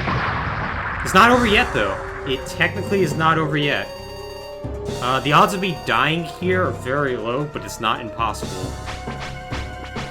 Because, hey, guess who's back? It's messed up wireframe Sigma. Look at that dumb grid. Look at that lava. The lava doesn't kill you in one hit, which is nice.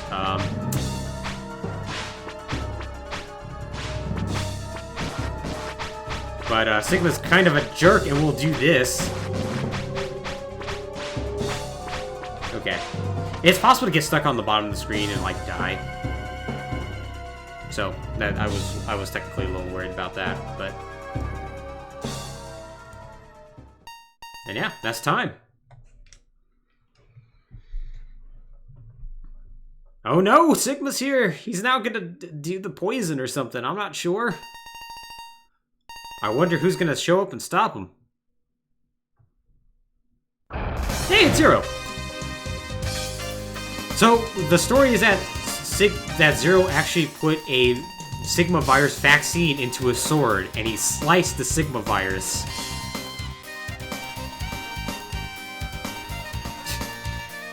If Zero's not alive, or not functional, I guess, to be more accurate, Doppler actually shows up, absorbs Sigma, and him blows himself up.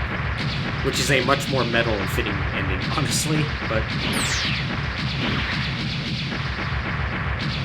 He did! He cut a computer virus. To be fair, in the previous game, we shot a computer virus to death, so...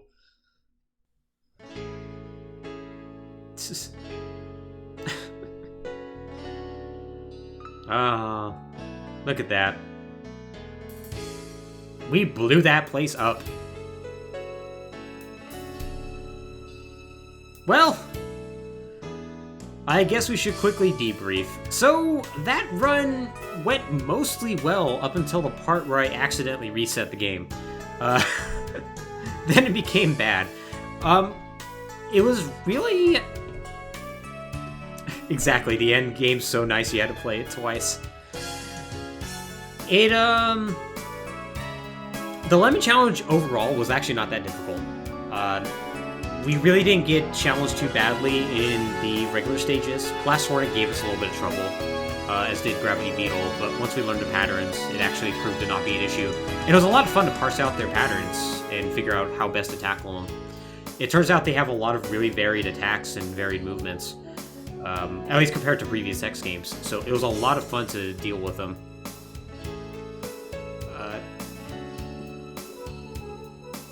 Really, the only thing that really stopped us was Kaiser Sigma. Really, more accurately, the first form of Sigma. Kaiser Sigma turned out to not be an issue once you learn where his hitbox is, and learn not to just hang on walls. If you don't hang on the walls, it turns out he's a joke. Oh hey, look at this. Look at this ending. Look at this armor I don't wear.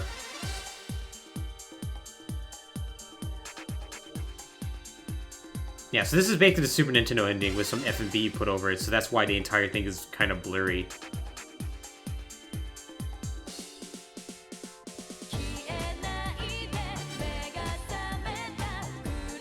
Oh, this is basically showing the origins of Mega Man X.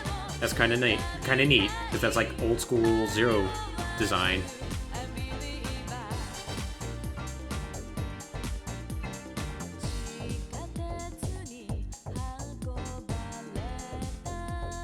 This is really neat. I've actually never seen this before.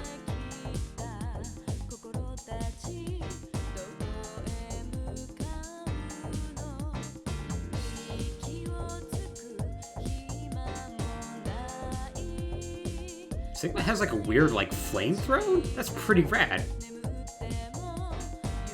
X and Zero literally are best buddies forever. Even when they both die, they somehow are still best buddies. It's kind of amazing. Yeah. Poor doggo-less Sigma.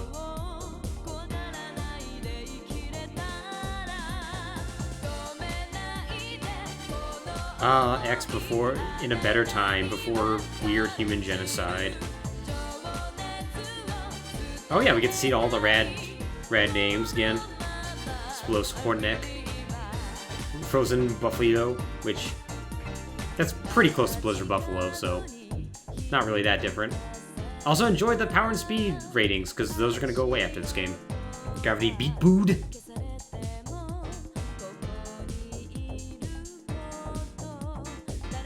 Acid Seahorse is still an excellent name. It's not my favorite, but it's a real good one. Electro Hemazuros.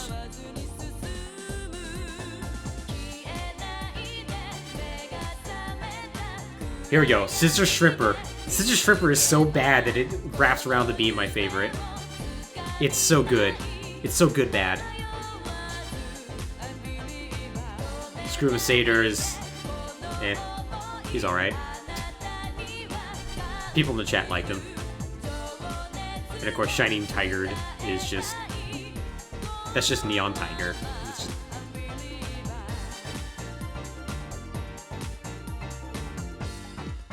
Vajirila FF. You should totally do it. Mandarella BB, aka Bite. They have much better names in this game. Bit and Bite kind of suck. And of course there's God Karma Machine, which I'm not going to show a picture of, but let me assure you, that boss sucked. Fighting that boss with just lemons was not fun. Of course. Vile.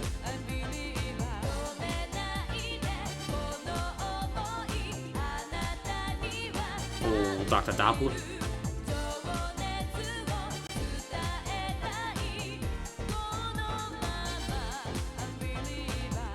Of course, Sigma and Kaiser Sigma.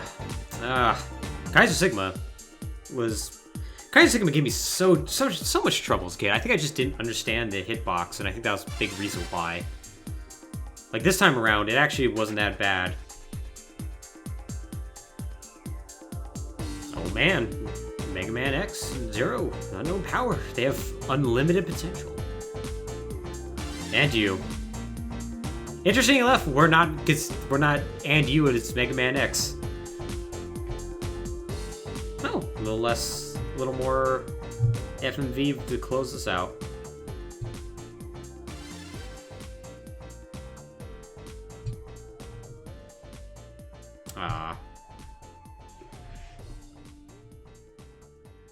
Nice. Yeah, the PlayStation port's pretty good. Music overall is better. In many ways, if it wasn't for the loading times, I'd say it's the definitive port.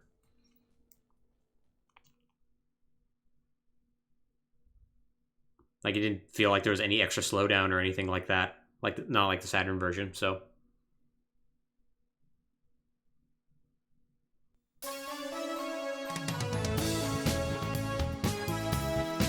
Nice. Get this little ditty to close us out. Yeah, so I think we're going to go ahead and call it a stream there. Thanks everybody for joining us. Didn't expect this to take the full 4 hours, but I'm glad I started an hour early. So next week, we're going to be back on Tuesday.